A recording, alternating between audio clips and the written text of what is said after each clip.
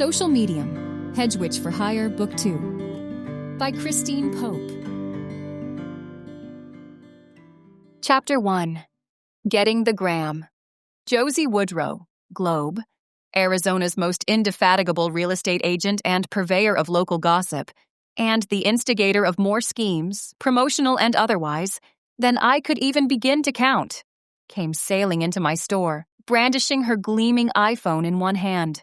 "I have it," she announced, using the phone to punctuate her words with a flourish.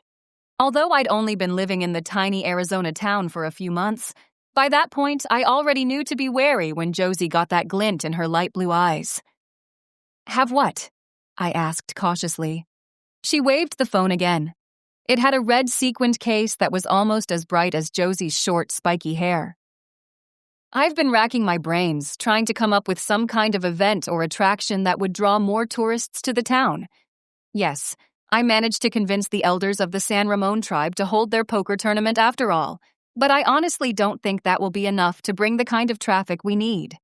I'd been in the middle of restocking the rack that held various packets of incense sticks and cones when Josie entered the store. When I first opened Once in a Blue Moon, I honestly hadn't known what to expect in terms of sales, since at first glance, Globe seemed like a very conservative little town, and not the sort of place where a shop that specialized in New Age and pagan books, clothing, and various esoteric supplies would necessarily do very well. And while I had to admit that the books were slower to move, I actually did a fairly brisk business in crystals, jewelry, essential oils, and incense. Not that any of those sales would have necessarily made me rich, but I didn't need them to. The unexpected inheritance I'd received from Lucien Dumond, late sorcerer and former head of the Greater Los Angeles Necromancers Guild, GLANG for short, had pretty much guaranteed that I wouldn't have to worry about money for the rest of my life.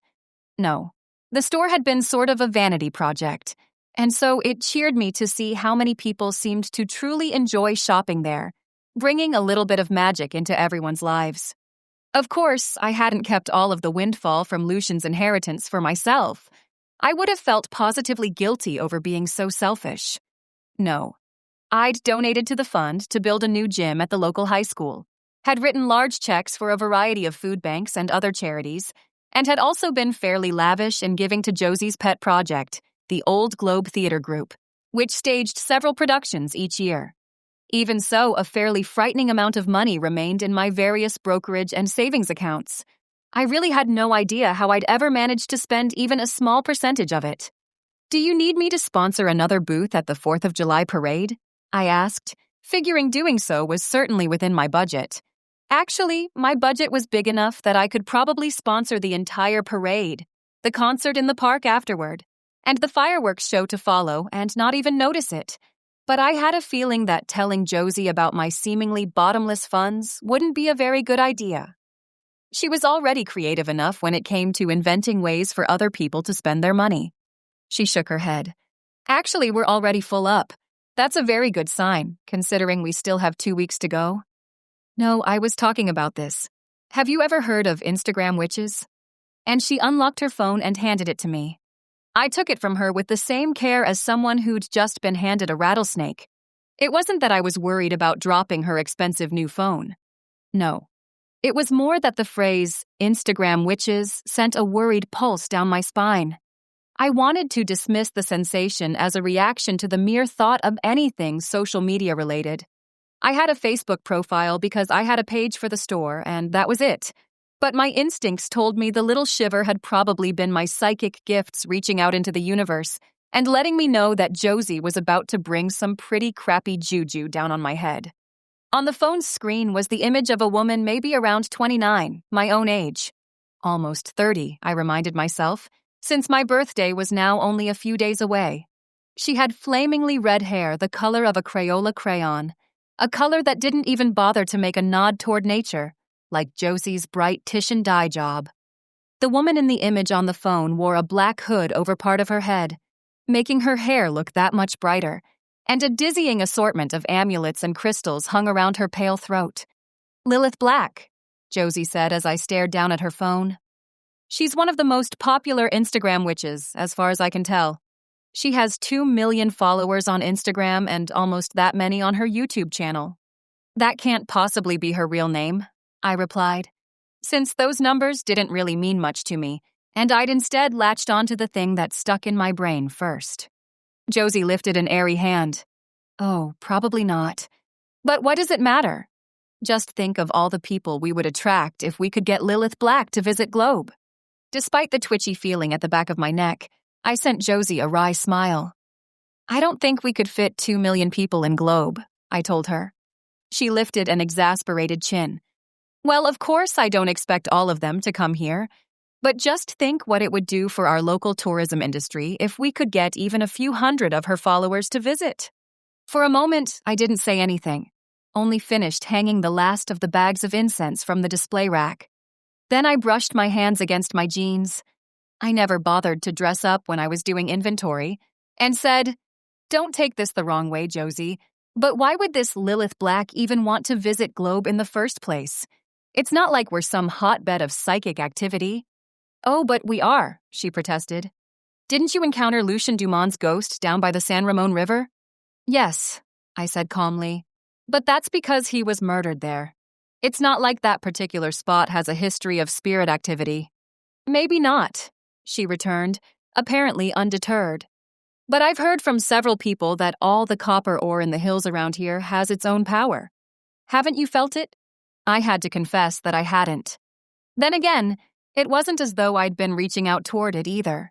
Frankly, the last few months I'd been mostly keeping my head down, trying to ignore the notoriety that Lucien's inheritance had given me, and also trying to pretend that Calvin Standingbear, chief of the San Ramon Tribal Police, hadn't ghosted me in the worst possible way. And all right, maybe that was a bit of hyperbole on my part. It wasn't as though he'd disappeared off the face of the planet or something, but right when we were about to go on our first official date, he called to cancel, telling me something had come up and he couldn't make it. At the time, I hadn't been too worried. He was the police chief, after all, and I realized he was on call pretty much all the time, even though he had a team of 6 deputies in his department. But if something important enough popped up, then of course he'd be the one who'd have to drop everything and handle it. Except he kept making excuses, and then just quietly disappeared out of my life. I tried to ignore the sting of his defection, since it had now been more than 6 weeks since he'd ghosted me, but it still hurt. A lot. The hardest part, though, was trying to pretend as if nothing had happened. Josie had asked a few probing questions before she finally got the hint that I needed her to back off. And although my friend Hazel Marr, a local artist, could tell something had happened, or more to the point, hadn't happened, she'd also figured out pretty quickly that I really didn't want to talk about the situation. Really, what was there even to talk about? So Calvin and I had shared an awesome kiss. A kiss that I'd thought would be a prelude to even more intimacies. Obviously, though, he didn't think our kiss had been a big deal, and so I had to pretend that it wasn't either. I don't know about vibrations from the copper, I told Josie, since she was giving me her patented lifted eyebrow, the one that signaled she could tell I'd wandered off into La La Land again, and she didn't appreciate me wool gathering while there was business that needed to be handled. But I'll try to check it out after I close up the shop today. Oh, would you? She replied, now with an expression of relief. Because I really think that if you can plan some kind of ritual, something truly spectacular, then you'll definitely put Globe on the map. Whoa, I said, and put up a hand, although I knew that sort of gesture was pretty much futile when it came to getting Josie Woodrow to slow down. I'm not really the spectacular ritual kind of witch. My magic is mostly pretty quiet. For just a second, she looked almost uncomfortable. I'd gotten the impression on more than one occasion that, while she was just fine with me running a woo-woo shop in her little town and referring to myself as a witch, she still wasn't entirely comfortable with the reality of magic, with the hard fact that it wasn't all just pretty crystals and incense and colored candles. But because it was Josie, she brushed off her moment of unease fairly quickly. Well, whatever you can do, she responded in airy tones. And of course, you'll have to set up an Instagram account. I'm not even sure what Instagram is, I protested. Is it like Facebook? That question made her chuckle. No, of course not, she said. I mean, I think it's owned by the same company, and I think you post photos and short videos there, and people can like them and respond. But it's still very different. I had my doubts, but I refrained from commenting. She might not have known the finer points of the differences between Instagram and Facebook, but she still knew worlds more than I did. I guess I'll pull out my laptop and check it out. Josie sent me a pitying look. You don't do Instagram on your computer, she said. It's a phone app. Right.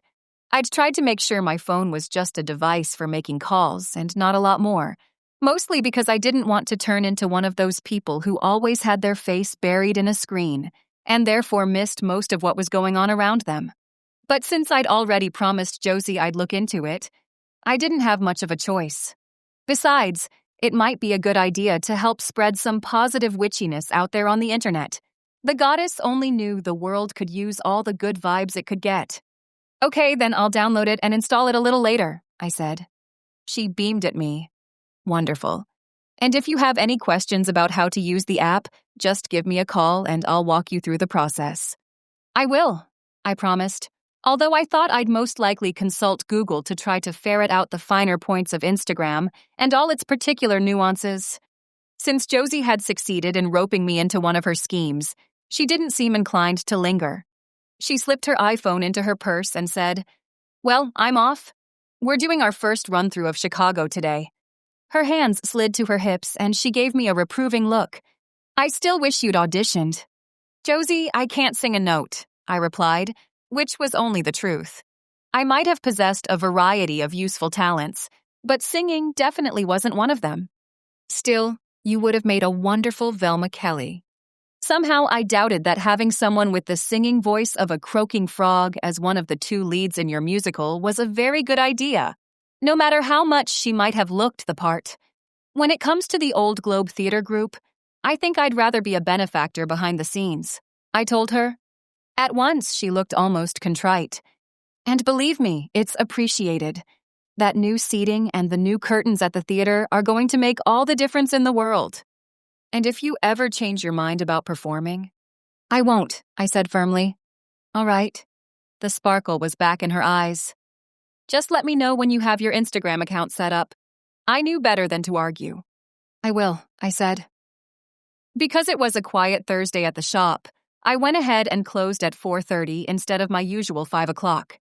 Although the days had been getting longer and longer, and hotter, I still preferred to do my fact-finding about Globe's supposed vibrations earlier rather than later, if for no other reason than it would be a way to put off setting up my Instagram account. My jeans and Keds sneakers would do just fine for wandering around the Arizona countryside, so I didn't bother to head upstairs to my apartment to change.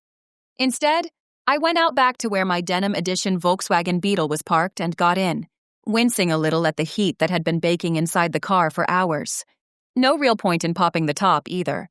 When temperatures climbed past 95, as they had today, I wanted to be surrounded by nice, cool AC, not a hot desert wind.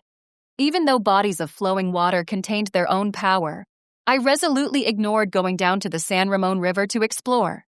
I doubted there was much chance of running into Lucien Dumont's ghost. After our final conversation, he'd disappeared, never to return, apparently. But I didn't want there to be even the slightest chance of my running into Calvin Standingbear.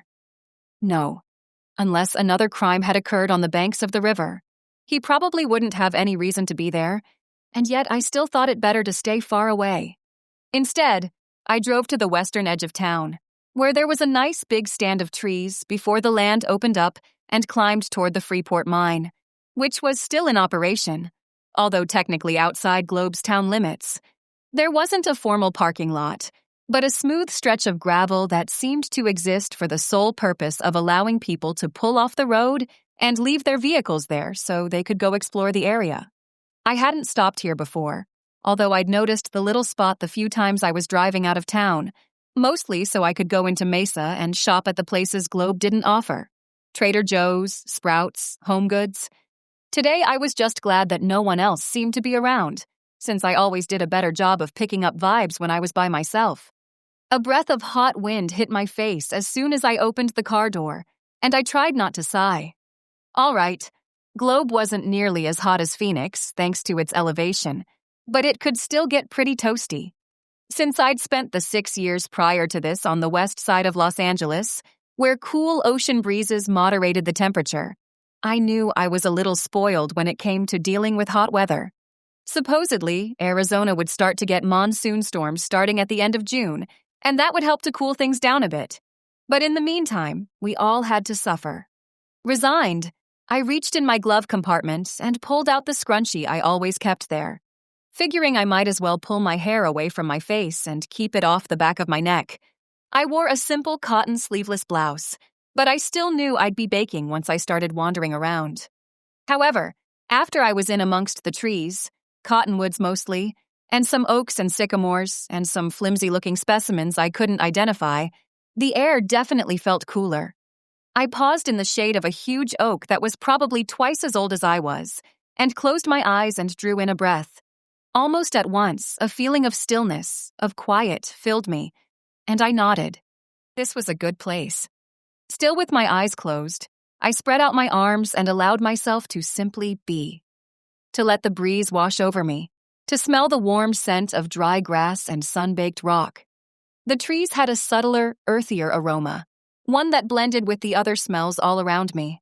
And yes, there it was, little shimmers of gold and copper and silver, and colors I couldn't even quite name, rising from the earth beneath my feet, filling the air, swirling around me like a metallic fog.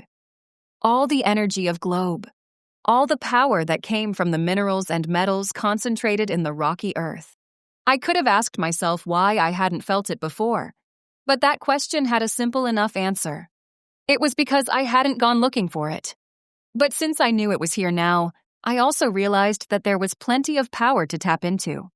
I could definitely put together some sort of picture-perfect ritual for Instagram, even though part of me hated the thought of putting myself on display like that. For me, magic was a personal thing. It would be almost like taking a shower in front of a bunch of strangers.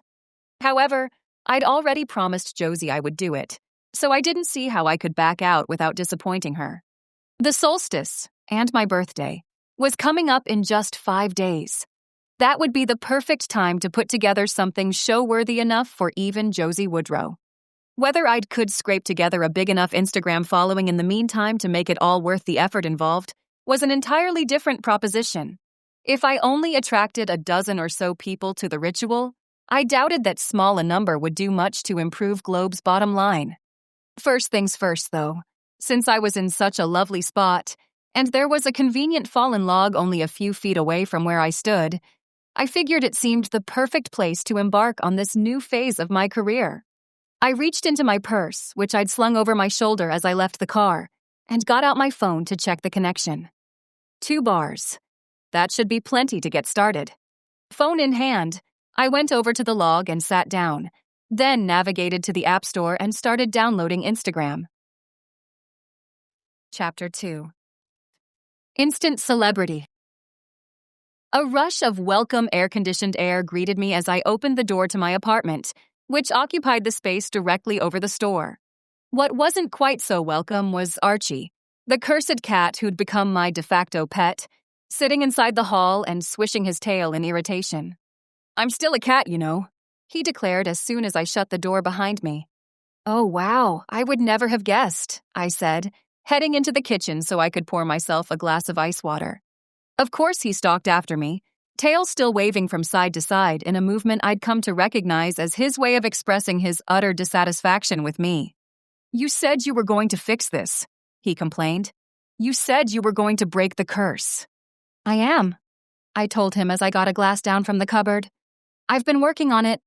"Humph." He was silent for a moment while I poured myself some water from the Brita pitcher in the fridge. "The only thing I've seen you working on is that ridiculous store of yours." I reminded myself that anyone who'd been stuck in a cat's body for the greater part of 60 years had earned the right to be cranky. As far as I'd been able to tell, it was the late 1940s or early 50s when a local witch cursed Archie to be a cat after he'd rejected her advances. And the whole time since, he'd been wandering around Globe, just another stray to the uninformed observer.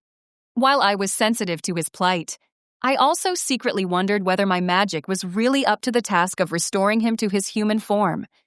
His complaint to the contrary, I truly had been doing my research, trying to find the one spell or charm that might bring him back to himself. So far, it had been slow going. Once or twice, I'd even found myself wishing that Lucien Dumond was still around, if only because he'd been a pretty powerful sorcerer. And maybe he would have been able to come up with a solution, since one continued to elude me. But Lucien was gone, so I had to go it alone. And it really didn't help that Archie was constantly on my case about the whole situation. More than once, I'd reflected that the witch in question should have realized he was doing her a massive favor by turning her down. She probably would have hit him with a nasty hex after spending a few weeks in his company. "You need to back off, or I'll take you to the Humane Society," I warned him. Since Archie knew those words were an empty threat, he only tilted his head slightly before lifting a paw to give it a thorough licking. "You wouldn't do that," he said in between swipes with his little pink tongue. "You're far too soft-hearted." No point in arguing with what I knew was the truth. "I ordered some books from a seller in New York," I said. "They're from the collection of a man who had the biggest library of occult works on the East Coast. I'm really hoping I'll be able to find something worthwhile in there." "I hope so too," Archie replied. "This is all getting terribly tedious." "More tedious than when you were stuck wandering around downtown Globe without a home, scrounging from trash cans?" I asked innocently. He shot me an evil glare and stalked off toward the second bedroom, which I used as an office and was where his bed was located.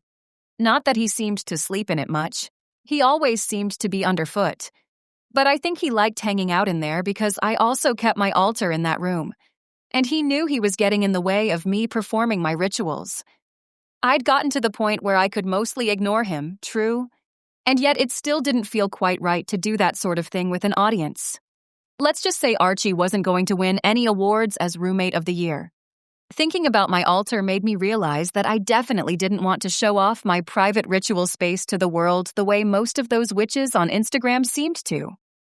I frowned for a moment, pondering the problem, and then realized I had the perfect solution right downstairs. After all, I ran a shop that carried all sorts of supplies for altars.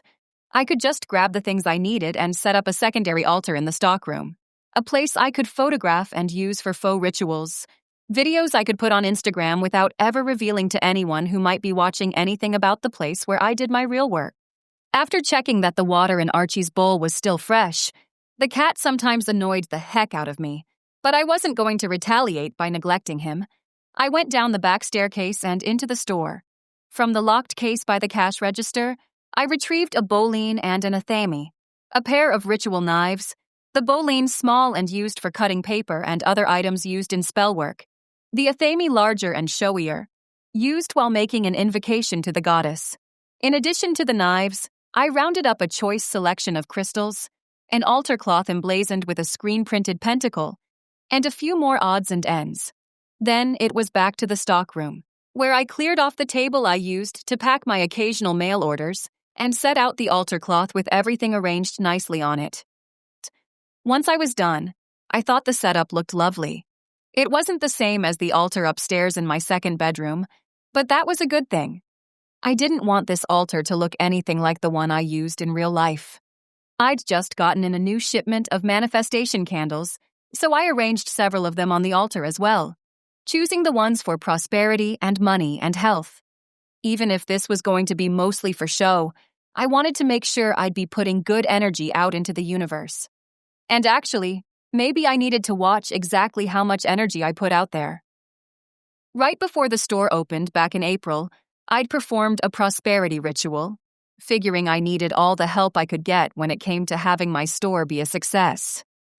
Not too long after that, Lucien Dumond had been murdered by his younger brother Eugene and the girl Eugene was involved with, and Lucien had left all his money to me. No one could argue that I was now very, very prosperous, even though, obviously, I hadn't been thinking of that sort of outcome when I first performed the ceremony. Well, there wasn't anything I could do about it now, except try to be doubly cautious in the future. I'd already set up my Instagram account. Selena Blue was my username, since I figured I might as well get shoutouts for the store in there while I was doing the more mainstream witchy stuff. Yes, I'd be fine even if the store didn't make a cent. But once in a blue moon was my baby, and I didn't want it to be a dismal failure. From what I'd been able to tell, most witches on Instagram first posted a photo and a little introduction about themselves to get started.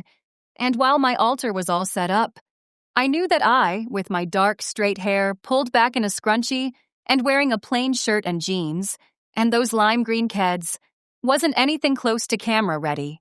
I went back upstairs and sent a wary look around.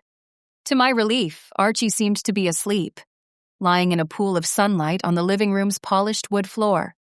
I tiptoed into the bedroom and shut the door. An unnecessary precaution, since the master suite was the one place the cat tried to avoid at all costs. Even so, I felt better with the door closed. After that, I went to the closet and got out one of my witchiest-looking tops, the black one with the lace insets and tone-on-tone embroidery.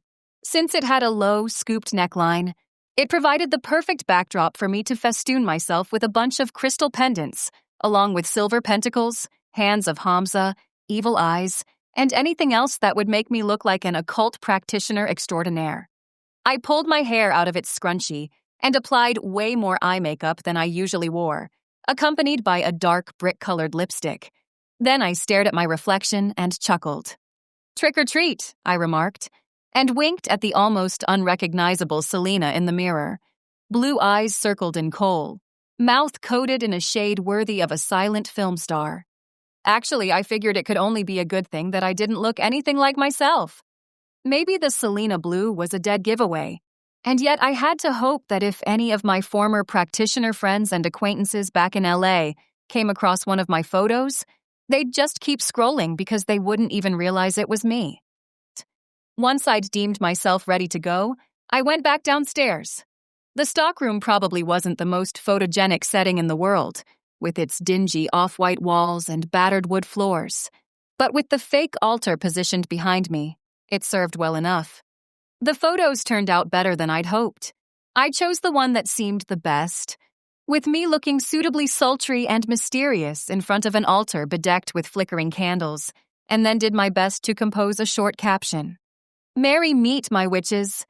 I'm at Selena Blue, from the magical town of Globe, Arizona. Follow me for rituals in a place positively charged with magic. #witches, #magic, #ritual, #blessings. Oh, dear goddess. That sounded absolutely ridiculous. Supposedly hashtags were the way to go, even though it felt as though I was trying to write in a foreign language. But I'd promised Josie I would do my best, even if the message felt just as artificial as the getup I was wearing. Before I could lose my nerve, I pushed the screen to post the photo and its accompanying caption. For all I knew, absolutely nothing would come of this. It wasn't as though Instagram, like all social media, wasn't already flooded with millions of different faces and voices, all clamoring to be heard. My silly little post would probably sink to the bottom of that sea of posts, never to be seen again. I reached for a snuffer. It was never good practice to blow out ritual candles, since you'd be blowing away your intentions at the same time, and was just about to start putting out the altar candles when my phone beeped. The snuffer dangled from one hand as I bent down to peer at the screen of my iPhone. It looked like someone had responded to my photo. "Love your look, Selena Blue. Can't wait to see more of you and your rituals." The comment had come from someone named Isis Moon. Somehow, I doubted that was her real name either. The tiny thumbnail of her showed hair dyed cobalt blue and what looked like the triple moon tattooed across her throat. It seemed she was taking her name, real or not, pretty seriously. Should I answer her? I had no idea how this was supposed to work. Since I was so new to all this, I figured I might as well err on the side of friendliness. "Thanks, @Isis Moon. I have lots of great things planned." Another ping from my phone followed immediately. Wow. Had she been camped on the photo, just waiting to see if I would respond? No, this was from someone else, a guy with the handle of Sausalito Timmy. "Looking good, Selena Blue?" Even in his thumbnail, he seemed to be leering at me. Great. I'd forgotten about attracting the internet creepers, along with the people who might be honestly interested in witchcraft. I'd already been missing Calvin Standingbear for a variety of reasons, even if I was angry with him at the same time. But right then, I knew I'd have felt a lot safer knowing I had 6'4" of impressive San Ramon Apache ready to glare down any interlopers who might decide to show up in Globe so they could see me in person. Not that I was completely without defenses. I didn't follow the left-hand path, and generally didn't believe in casting jinxes and hexes, but that didn't mean I couldn't send a judicious flat tire someone's way if they got too pushy. But I was probably borrowing trouble. It was easy to be all creepy on Instagram or Facebook, when you could do or say pretty much whatever you wanted without repercussion. Actually traveling to a place to find someone in person required a lot more work.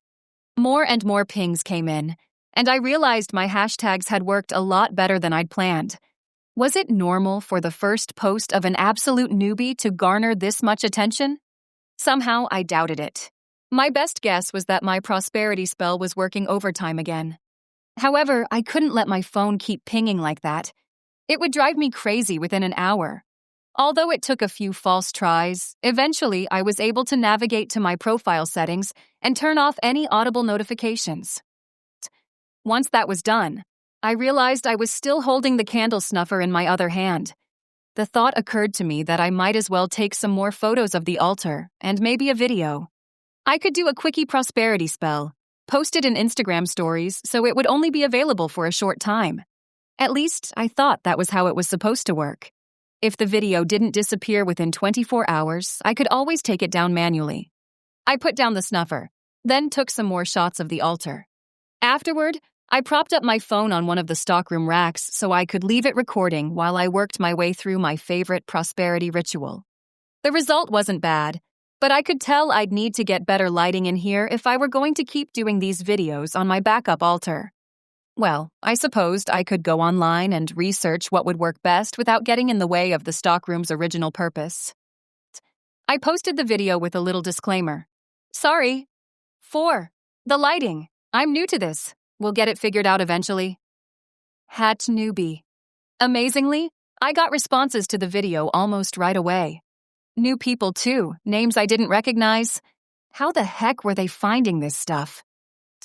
Even more astonishing was the realization that I'd somehow gotten almost 500 followers in less than 10 minutes. Was that a thing? Apparently, it was if you were using magic. I shook my head in bemusement, even as I finally snuffed the candles and uttered a silent thank you to them and the universe for the energy they'd manifested that afternoon. Exactly what had I just started? Chapter 3. Wine and Sympathy. My friend Hazel stared down at her phone, her expression one of utter shock. How in the world did you get almost 100,000 followers in just 24 hours?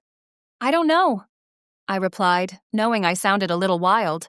And all right, maybe I did know. Or at least I suspected. Still, even though I couldn't deny that my spells were pretty effective, never in a blue moon, no pun intended, had I believed I could get that many eyeballs on my tiny little Instagram profile in such a short amount of time. I mean, I promised Josie I'd do my best because I knew she wanted the town to get more visitors, but this is just crazy. Hazel and I were sitting in the living room of the cozy craftsman-style cottage she called home, because I'd bought a few of her paintings and quietly persuaded my mother to buy one as well. Hazel had abandoned her idea of renting out the spare bedroom at her house, since she really didn't need the money at the moment.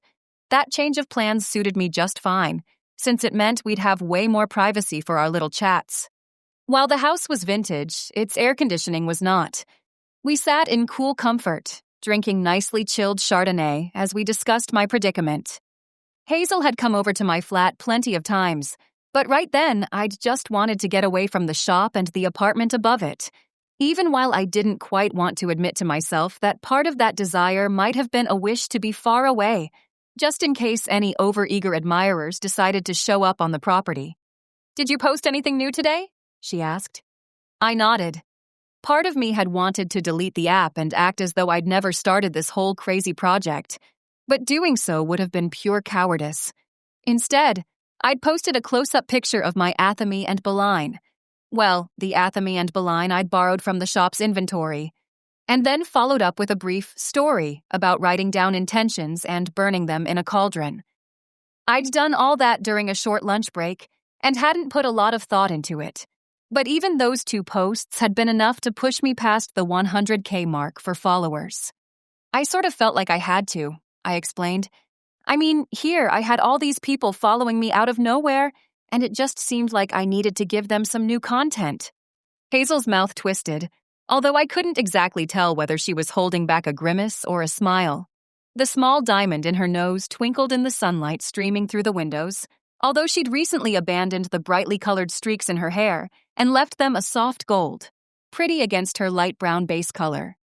And that's the problem right there, she said. Facebook and Instagram want you to keep posting content for them because that gets more eyeballs on the advertising in everyone's feeds, which is where they make their real money. It's all a huge racket.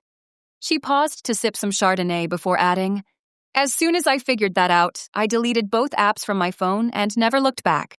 Wise woman. Unfortunately, my promise to Josie kept me from performing such a maneuver, at least for now. I wish it were that simple, I replied. A shake of her head, and Hazel lifted her glass of Chardonnay so she could take another sip. It is.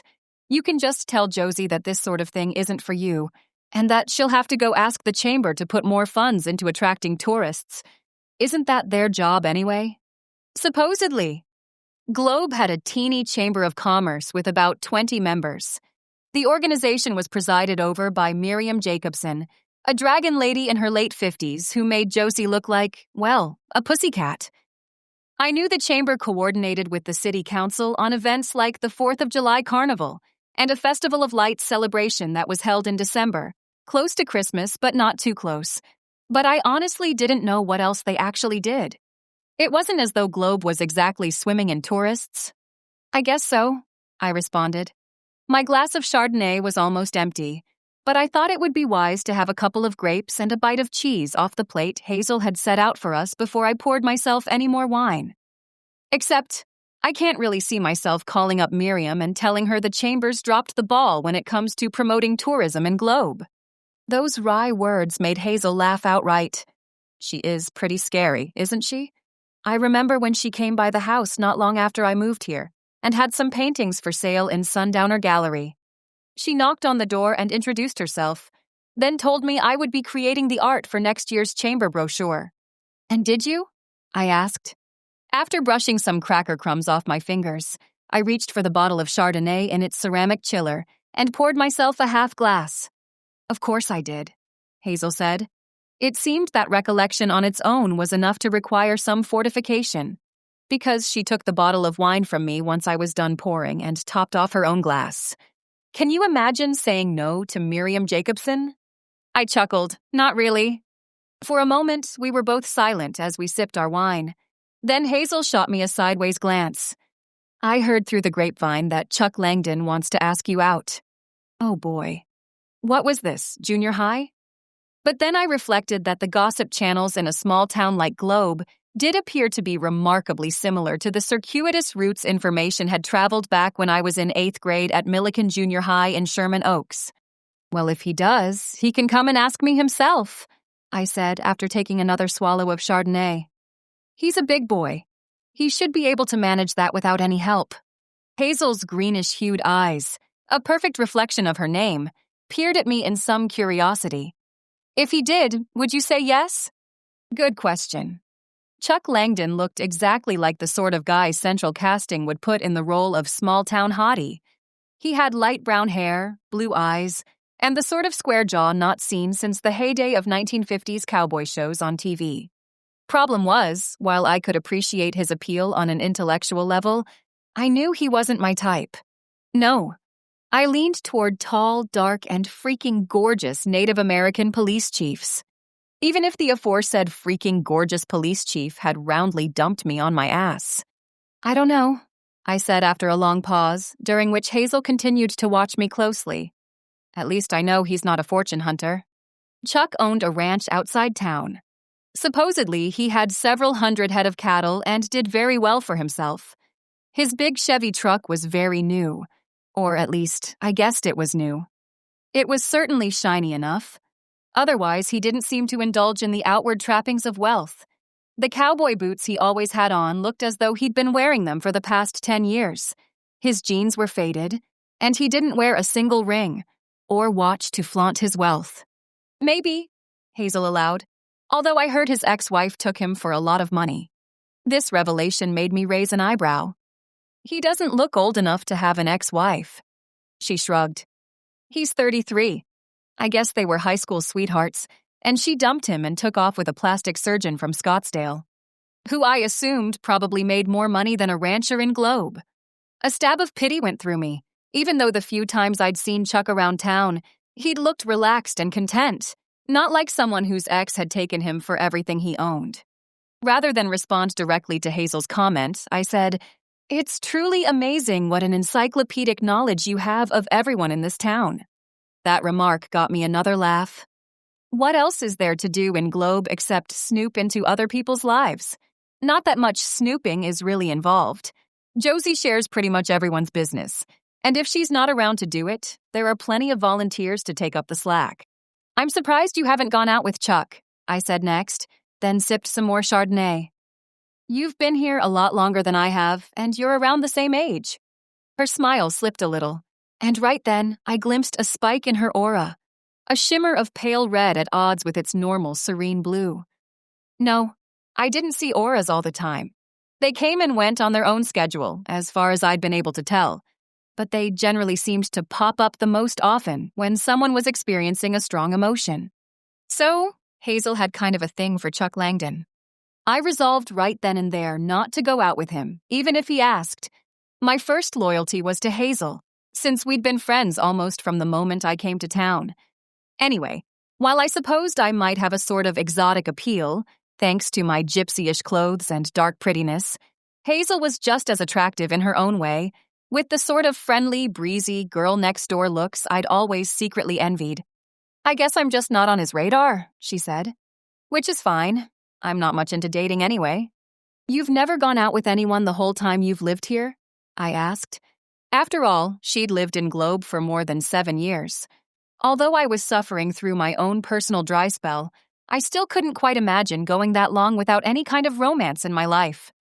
She shook her head. "No one from around here. I had kind of a long-distance thing going with a guy in Chandler for a while. And I know, an hour away isn't really that long distance, but still, the logistics started to get kind of rough, and then he started pressuring me to move in with him." The words trailed off, and she reached for a grape. Before she popped it in her mouth, she added, "I know Globe is kind of a podunk town, but it's my town now, and I didn't want to leave, especially for the Phoenix suburbs." That last comment was accompanied by a twist of her mouth, showing me exactly what she thought of those suburbs. And I couldn't really blame her. I ventured out that way to do my necessary shopping, but the Phoenix sprawl felt like a vast complex of big box stores and housing tracts filled with homes that all looked exactly alike. You could probably say the same thing for big chunks of Southern California, although the impression I got from Phoenix wasn't quite the same. Anyway, I understood Hazel's desire to stay in Globe. I felt pretty much the same way, even though I'd only lived here for a couple of months. There was a lot to be said for a town where everyone knew everyone else, where people didn't feel the need to lock their doors, and pretty much the whole town showed up for any special event that might be going on. Although I had to admit their attendance at said events probably arose from a need to find something amusing to fill their time. A hotbed of wild nightlife the town definitely was not. "Well, who needs men anyway?" I asked before sipping some Chardonnay. A knowing glint entered her eyes. She knew all about how Calvin had disappeared on me, and she also knew not to mention it directly. "They're definitely more trouble than they're worth a lot of the time." We clinked glasses and went on to discuss other subjects. Even so, I knew in the background, my posts on Instagram were getting more comments, and my tally of followers was continuing to creep up, and I still didn't know what the heck to do about it. Sure enough, when I checked my phone after I got back to my place, I'd edged up a little past 110,000 followers. This was getting ridiculous. Archie emerged from the second bedroom. I could tell from the way his tail was whipping back and forth that he wasn't too happy about me being so late to feed him dinner. However, he took one look at my face and apparently decided it wasn't worth the argument. And thank the goddess for that. While it had been good to sit and chat with Hazel, now I was feeling tired and cranky, and just wanted a peaceful evening. Of course, that was before I made the mistake of looking at the comments on my last post. I love your rituals. Are you doing anything special for the solstice? Globe seems like a magnetic place. What does it offer for the New Age visitor? You're smoking hot. I'd like to. I deleted that one right away, even as I marveled how social media, and the internet in general, made some people think it was okay to act like complete jackasses when they'd probably never behave that way around someone in real life. However, the first commenter's words made me remember that I'd planned to do something showy for the solstice. I was thinking a bonfire, as long as I could get approval from Willis Dale, the local fire chief, and maybe some live music. There were probably some kids from the local high school orchestra I could cajole into that sort of activity, especially if I promised them a nice payday for their efforts. And the second commenter seemed interested in coming to Globe. Josie would like that. Of course, the only true New Age activity in the town was shopping in my store, although I supposed I could cobble something together, maybe some kind of vortex tour. No, we weren't in Sedona, but as I'd discovered, the rocks around here had their own kind of energy. And there might also be the possibility of getting a tour of the San Ramon Apache's tribal lands, although I wanted to push that idea away as soon as it occurred to me. Anything that involved getting close to Calvin's orbit probably wasn't a good idea. Still, the solstice celebration idea probably had some legs. A notion struck me, and I scooped up my phone and headed into the living room. The fireplace had brand new glass doors, thanks to Brett Woodrow, Josie's nephew and the town's busiest contractor. A few months earlier, Lucian's disciple Violet Clark had gone crashing through the previous fireplace doors, thanks to Archie launching himself at her head when she tried to attack me. But now everything was put back together again. However, it wasn't the doors that motivated me, but what was behind them. Since it was way too hot to even contemplate having a fire, I'd gotten a set of faux logs with little carve-outs that allowed you to place tea lights inside. It was a fun way to get the flicker of real flames inside the fireplace without any of the heat of an actual fire. I thought I'd get the tea lights going, then do a short video of their flickering flames, accompanied by a brief caption about a fire ritual on the solstice. That would be enough to pique some interest, but because it was an Instagram story, it would disappear after 24 hours. 5 minutes later, the video was posted, and I felt like I'd been active enough to satisfy my followers for the evening. Afterward, I settled on the couch with a bowl of reheated soup and watched some TV, figuring I'd done my chores for the day. For a psychic, I was completely falling down on the job when it came to envisioning what was about to come next. Chapter 4. Down on the Ranch. I have the most wonderful news, Josie exclaimed. Since I wasn't doing inventory that day, I was behind the counter at the store, wearing a black tank top and one of my sparkly black skirts. A couple of customers had come and gone. Not bad for a Friday morning. But still, it wasn't as though I'd experienced a mad rush on the place following the video I'd posted the previous evening. Yes? I asked, trying not to sound too guarded. The response to my solstice announcement had seemed oddly muted, and I was now trying to second-guess myself. Maybe I'd only been a one-day flash in the pan, and all those instant followers had already moved on to the new hot thing. Then again, I'd gained another 20,000 followers overnight, so it wasn't as though some algorithm had dropped me off a cliff. If that was even how these things worked, I'd be the first to admit that I was pretty hazy when it came to the nuts and bolts that drove social media behind the scenes. Josie set her purse down on the counter, probably so she'd have full use of both hands. That theory was proved in the next instant, as she waved them in excitement, saying, "I just heard from Mavis Jones. She's the one who owns the Airbnb Lucien Dumond once rented, that Lilith Black has rented the house for all of next week." That announcement came from out of the blue. Of course, I hadn't checked Lilith's Instagram feed before I went to sleep, figuring it wasn't as though I could have missed much. Earlier that day, she'd done a live tarot spread and a small video on writing petitions to the universe. Fairly generic stuff. But it seemed I'd missed some big developments. "She's coming to Globe?" I asked. "Yes, for the solstice. She said she wants to tap into the energies here for her ceremony." Talk about your blatant copycatting. I'd said pretty much the same thing on my own Instagram story. Obviously, she was one of my 150-odd thousand followers, or she knew someone who counted themselves among my followers. I was still small potatoes compared to Lilith Black, though, and so I couldn't quite understand why she'd be trying to steal some of my thunder. Unless she was running out of ideas and needed to piggyback off someone else's work. Apparently nonplussed by my lack of response, Josie went on. Oh, and I also heard from Leland Price, the manager of the Best Western here in town. He says almost all of his available rooms are booked next week. More of my doing? One would have to assume so, since I doubted there was any other reason for there to be a run on hotel rooms in our little town at a time of year that didn't have much to offer otherwise. It was far too soon for the 4th of July parade, not that the event held much interest for anyone who wasn't a local, and the Festival of Lights, which apparently did attract its fair share of tourists, was more than 6 months off. Did people say why they were coming?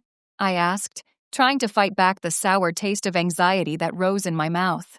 Why, for your solstice celebration, of course, she exclaimed. What else? Uh-oh. It seemed like I needed to talk to Willis Dale, the fire chief, sooner rather than later. It's tinder dry around here, ma'am, Willis said, disapproval heavy in his voice.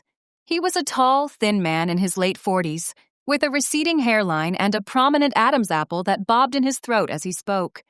If Josie ever decided to mount a production of The Legend of Sleepy Hollow, he'd be a shoo-in to play Ichabod Crane. Do you really think having a bonfire is a good idea? Maybe it'll rain before then, I replied, the desperation in my voice clear even to me. With Lilith Black and a bunch of other witchy followers about to descend on the town, I needed to have a spectacle to give them. Otherwise, it'd be the fire festival all over again, only without the Caribbean setting, and, I hoped, the lawsuits.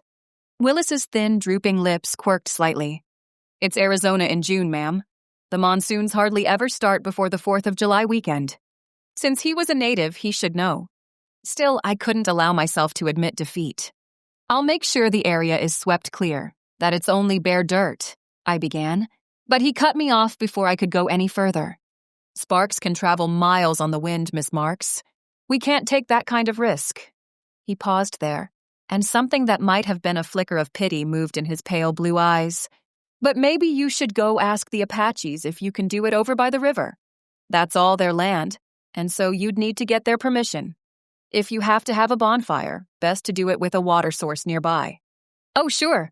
I'd just head on over to the complex that housed the tribal government and the tribal police, and ask pretty please if I could borrow a patch of land for a bonfire for a big pagan festival. That would go over really well. And that was leaving aside the very real possibility of bumping into Calvin Standingbear. So far, we'd been able to avoid each other pretty well, just because we both had stuck to our respective territories. Unfortunately, I doubted my luck would hold if I showed up on his land. Would he think I'd cooked up the whole plot just as a way to put myself in his path? I wanted to think he wouldn't be that self-centered, but I knew it was a possibility. Talk about embarrassing. I'll think of something, I told Willis. It seemed clear enough to me that he wouldn't budge, and I couldn't even blame him.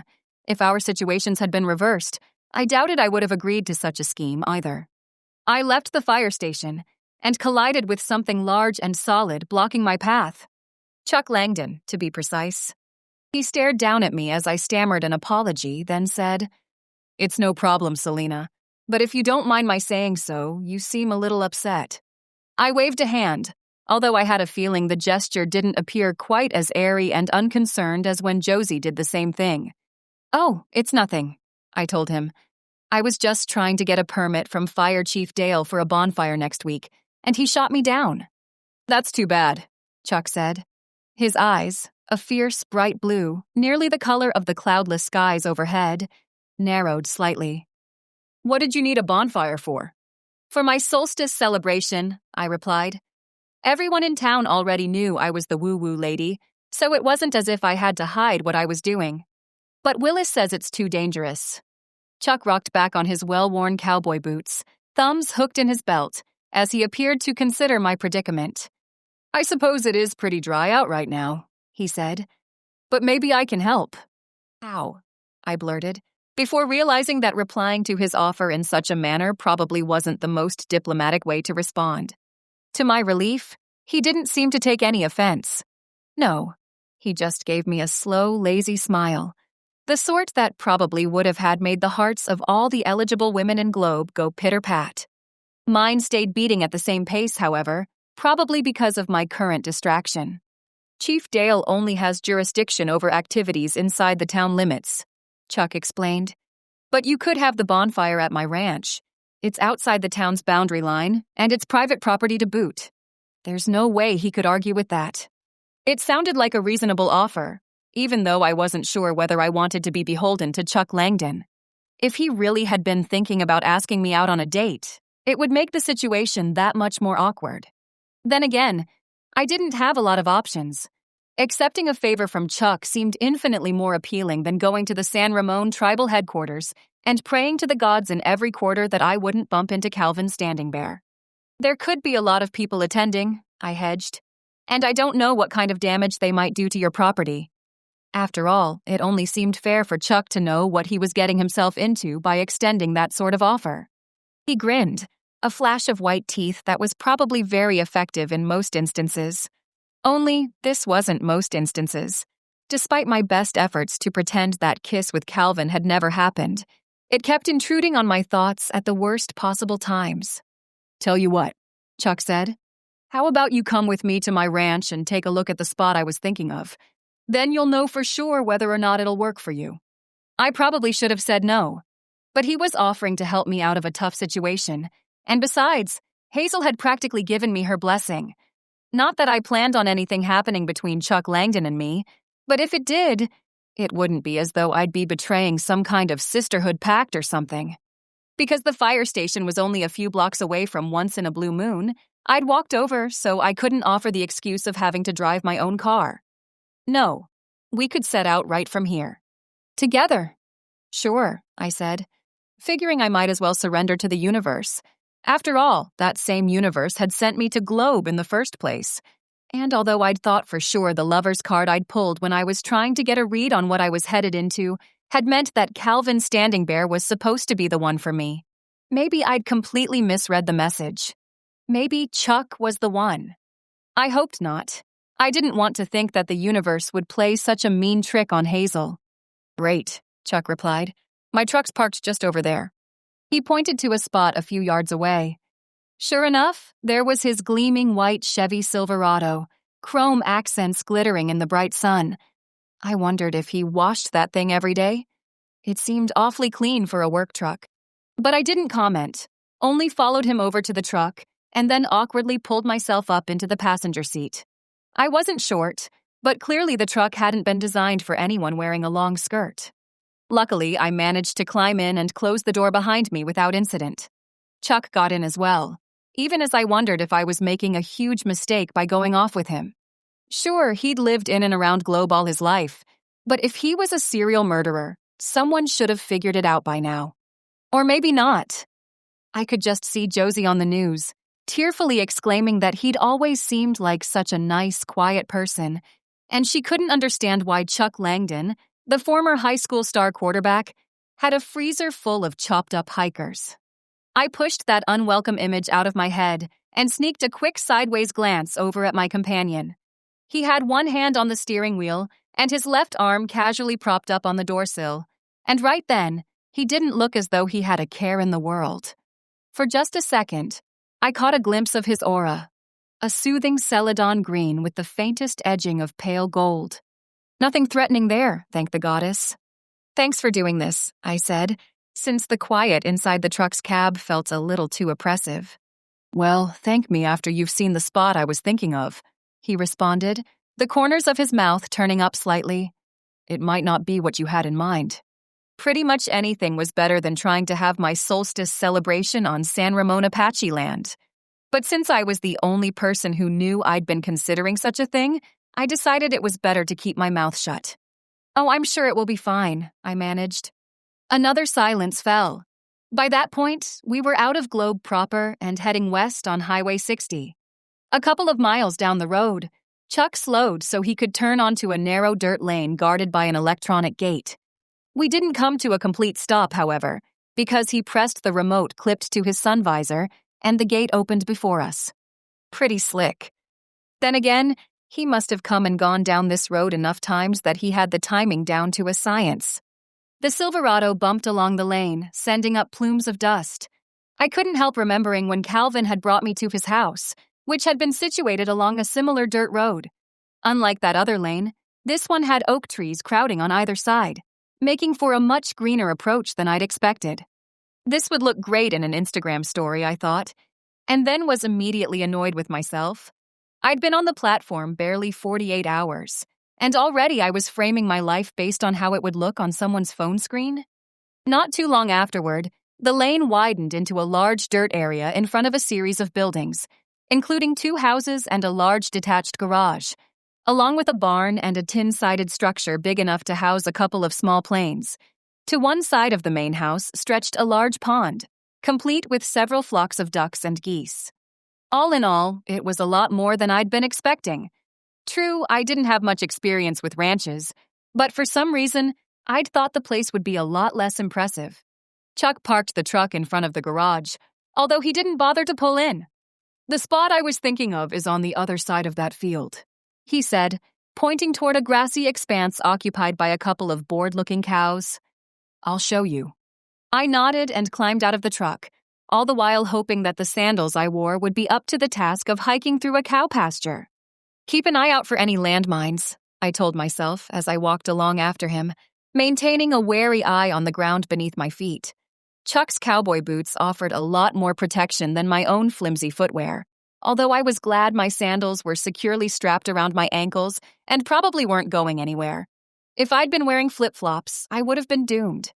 We crossed the pasture and came to a gate on the far side. It opened up into a wooded area thick with more oaks, and also cottonwoods and sycamores and hemlocks. Off in the distance, I thought I could hear water whispering to itself as it moved over a stony riverbed. I sent a questioning look in Chuck's direction, and he said, "There's a stream that cuts through the property. It's not too full at this time of year, but it does flow year-round. Come on, we're almost there." He led me in the direction of the water. Before we got to the stream, however, we reached a large clearing with some half-hearted grass growing underfoot. "I was thinking you could use this spot for your solstice party," he told me. "The trees are back far enough that having a bonfire shouldn't be a problem, and because we're pretty close to the stream, nothing around here is too dry. What do you think?" I surveyed the clearing. It wasn't terribly large, but I still thought you could fit at least 100 people there easily. The watching circle of trees made the place feel sheltered and somehow mystical. A solstice bonfire reflecting against the overhanging leaves would be absolutely spectacular on a midsummer night. "It's great," I replied. "It's such a cozy, sheltered spot." I paused, figuring I might as well point out all the warts before we got too far in our negotiations. "But are you going to be all right with a bunch of strangers tromping through your cow pasture?" That question only elicited a casual lift of his shoulders. "Oh, I'll move the cows to a different spot.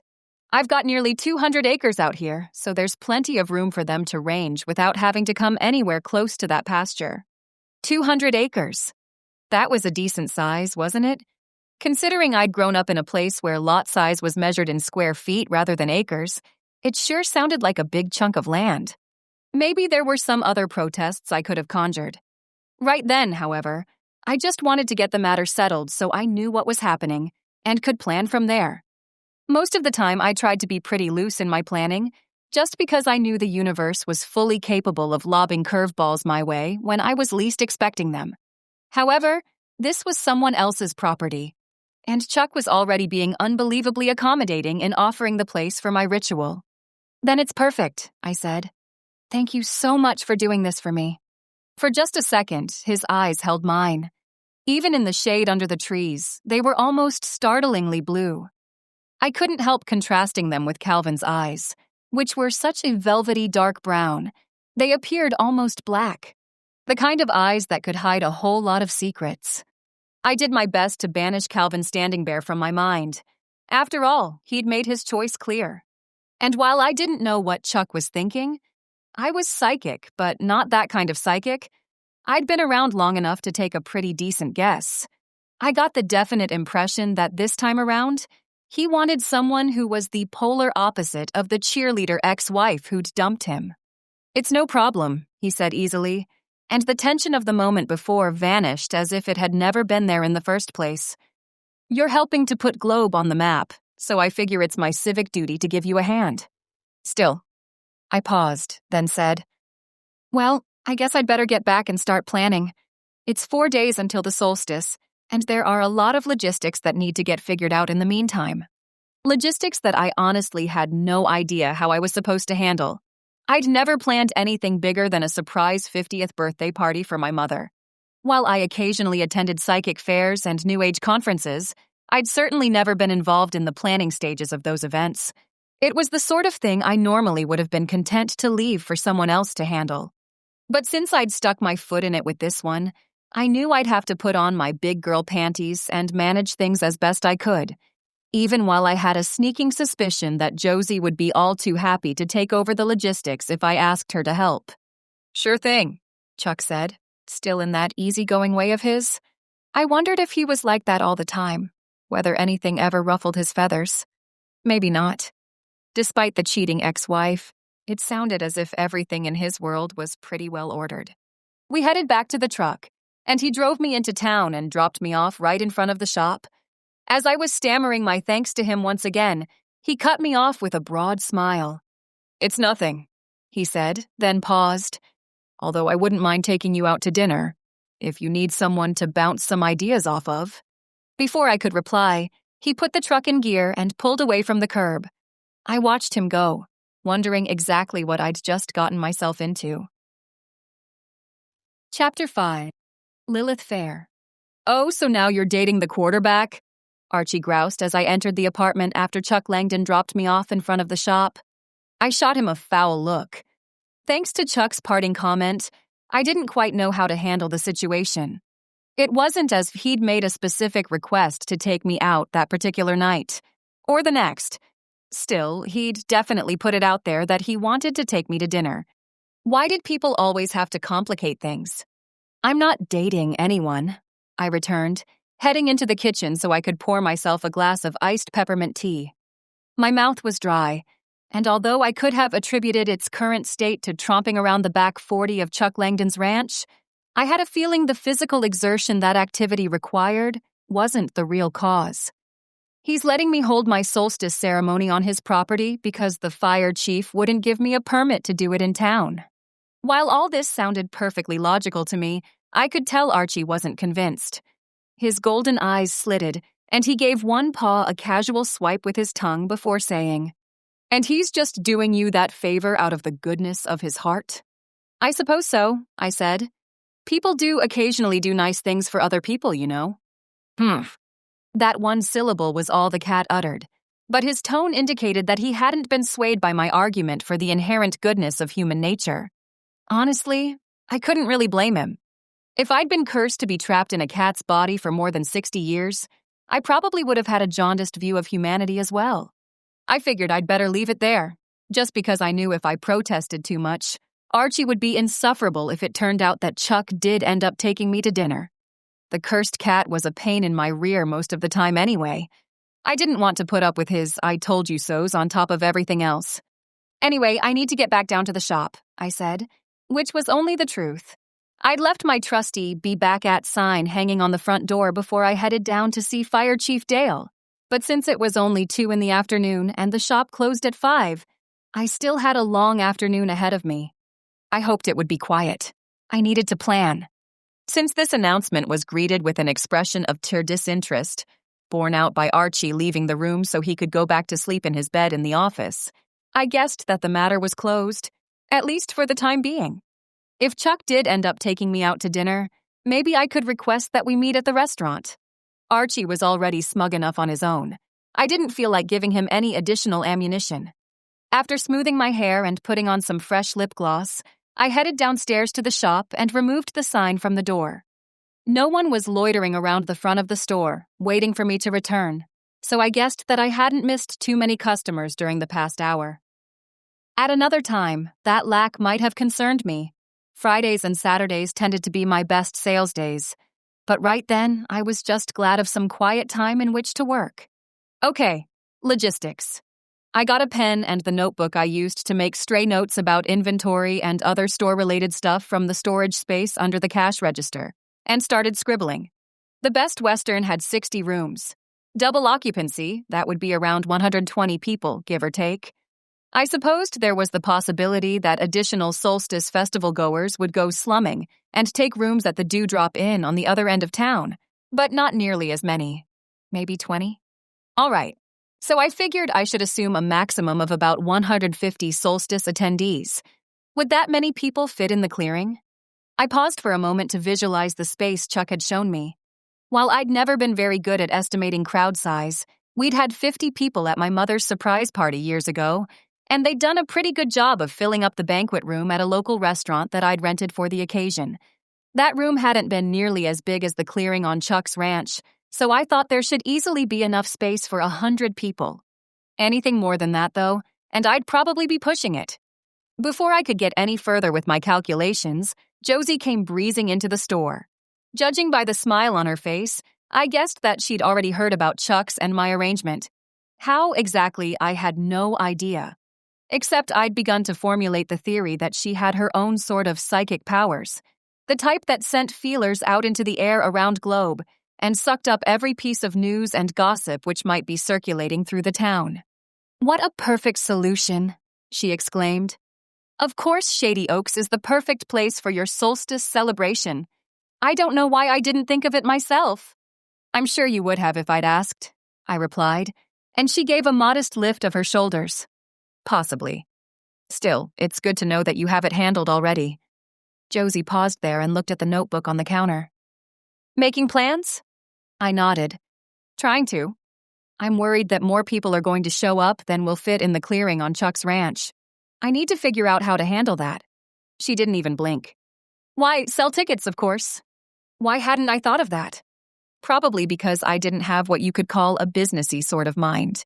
Yes, I was running a store, but once in a blue moon was a labor of love. The place didn't need to turn a profit. It was enough for me to see how happy people were with their purchases, whether it was a chunk of amethyst or bayberry-scented incense or a book on the Mayan pyramids. I didn't mention anything about selling tickets on my Instagram, I said slowly as I turned the idea over in my mind.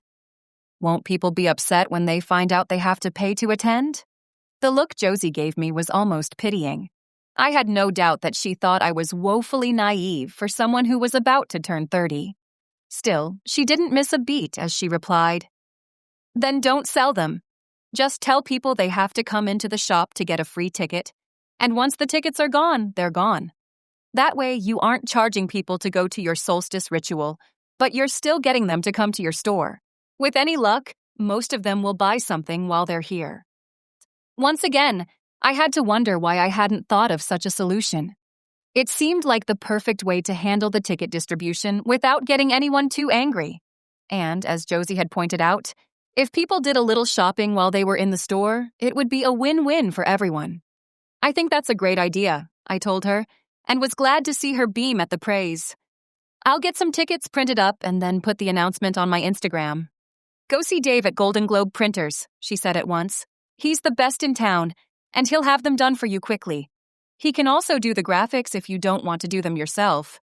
That also sounded like a wonderful solution, since about the best I could manage when it came to graphic design was cobbling together a very basic flyer in Microsoft Word using supplied images. I supposed I could have asked Hazel to help out, although honestly, I didn't know how much graphic design experience she even had. Painting in oils wasn't exactly the same thing as designing a ticket or a brochure. "Will do," I said. "Thanks for the reference." One of Josie's patented hand waves. "Oh, I just want to make sure this whole affair runs as smoothly as possible. After all, this will be the first taste of Globe for most of these people." She paused there, brow furrowing for a second or two as she appeared to think things over. "I suppose I should let all the restaurant owners know that there's going to be a large crowd of people coming in from out of town next week, and to be ready. Isn't that the sort of thing Miriam Jacobson should be doing?" A flicker of dislike moved over Josie's features. Come and gone so quickly, I wondered if I'd imagined it. Then again, I could see why the two women wouldn't want to have much to do with each other. It would be like the irresistible force meeting the immovable object. "Oh, she's busy with other things. I don't mind getting the word out." She reached across the counter and patted me on the arm. "You just have Dave print up the tickets and make whatever kind of announcement you need to. We can take care of the rest." Having delivered those reassuring words, she turned and went sailing out the door.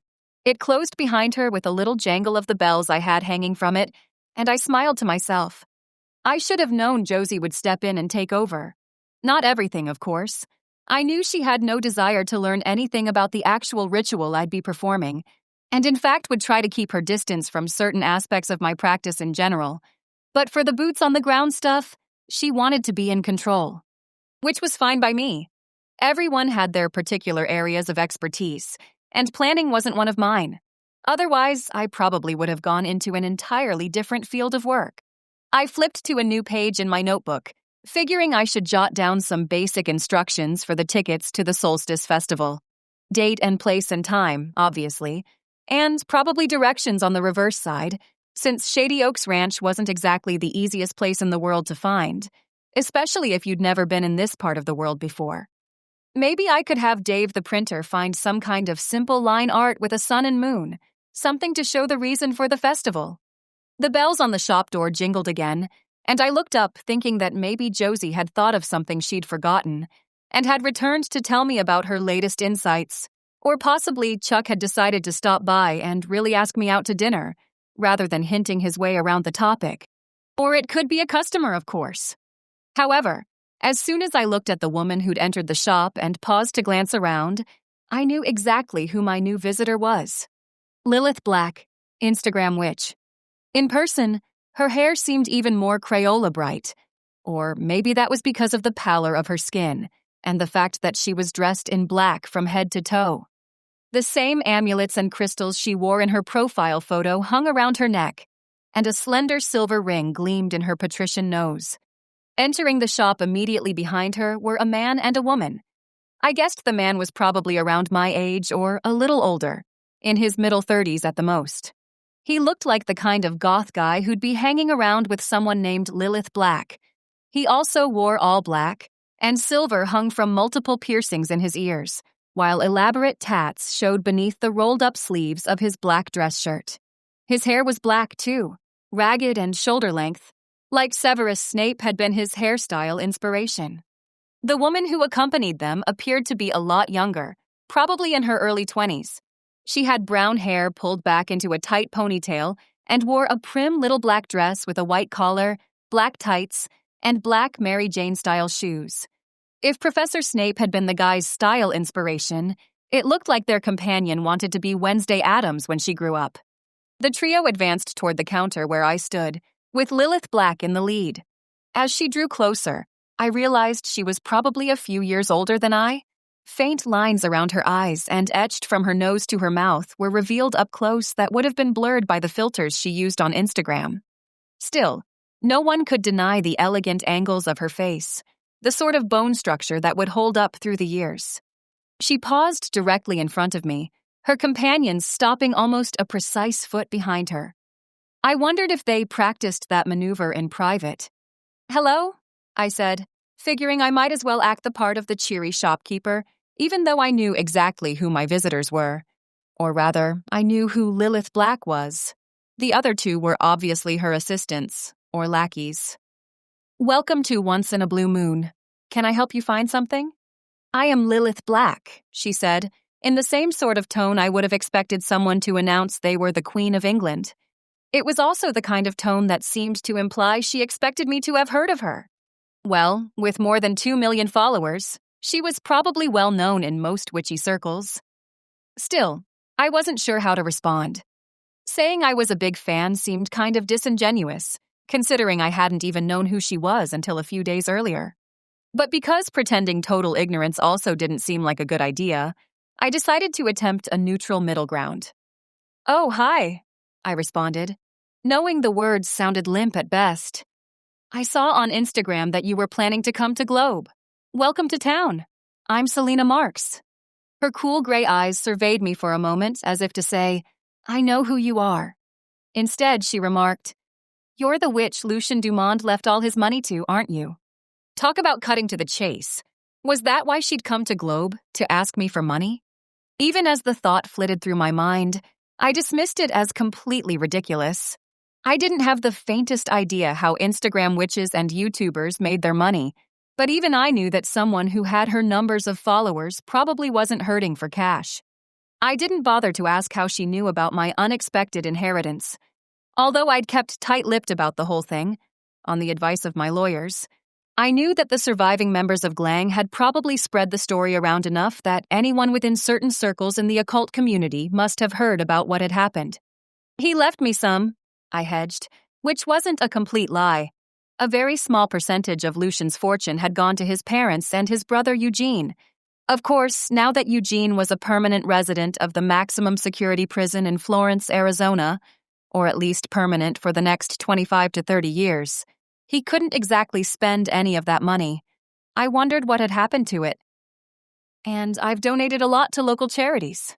"How kind of you," Lilith said, in a tone that seemed to indicate she thought my actions were anything but.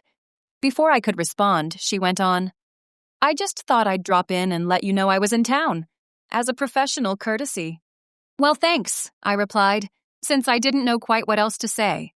Her entire attitude told me that she didn't think me much of a threat, not that I would have even been inclined to look at the situation in such a way. Witches generally were cooperative, not competitive, and so I was a little mystified by her subtly veiled hostility. A pause as she took another glance around the shop. For just a second, I caught glints of yellow spiking in her aura, telling me she was a little envious of the place, had probably hoped that it would be a dump so she could feel superior to me in yet another way.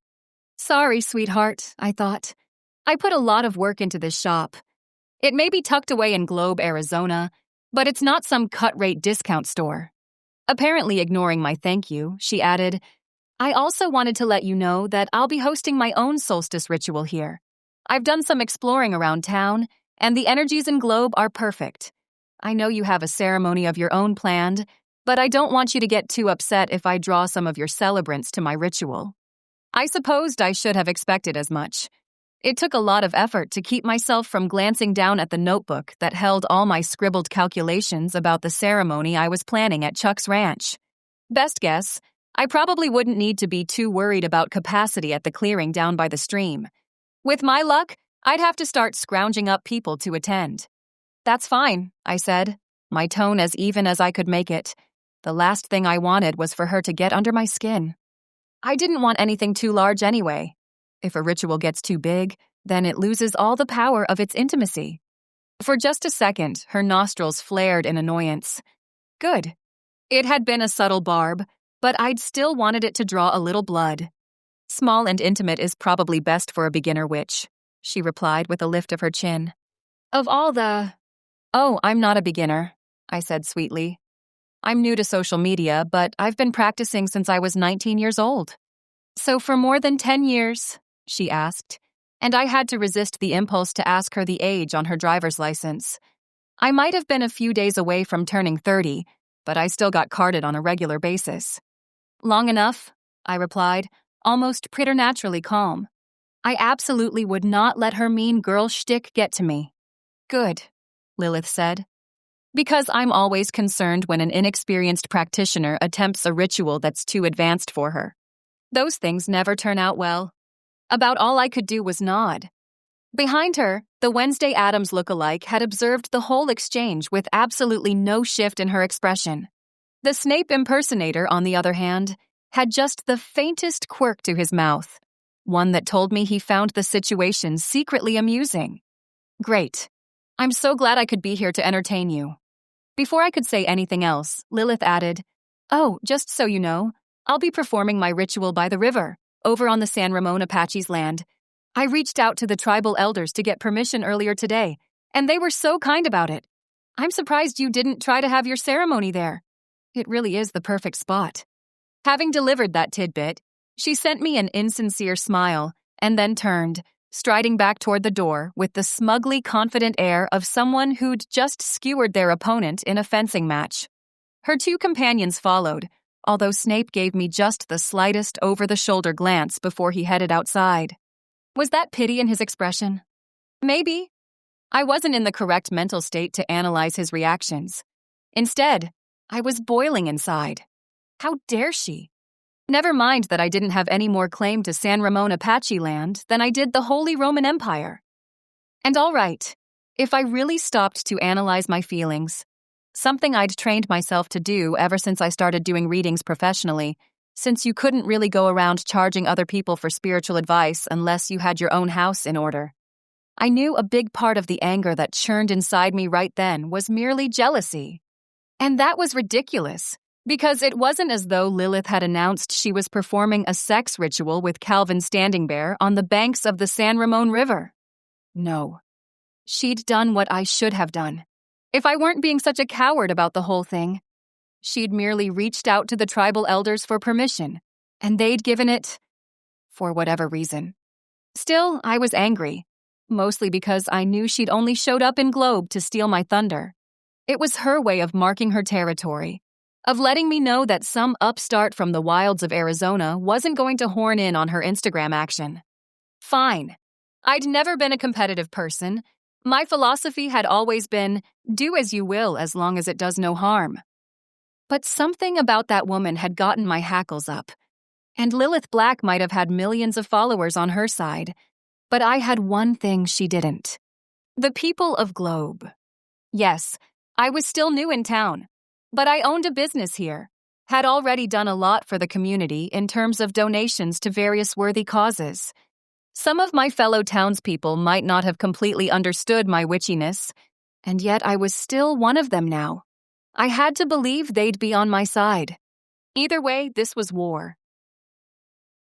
Chapter 6. Dinner for 2. Obviously, I wasn't going to let the world know that things weren't entirely sunny in Globe, Arizona. I supposed that was one of the good things about social media. You could show only what you wanted people to see and hide the rest. So I posted about the ticket situation and let my followers know they'd be able to pick up their tickets at the shop on Monday. That didn't leave a whole lot of time, since the solstice celebration would be on Tuesday evening, but Dan had told me Monday morning would be the soonest he'd have the printed tickets ready. The Instagram post got some reactions, although not nearly as many as I'd been expecting. Had Lilith's rival solstice ritual already siphoned off a bunch of my attendees? If so, there didn't seem to be much I could do about it, except fume inwardly. My Gemini sun and Libra moon made me practically allergic to confrontations, so even though having fewer people attend my ritual might be a blow to my ego, I knew I didn't have the intestinal fortitude to get in Lilith Black's face about her skullduggery. At any rate, did it really matter whose ritual people attended, as long as they came to town and spent some of those lovely tourist dollars in Globe? Just as I was about to lock up and head upstairs to my apartment for a much-needed glass of wine, Chuck Langdon entered the shop. The cowboy hat was gone, but otherwise he still wore the same faded Levi's, worn-out cowboy boots, and plaid shirt he'd had on earlier in the day. "Oh, hi," I said, a little surprised. I suppose I'd assumed that if he wanted to get in touch, he would have just called or texted. "I saw your Instagram post," he said, and I blinked at him. "You're on Instagram?" A slow, lazy smile spread across his lips. It was the sort of smile that probably made a lot of the women around town weak in the knees, but I found myself curiously immune to its charms. "I am now." As I was wondering how to reply to that comment, he continued, "Doing anything for dinner tonight?" Unless eating leftover gazpacho counted as anything, I really wasn't. But I was tired and cranky after that visit from Lilith Black and her lackeys, and I didn't think I was in the right mood to be the level of charming required for a first date. If that's even what this dinner was supposed to be. I hedged. After Chuck had been so nice to me, it seemed downright rotten to answer no to his question. On the other hand, he probably deserved better than to be inflicted with my bad mood. Still smiling, he came a bit closer to the counter. "You're under no obligation to say yes. My offer to use the ranch for your ritual still stands." Damn it, did he have to be so nice? It would be a lot easier to blow off someone who was a jerk. "I've had a craptastic day," I blurted. "I'm not sure I'd be very good company." Sorry to hear that, he said, his tone easy. But why don't you let me buy you dinner? You can tell me all about your crappy day over a steak and a bottle of Cabernet. That actually sounded heavenly, but where in Globe can you get a steak dinner and a bottle of wine? He chuckled. Okay, you got me. You can't. I'd have to take you to the restaurant over at the casino outside town. Oh, that really didn't sound like a good idea. What if Calvin saw me out on a date with Chuck Langdon? So what if he does? I scolded myself. Are you going to completely nuke any chance at having a personal life because you won't stop mooning over someone who doesn't even want you? When I put it that way. That would be great, I said, making sure my tone was firm enough that I had no chance of backing out. I've never been there. Then that's where we'll go. I need to run home and change. Pick you up at 7 o'clock? Sure. See you then. He nodded at me and went back out. I watched him go and wondered if I'd just made a colossal mistake. Chuck had given me enough time to check in on Lilith's feed, since I didn't really have to change my own outfit, only freshen my makeup and run a brush through my hair. And while I was still beyond annoyed with Ms. Instagram Supreme, I figured I needed to see what she was up to, if only so I'd have some sort of countermeasures in place in case she decided to go on the offensive. She'd posted a couple of videos, one showing off the Airbnb where she was staying. Pettily, I hoped the owner of the vacation rental hadn't bothered to smudge the place or do anything else to cleanse the place of the negative vibes Lucian and his murderer Violet had left behind. And another in which she'd gone with her 2 lackeys to survey the spot where she planned to hold her ritual. I'm sure it was mere coincidence that led her to choose the exact place where Lucien Dumont had died. Logically, it made sense. The large clearing that opened onto an expanse of rocky riverbank provided enough room for plenty of observers to congregate and observe Lilith's ritual. Probably more than would fit in my designated area on Chuck's ranch, even though I tried to remind myself this wasn't a competition. Right. Also, with the running water only a few feet away, and the ritual fire I was sure she had planned, she would be able to combine all 4 elements of her ceremony with everything the setting itself had already provided. All in all, it did seem like an ideal place for her to work. Problem was, a man had died violently there only 2 months earlier. I knew Lucian's spirit was long gone. I'd had one last convo with him before he moved on from this plane. And yet, even if his ghost wasn't an issue, the psychic residue of that kind of violence could linger in a spot for a very long time. And that meant the place would really need to be thoroughly cleansed before it could be deemed safe for any kind of magical working. I tried to tell myself that Lilith wasn't an amateur, and so of course she'd make sure the clearing was swept clean of any other energies. For all I knew, the tribal elders had informed her that a crime had taken place there, and that it was probably a good idea to choose another location. From what I'd seen of Lilith Black so far, however, I'd gotten the impression she wouldn't listen to their warnings. If she'd decided the clearing was the place to be, then that was where the ritual would happen. Which meant there probably wasn't any point in me trying to issue my own warnings. If she wasn't going to listen to the tribal elders, then she sure wasn't going to listen to me. Any prophecies of doom coming from my lips would be viewed as a transparent ploy to get her to use a less picturesque location for her ceremony. The buzzer for the back entrance to the building sounded then. I glanced at the clock. Exactly 7. I had to admit that I liked a man who was on time. My Neptune in Capricorn asserting itself, probably. Archie, who'd been fed an hour earlier and was lying on the rug in the entryway, shot me a baleful glance. So much for not dating the quarterback, he remarked. Isn't there a statute of limitations on how long being the high school quarterback is a determining influence in your life? I shot back. I mean, the guy is in his early 30s. So you admit you're going out with him. We're going to dinner, I said. That's all. And then Archie stalked off toward the living room and jumped up on an arm of the sofa. He knew I didn't like him getting on the furniture, which, of course, was exactly why he'd done it. Because Chuck was waiting downstairs, I didn't have time to get into an argument. No, I just grabbed my purse from where it had been sitting on the hall table, then engaged the alarm system before I let myself out and locked the door behind me. Most likely the security system was overkill, but I felt better knowing it was there. As I hurried down the stairs, I wondered what the heck had put Archie's nose out of joint. After all, Why should a cursed cat who'd formerly been an asexual man care who I was going out with?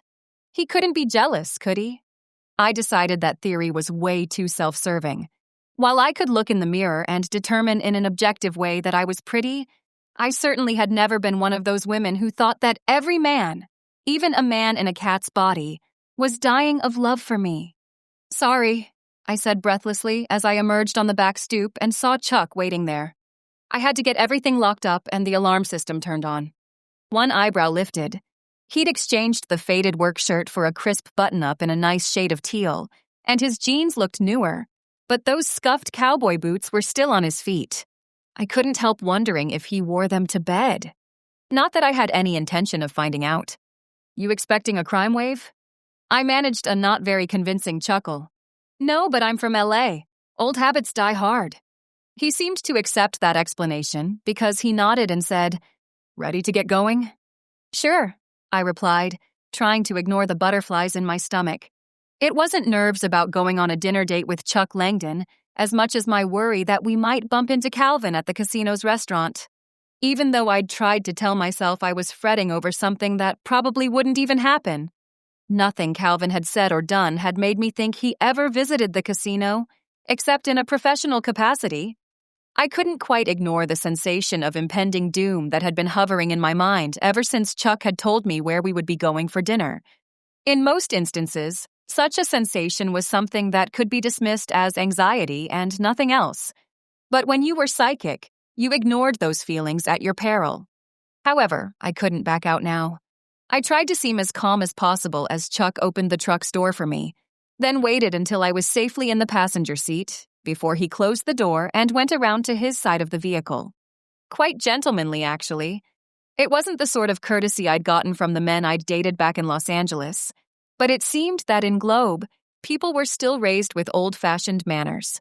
Mostly, I thought, recalling my brusque treatment at Chief Henry Lewis's hands, although I supposed his rudeness had mostly stemmed from irritation at my butting into the investigation of Lucien Dumont's death. Even though I'd been instrumental in outing Lucien's murderers, Globe's top cop still wasn't too thrilled with me. Chuck cut down to Highway 60 and followed it eastward out of town. Neither of us spoke at first, and I racked my brain for an innocuous topic of conversation. Do the monsoons really not start until after the beginning of July? I asked, apropos of nothing, and he sent me a sideways look. Depends, he replied. To my relief, his tone sounded natural enough. That's the traditional start, I suppose, but some years it's later and some years it's earlier. We've had a couple of pretty dry seasons in a row, so we're all hoping it'll change with this go-round. No wonder Willisdale had been worried about fires. And I had to admit that the hillsides outside Globe had looked sort of parched, but since I was still getting used to the terrain around here, I'd just assumed Arizona was always that dry. Maybe I should do a rain dance instead of a solstice ritual, I joked, and once again Chuck gave me a sidelong glance. Can you do that? He asked, sounding genuinely curious. Well, it's not like a Native American ceremony or anything, I said, but there are rituals for the weather, just like there are for everything else. I'll admit that weather magic isn't my field of expertise, though. The corner of his mouth that I could see lifted slightly. Then we should probably just leave it to Mother Nature for now. If things start looking dire in mid-July, maybe we'll have to ask you for help. That suggestion sounded reasonable enough to me. Weather magic could be tricky, and like I'd told him, it wasn't something I had a lot of experience with. Sounds like a plan. We settled back into silence after that, but it was a more companionable one, not nearly as awkward as when we'd first pulled away from my building. Globe had already slipped behind us, and the world felt vast and dark. I usually was safely at home when night fell, so heading east on the highway, it really hit me how vast and black the countryside was out here, unrelieved by a single street lamp or house with its lights on. Brilliant stars shimmered overhead. Coming into view, however, was an oasis of light that proved to be the Gold Dust Casino. It was nowhere near as big as the single Native American casino I'd visited, Pechanga just outside Palm Springs, but it looked respectable enough, with a row of palm trees out front and stacked rocks surrounding its plate glass front doors. The lot was more crowded than I'd expected, and so we had to park a good ways off. Since I wore flat sandals, the walk wasn't a big deal, although the night air was warm enough that the air conditioning inside the casino felt wonderful after traversing the parking lot. It seemed Chuck had made reservations, because we were ushered into the restaurant without having to wait at all. More stacked rock composed the walls, and the colors were warm and subdued and utterly Southwest: soft coral, warm sand, dusty turquoise. The hostess, a pretty girl with long black hair, obviously one of the San Ramon Apache, took us to a quiet booth off to one side. While I appreciated the privacy, I'd never liked being stuck at a table out in the middle of the restaurant floor. I uneasily wondered if Chuck had requested a spot like this because it was much more romantic. But I tried to seem natural as I slid into the booth and took the menu the hostess handed me. To my relief, Chuck didn't try to sit too close, but settled himself a respectable foot or so away. "Everything's good here," he said. "So if you're not a red meat kind of person, you don't have to order steak. It was just a suggestion." Red meat was an indulgence for me, true. I usually had it once or twice a month, if even that much. Since I'd been good lately, I figured it couldn't hurt to order it tonight. Besides, if we both got some kind of steak, choosing a wine would be easier. "No, steak sounds great," I told him. "I haven't had one in months." He looked a little relieved at that statement. Maybe he'd been worried about the wine selection, too. When our waiter came by, a good-looking man with high, sharp cheekbones, black hair pulled back into a ponytail, Chuck asked for a bottle of Cabernet, and we both placed our orders. Once that was done, another of those awkward little silences fell. Obviously, he thought it was his duty to initiate the conversation this time, because he reached for his glass of water as he said, "So, how did someone like you ever end up in Globe, Arizona?" I chose to take the "someone like you" comment as a compliment. "You mean Josie hasn't spread the story far and wide?" He grinned, showing off friendly crinkles around his bright blue eyes. "Oh yes, definitely cute. I knew my mother would be ecstatic if I hooked up with someone like Chuck Langford. But since I'd never run my personal life to please my mother, or anyone other than myself, I wasn't going to let that internal observation sway me. "I don't have much time to listen to Josie Woodrow's gossip," he said. "The ranch keeps me pretty busy." "Ah," I said, wondering if he handled all of the livestock on Shady Oaks Ranch himself. That didn't seem very likely, though, and I filed the question away for further on in our conversation. Honestly, it was about the psychic equivalent of sticking a pin in a map and seeing where I was headed. Or maybe not exactly like that.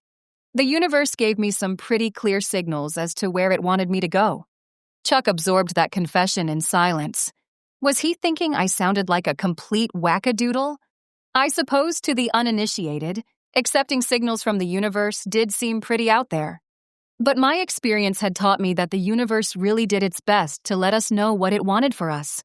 If we were too busy or preoccupied, or just downright dense to acknowledge those signals, well, whose fault was that? His smile widened, though, and he said, "Well then, I guess I should thank the universe for sending you here." Oh dear. I was saved from having to make a reply by the arrival of our waiter with the bottle of Cabernet. Once he'd opened the bottle and poured us each some wine, and assured us that our salads would be out shortly. The awkwardness of the moment had passed, thank the goddess. Chuck raised his glass. "Here's to a successful solstice ritual." That was something I was more than happy to toast, so I lifted my wine glass as well and clinked it against his. The wine seemed pretty decent, although I had to admit I wasn't an expert or anything. And even better, the warmth of it going down my throat helped to ease some of the tension I'd been carrying in the pit of my stomach ever since I'd agreed to come on this date in the first place. Maybe Chuck felt it as well. Whatever the reason, the conversation flowed easily enough from there. He talked about the ranch, how his parents had retired and moved to Queen Creek, and he'd taken over running the place.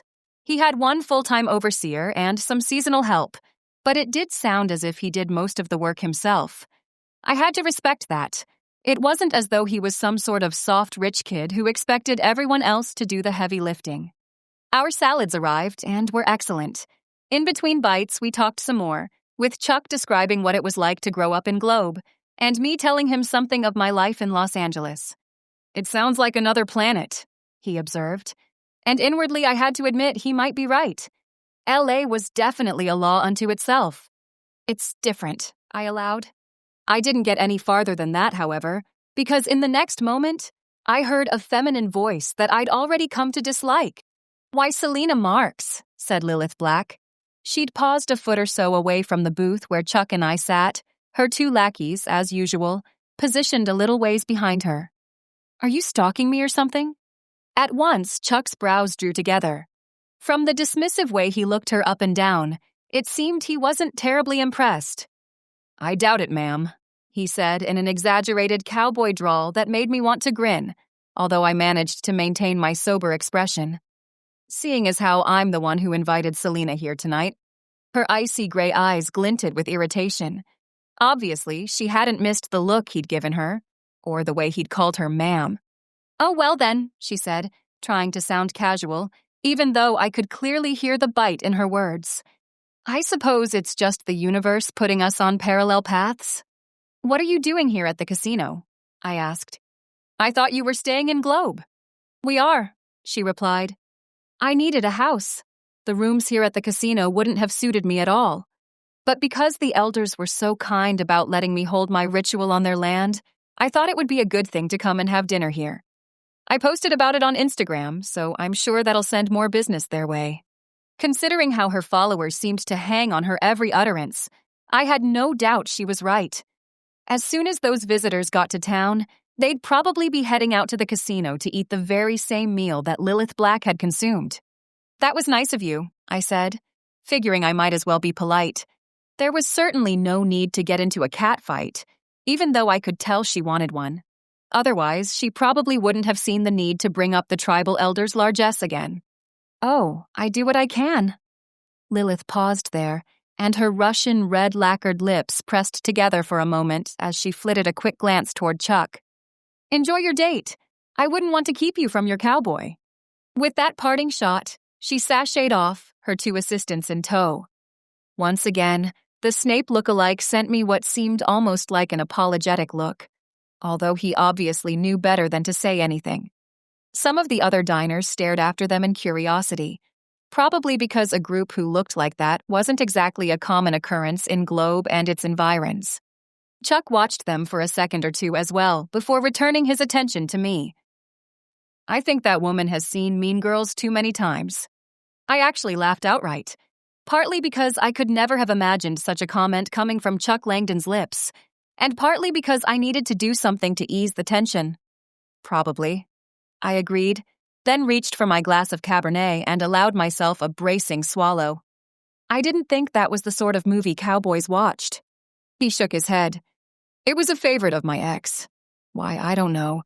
You'd think she would have recognized more than a little bit of Regina George in herself." "That bad?" "Oh, yeah. Except I was too stupid to realize it until we were married." His shoulders lifted, and he picked up his own glass of wine and drank some. Her walking out was the best thing that ever happened to me. For a moment, our eyes met, and I stared back at him, not sure what to say. I hadn't really expected him to be quite so brutally honest on a first date. But then, he obviously knew what I'd already begun to realize. There just weren't a lot of secrets in a place like Globe. Once again, we were saved by the arrival of the waiter, this time with our entrees. As if both recognizing that it would be better to pay attention to the food for a bit, we dug into our steaks and loaded baked potatoes. And after the moment was safely gone, we discussed logistics about the ritual, where he'd set up barriers to point the crowd in the right direction, whether we should hire someone to direct traffic. Everything safe and easy. After dinner, he drove me back to my place. The wine and the good food, and the absence of Lilith Black, should have combined to make me feel mellow. However, tension gripped me as Chuck pulled up next to the spot where my Volkswagen Beetle was parked. Should I invite him in? No, that would send entirely the wrong message. What if he walked me to the back door and wanted a kiss? The stoop felt awfully exposed, even if no one else actually lived on this block, or the next one. There shouldn't be any witnesses to such an embrace, if it even happened. He spoke. "I had a really good time." "So did I replied, then added, "Sorry about Lilith." Chuck only grinned and shook his head. "Nothing you should apologize about. You don't have any control over her actions." "Maybe not, but her presence had still been an unwanted intrusion on our evening. "So?" I said, and paused. "So?" For a long moment, he gazed at me. The only illumination in the vehicle was from the lights on his dashboard and a faint glow from the fixture mounted on the wall next to my building's back door, so it was hard to see much in his expression. If I'd focused, I might have been able to get a glimpse of his aura, but I didn't know if that was such a good idea. I wasn't sure if I wanted to know what he was thinking. To my relief, he didn't make a move. He only said, "Let me know about the parking setup. I can see if Travis wants to work it. He could probably use the extra cash." With those casual words, and the mention of Travis Cox, Globe's one and only Uber driver, I knew Chuck wasn't going to push things, wasn't going to try to lean in for a kiss. "That sounds like a great idea," I said. "Go ahead and call him." "Will do." There didn't seem to be anything left to say, so I said again, "I had a really nice time."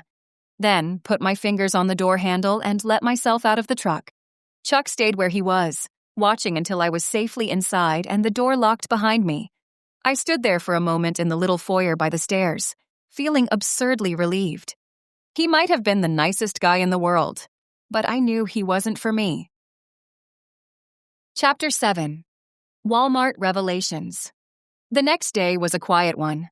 I posted several videos on Instagram, along with a photo of my solstice altar setup. Everything seemed to be enthusiastically received, and I'd picked up another 10,000 or so followers. And yet, I still had an overwhelming sense of futility. Or maybe it was just that I hadn't stopped beating myself up about not letting Chuck Langdon kiss me. It could have been great. I chided myself as I bustled around the kitchen, prepping the ingredients for a big pot of minestrone soup.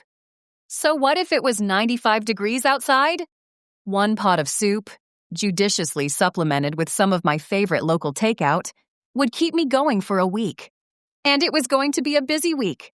This quiet Sunday was just the calm before the storm.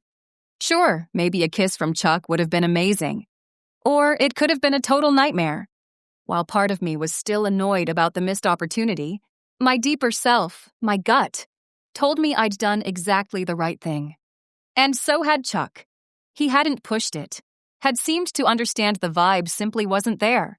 Under normal circumstances, I would have thought that a man with those kind of instincts was just about perfect.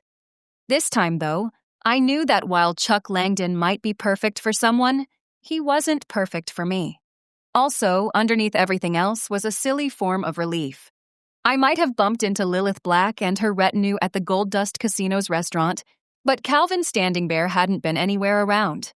Most likely, he hadn't even met the woman. I had to hope matters would stay that way. Archie watched my preparations with a sour eye. While every once in a while he would condescend to eat a small piece of chicken or fish, he had absolutely no use for soup. "I don't see why you feel the need to be so elaborate when you're only cooking for yourself," he groused from a safe vantage point on the dining room rug.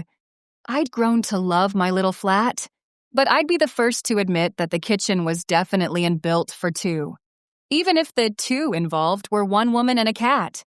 "I like to cook," I said blithely. After more than 2 months of listening to Archie's complaining, I'd learned to roll with it. I knew that most of the time he was being a grouch because he didn't have anything better to do. "When you're back in your human form, I'll make you coq au vin. You'll love it."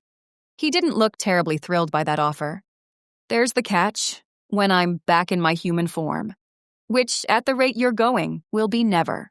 Didn't anyone ever teach you to never say never? I asked, my tone overly sweet. Yes, Archie still possessed a particular knack for rubbing me the wrong way, but I refused to let him get to me. Lilith Black had already irritated me about as much as I was willing to deal with that week. No. Before I could say anything else, he added, "I don't know why you're in such a good mood today. Did the quarterback kiss you goodnight?" "No," I replied severely, forgetting the vow I'd taken a while back not to discuss my personal life with my cursed cat. Nothing happened. And stop calling him the quarterback. His name is Chuck, and he's a nice guy. You know what they say about nice guys. I set down my knife and planted my hands on my hips. It was time to take a break anyway. The onions had started to make my eyes water something fierce. Don't you have anything better to do? I asked, blinking the tears away. I knew better than to let my fingers get anywhere near my face. Archie's broad little nose scrunched. I'm a man stuck in a cat's body. What do you think? Well, he had a point there. Still, I wished he'd leave me to my chopping. I'd been working off some of my antipathy toward Lilith Black by whacking onions, celery, carrots, and mushrooms into neat little chunks, and I didn't feel like having a verbal sparring match with a cat. I glanced at the clock on the stove. Well, it's almost 2 o'clock. Isn't it time for your afternoon nap? The look he shot me then was one of sheer annoyance. I don't nap until 2:30. Sorry, it's hard for me to keep it all straight when you sleep 20 hours out of 24. My remark seemed to be the final straw for him, because he sent me a malevolent glare before disappearing down the hallway. I'm sure that there were some who would advise me to be patient with Archie, that he'd suffered a great deal and needed to be treated with kindness and forbearance. Maybe so, but those people had never been forced to live with him. Cat dispelled for the moment, I returned to my vegetables. Soon enough, they had all been added to the big stock pot I already had simmering gently on a back burner, and I could push one more task over into the finished column. Speaking of which, since the soup would keep going the entire afternoon, I left the kitchen and headed into my office. Luckily, Archie was nowhere in sight. He sometimes liked to sleep on the rug in the guest bathroom, and I had a feeling that was where he'd gone. I'd already made some notes for the ritual, and had decided that although many people celebrated Litha, the pagan midsummer holiday, with ceremonies at noon when the sun would be highest in the sky, I knew that most people attending would much prefer a bonfire, and would also prefer to avoid the searing heat of summer midday in Arizona. Since a fire was also a traditional way of celebrating the solstice, I'd decided on a big bonfire that I'd keep burning until dawn. I'd attended a ceremony like that on the beach, once upon a time. When the sun rose, we'd all made our wishes and affirmations for the coming months, and then jumped over the bonfire's coals to seal our intentions. It had been truly magical, and I wanted to do the same thing this time.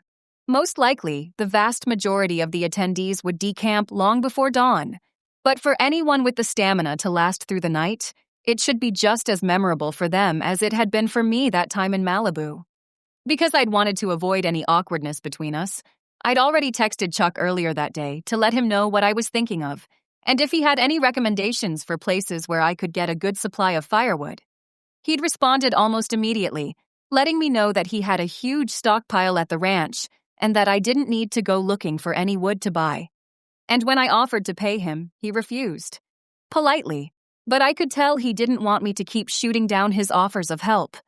My feelings were so muddled on the topic of Chuck Langdon that I honestly didn't know whether he was still trying to impress me, or whether he just was that nice and I needed to get over myself. I'd decided to limit the number of tickets to 100 even. The location I'd be using would probably accommodate more, but that seemed like a decent-sized group without getting out of hand. Also, because I planned to make the refreshments myself, I wouldn't get too overwhelmed by trying to feed an army. No, I wasn't going to go crazy. I'd make honey cakes, a traditional Litha treat, and have platters of fresh fruit symbolizing summer's bounty.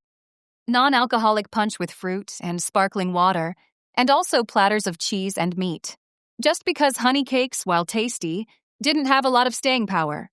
It wasn't as though I planned to have a full-on luau with a roast pig or anything like that, but I wanted to provide something for my guests, if only to say thank you for the way they'd traveled so far afield to attend my solstice ritual. Even though I hadn't planned for things to be too elaborate, my shopping list was getting longer and longer. And because I knew I had to be at Once in a Blue Moon the next morning to hand out tickets, I realized I needed to do my shopping now. I gathered up my list, called out, "Archie, I'm going to the store," and collected my purse from the entry table on the way out the door. No response from the cat. Not that I'd really been expecting one. He seemed to view anything I did that wasn't in pursuit of a cure for his curse as a personal affront, and there wasn't much I could do to fix that attitude. I honestly had been researching his problem, but it was slow going, and not exactly the sort of thing I could do 24 hours a day, 7 days a week. A blast of hot air met me as soon as I opened the back door to the building. I held back a frown and hoped that the mythical monsoons would be early this year. My duplex back in West Los Angeles had only been about a mile and a half from the beach, and I'd never had to struggle with heat like this before, except on those extremely rare occasions when the wind changed direction and blew hot desert winds across the LA basin. I hoped I'd get used to Arizona summers, eventually. But because of the little carport sunshade pavilion Josie's nephew Brett had helped me set up, at least my Beetle had been shielded from the worst of the sun's blast, and the AC kicked in right away. By the time I got to the Walmart at the western edge of town, I was almost comfortable. Or rather, I would have been comfortable if I hadn't spotted Calvin's big white Durango with the tribal police logo on the side, heading right toward me.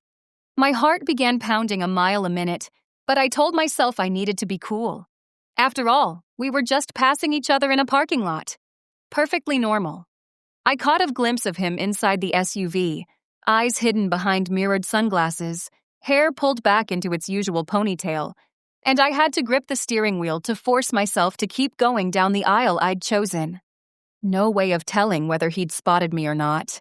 My VW Beetle was pretty distinctive, but his gaze had apparently been fixed straight ahead, and that single glimpse wasn't enough to allow me to see whether he'd had any kind of a reaction. And then the moment was gone.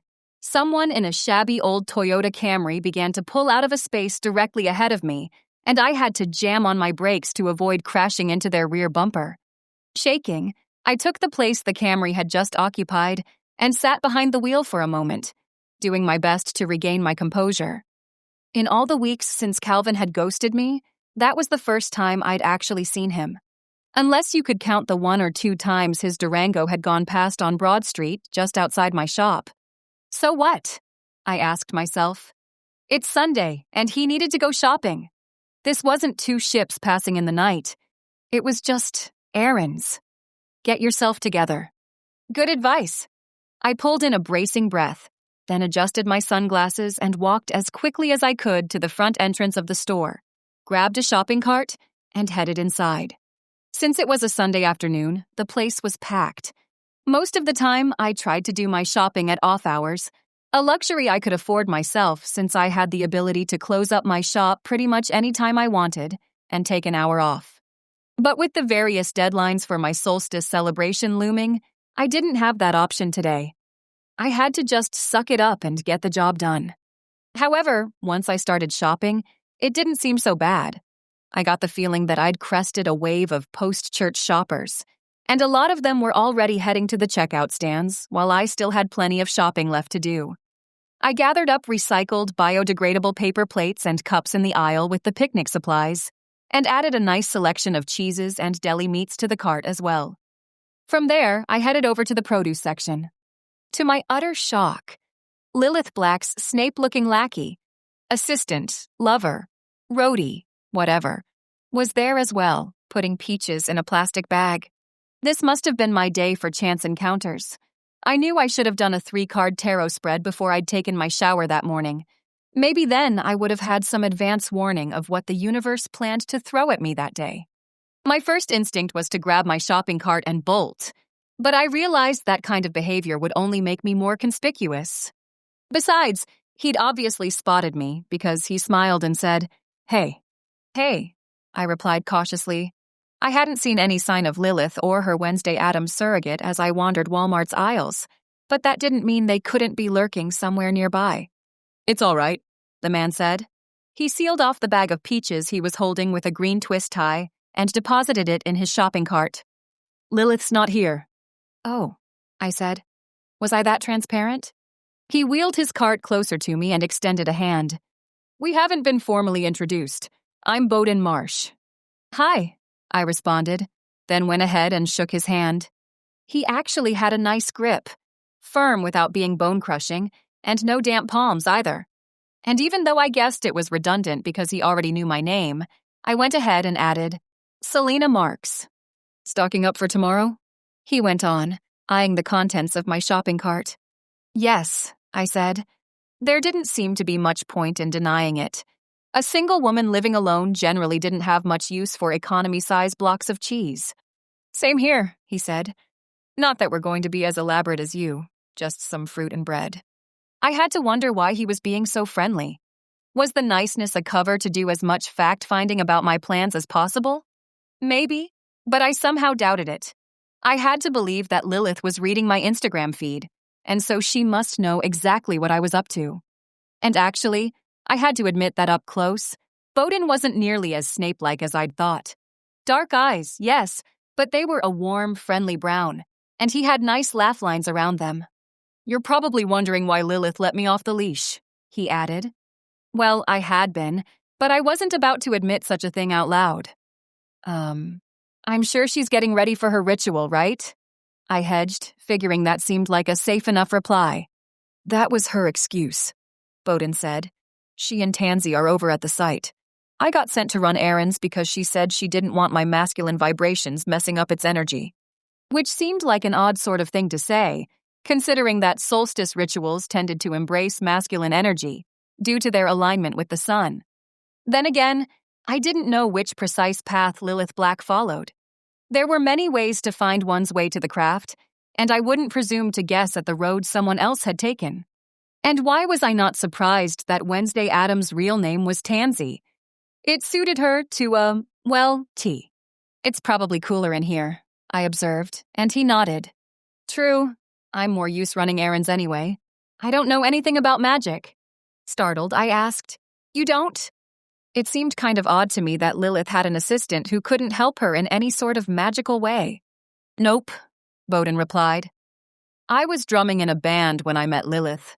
She said she wanted someone with my kind of energy, and she was offering a lot more than I was getting paid for 2 or 3 gigs a month, so here I am. Now that I'd heard it, Bowden's story made a lot of sense. He gave off the vibe of someone who'd been in a band, and I'd met a lot of people like that, thanks to my biological father, Jordan Fairfield. Sure, he was now a respectable music teacher in the Valley, but he still had an air around him that told you he had a wild past. And the same with his friends, almost all of whom had moved on to be insurance agents and contractors and lawyers, but who still didn't feel entirely on the straight and narrow. I had to wonder if Lilith had chosen Tansy as her assistant because she also had the right vibe and the right look. It did seem that almost everything for Lilith was based on surface impressions. Not that I would ask. And I also wouldn't ask Bowden if he was with Lilith. From the way he'd spoken, I got the feeling that he wasn't. But none of it was any of my business. Before I could respond to his comment, he went on, Actually, Lilith doesn't really either. Know about magic, I mean. For a second, I could only boggle at him. Somehow, I found my voice and managed to say, But she's a famous Instagram witch, he cut in. I know. A pause as a wry smile touched his thin lips. Don't you know that being internet famous is mostly smoke and mirrors? Not really, I admitted. I mean, I just started on Instagram a few days ago. And you're the real deal, which is part of the reason why Lilith is gunning for you. She doesn't want you to discover her big secret. But you're telling me now, I said, and he shrugged. Even though it was probably pushing 100 degrees outside, he still wore a long-sleeved black button-up shirt, although the sleeves were rolled up, showing off an impressive array of tats. I figured I'd level the playing field, he replied.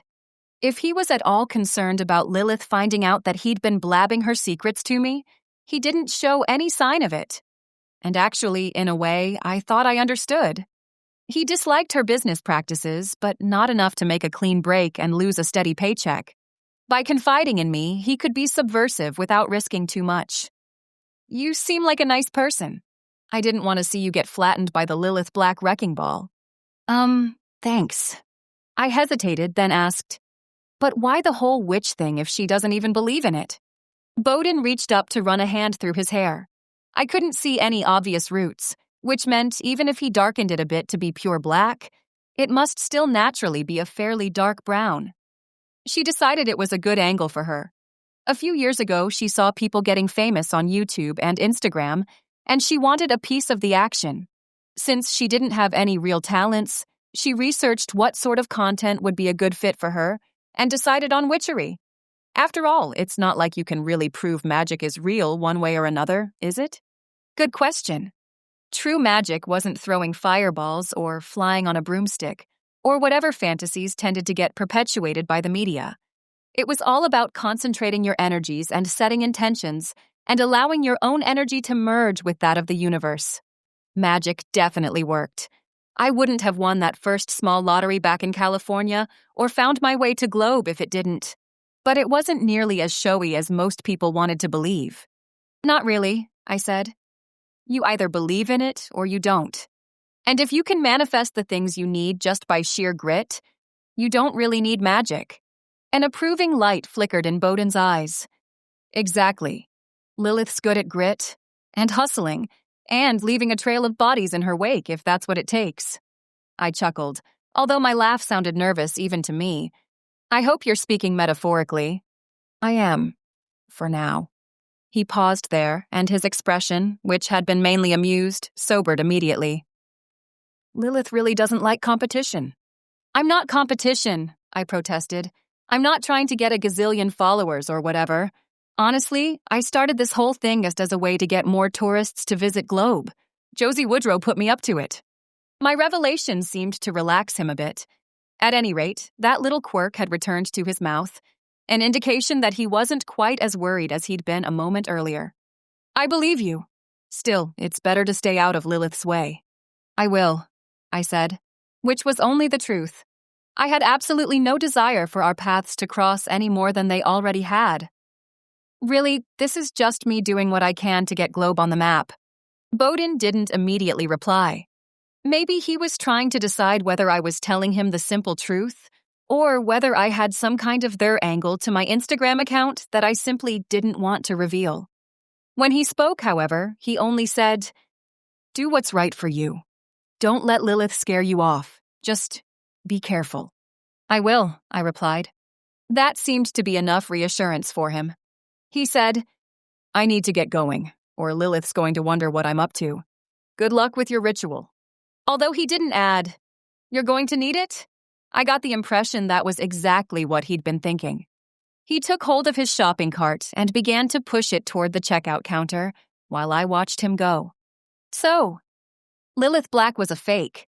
I didn't know why I should be so surprised, except that I knew I would never have the cojones to pull that kind of a con with several million people looking on. But as Bowden had pointed out, who would ever be able to tell? From the outside, she was a huge success, had manifested the lifestyle of her dreams and the sort of following most people could only imagine. And maybe that was its own form of magic, even if it wasn't the kind of magic I practiced. I let out a sigh and went over to thump a few watermelons. My rival might have been fake, but I wasn't, and I had a lot of work left to do. Chapter 8. Change of Heart. I'd worried that no one would show up to claim any tickets to my solstice ritual, and I'd be left with a pile of cheese, sausage, and fruit. Not to mention several bags of flour and containers of honey, purchased so I could make my little Letha cakes. But people flowed in and out of the shop all day, buying various odds and ends, picking up their free tickets for the ceremony. Not in huge numbers. I had a feeling we'd probably be a little under capacity, but enough that I guessed my worries had been for naught. Hazel had already offered to help me out in any way I needed, so I'd asked her to watch the refreshment tables and replenish the platters as necessary. Chuck was already handling the overall logistics of the event, although he'd gotten Travis to do traffic control and keep an eye on the attendees' cars while they were occupied at the ritual site. And Josie had told me that she'd drop in, although she couldn't promise she'd be there for the whole thing. Tuesday night is bridge night, you know, she told me. Since I'd been subjected to the minutia of her schedule for the past 2 months, I'd been able to respond, "Oh, I know, and I know you can't miss it. But the bonfire won't even start up until 9 o'clock, since I want to wait until full dark." Her expression had indicated that she wasn't terribly thrilled by the prospect of tromping around in Chuck's back 40 in utter darkness, although I knew it wouldn't be too dark. We'd have a waxing gibbous moon that was nearly full, along with a bunch of citronella oil torches to light the way. I wanted to do this ritual correctly, but I also didn't want to get eaten alive by mosquitoes in the process, or have someone break a leg because they tripped over something in the dark. I hadn't told anyone about my conversation with Bowden Marsh, partly because I had the feeling he'd told me those things in confidence, and partly because I didn't know whether anyone would even believe me if I told them that Lilith Black was an utter fraud, It would probably sound like sour grapes on my part, like I didn't want to admit that someone else was a better witch than me. For all I knew, it was some sort of weird test to see if I could keep a secret. To what purpose, I had no idea. But years of working with clients and doing readings for them had taught me that sometimes people's motivations were beyond screwy. It was a relief to know I didn't have to do that anymore, and could focus on the much more straightforward task of keeping my store running. I'd enjoyed doing readings, and yet I was happy to have left that part of my life behind. And scratch that. Most of the time, people's motivations were definitely beyond screwy. Ordering inventory was much simpler. Anyway, by the time the end of Monday afternoon rolled around, I'd given out 72 tickets, and there was also part of Tuesday remaining to hand out the rest. I planned to close the shop early on Tuesday afternoon so I could focus on the final bits and pieces of my preparations, but that still gave people a few hours to come by and get a ticket. And if they didn't, no big deal. I was fine with 75 attendees. That was still enough to make the work worthwhile. Beneath it all was the knowledge I'd held close to the vest that Tuesday, June 21st, was my 30th birthday. I didn't know exactly why I felt the need to keep the date a secret, except I really didn't want anyone to make a big deal about it. My life was such that I already had pretty much everything I needed, and I didn't want anyone, specifically Josie or Hazel, to fuss about buying me presents or trying to take me out to lunch or whatever. Better to let the day pass while I was in service to the greater powers of the universe. When I woke up Tuesday morning, though, it was to a stomach knotted tight with nerves. I'd done my best to tell myself that everything was going to be all right, and I honestly had tried to cover as many bases as possible in the limited amount of time I'd had to plan. Even so, that awful sensation of impending doom was back. I tried to keep those apocalyptic feelings at bay by having a strong cup of coffee to get the day started, and then by making sure I was busy the whole morning. Some more people trickled into the shop to get tickets, rounding up the number to an even 90. Just as I was about to take the "Be Back At" sign and hang it on the door, signaling that the store would be closed until Thursday morning, no way was I going to drag myself into the shop on Wednesday after being up all night the day before. Lilith Black came sailing in, her assistant Tansy trailing a few feet behind her. No sign of Bowden, which was probably a good thing. I'd never been known for having a good poker face, and I had a feeling I probably would have sent off some sort of subconscious signal to indicate he and I were a bit better acquainted than Lilith believed. "Hi," I said cautiously, since it wasn't as though I could ignore her outright. "I just wanted to drop in and wish you the best of luck tonight," Lilith said. That day, she was still wearing black from head to toe, but her dress this time was almost diaphanous, a filmy draped thing that left her arms bare and made her look a little bit like a goth Titania. "But I'm sure you'll do just fine, considering your limited resources." Oh, how I wanted to throw back in her face that I knew she was a complete fraud, that she didn't know any more about magic than I did about brain surgery.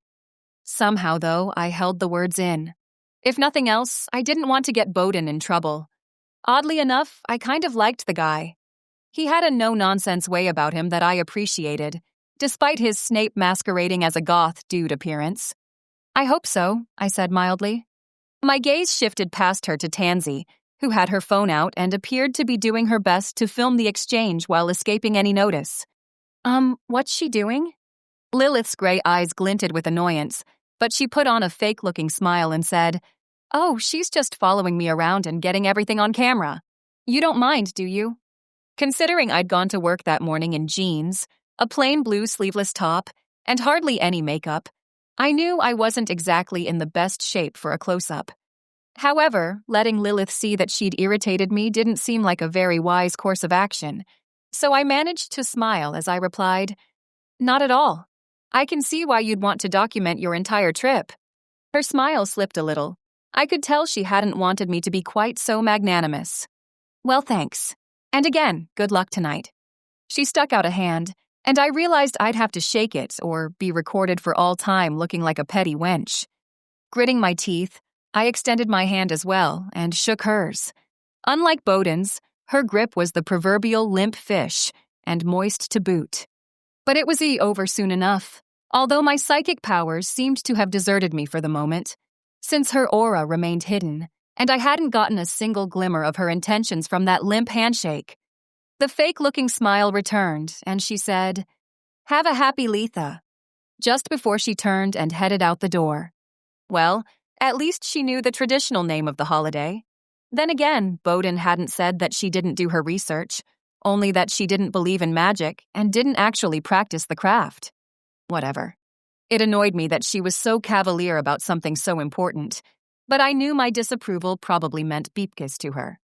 Almost as soon as the door had shut, I hurried over and locked it, and hung up my little "be back at" sign. I glanced down at my hand, still feeling the stickiness of Lilith's touch, but I didn't see any stains or other signs that something had been actually wrong with her. No, she probably just used goopy hand lotion. Even so, it felt good to hurry upstairs and take a quick shower, then to spend more time than I normally would on my hair and makeup. Hazel had said she'd try to film as much of the ritual as she could, and I wanted to make sure I looked decent. Of course, the weather was hot enough that I'd probably sweat off most of that makeup by the time I was done. I reassured myself that it would be cooler under the trees. Besides, we wouldn't even be starting until after dark. Starting the ceremony, that is. I needed to be at Chuck's ranch hours before then to get things set up. He'd already offered one of his spare bedrooms for me to change, since wrangling chairs and tables while wearing some kind of Stevie Nicks-inspired getup wasn't a very good idea. Archie wasn't thrilled to be given his supper early. That cat hated any deviation from his schedule. More than once, I'd wanted to ask him if his birthday had been in late August or September, or maybe in January, but I had a feeling he wouldn't be thrilled with that line of questioning. Still, considering his insistence on a strict routine, I figured he had to be a Virgo, or maybe a Capricorn. Despite his grousing, I got out the door on time and drove over to Shady Oaks Ranch, the little bag that contained my change of clothes sitting on the front seat of my Beetle, and the trays of food carefully stacked in the back. All during my preparations, I'd wondered just what Lilith had been up to with her little visit to the shop. Doing her best to put me off balance right before the event? Or had she just wanted to catch some unflattering images of me on her assistant's cell phone camera? Either way, I didn't believe her best of luck wishes for a second. If she'd been an actual practicing witch, I might have worried that she would put some kind of a hex on my ritual to make sure it went badly. As it was, she'd probably been positioning herself to look generous and friendly, even though such behavior was a complete lie. And all right, I couldn't deny that the thought had crossed my mind of putting a little jinx on her own festivities. Nothing that would cause harm to anyone, but something like making sure all the wood she'd ordered for her Litha bonfire would be damp enough that it wouldn't burn properly, would smoke everyone right out of the clearing. In the end, I'd pushed those negative thoughts aside. I didn't want to stoop to Lilith Black's level. Also, putting bad stuff out in the universe like that invariably had it come shooting right back at you, like a negative energy boomerang. Better to take the high ground. Besides, she'd be gone in a few days. And honestly, I'd begun to seriously consider whether I should get rid of my Instagram account once this was all over and done. It seemed to be far more trouble than it was worth. Yes, a bunch of people had been attracted to Globe, and it sounded as though they were shopping and dining and spending money in the area, which was the whole point of this little adventure. But I hadn't signed up to be the town's one-woman chamber of commerce. Miriam Jacobson could handle that sort of thing. It was her job, after all. Better to be done with the whole affair. If I deleted my Instagram, I was sure people would forget all about me sooner rather than later. After all, that was sort of the point of social media. People were always chasing the shiny new thing. Soon enough, I wouldn't be even a blip, and I thought I'd be just fine with that. I pulled up by the main house at Chuck's ranch. Even as I was getting out of the car, he emerged from the front door and came down to meet me. "Hey," he said as I got out of the car. "Hey," I responded, glad he was keeping things casual. "Let's put your stuff in the house," he told me, one hand lifted to shield his eyes from the sun, which had slipped to the west but was still plenty bright. "I've already got tables set out in the clearing, but we should go check to make sure they're where you want them." Not for the first time, I wanted to kick myself for being so obsessed with Calvin Standingbear, for no good reason, as far as I could tell. that I couldn't even see when something great was right in front of my face. Some psychic I was. But chemistry wasn't something you could turn on and turn off like a faucet, so I knew there wasn't much I could do to change the situation, no matter how much inner chiding I might inflict on myself. Instead, I sent Chuck a grateful smile and said, "Sounds good." I slipped my weekender bag over one arm, and then the two of us extracted the trays and food from the back of the car. The cheese and meat were pre-sliced, the Letha honey cakes sitting on their own plates. But I'd left cutting up the fruit for the last minute, since I didn't want anything to get bruised or dried out. "Right this way," Chuck said. He led me into the house, which was a big 2-story ranch-style home with a little too much knotty pine paneling for my taste. Still, it suited the property, with its big, roughly carved beams, leather furniture, and a large stone fireplace that took up most of one wall in the living room. I didn't have much time for more than that one glance, however, because he headed straight for the kitchen. It was a large, friendly space with green tile counters and a big stainless steel refrigerator. Good thing, because my goodies took up most of the shelf space. Once all the food was safely stowed away, Chuck took me up to the second floor where the bedrooms were located. Just off the landing was a guest room with a queen bed in an iron bedstead, a plain pine dresser, and not much else. "You can put your things in here," he said. "And there's a bathroom down the hall." "Perfect," I replied, as I put my little weekender bag with my change of clothes down on the bed. "Want any water or anything before we head out to the site?" I shook my head. "No, I'm good, but thanks." After that, we went back downstairs and out the back door, Chuck leading me through the pasture and into the wooded area just beyond. The cows were conspicuously absent. Obviously, he'd already moved them out of harm's way.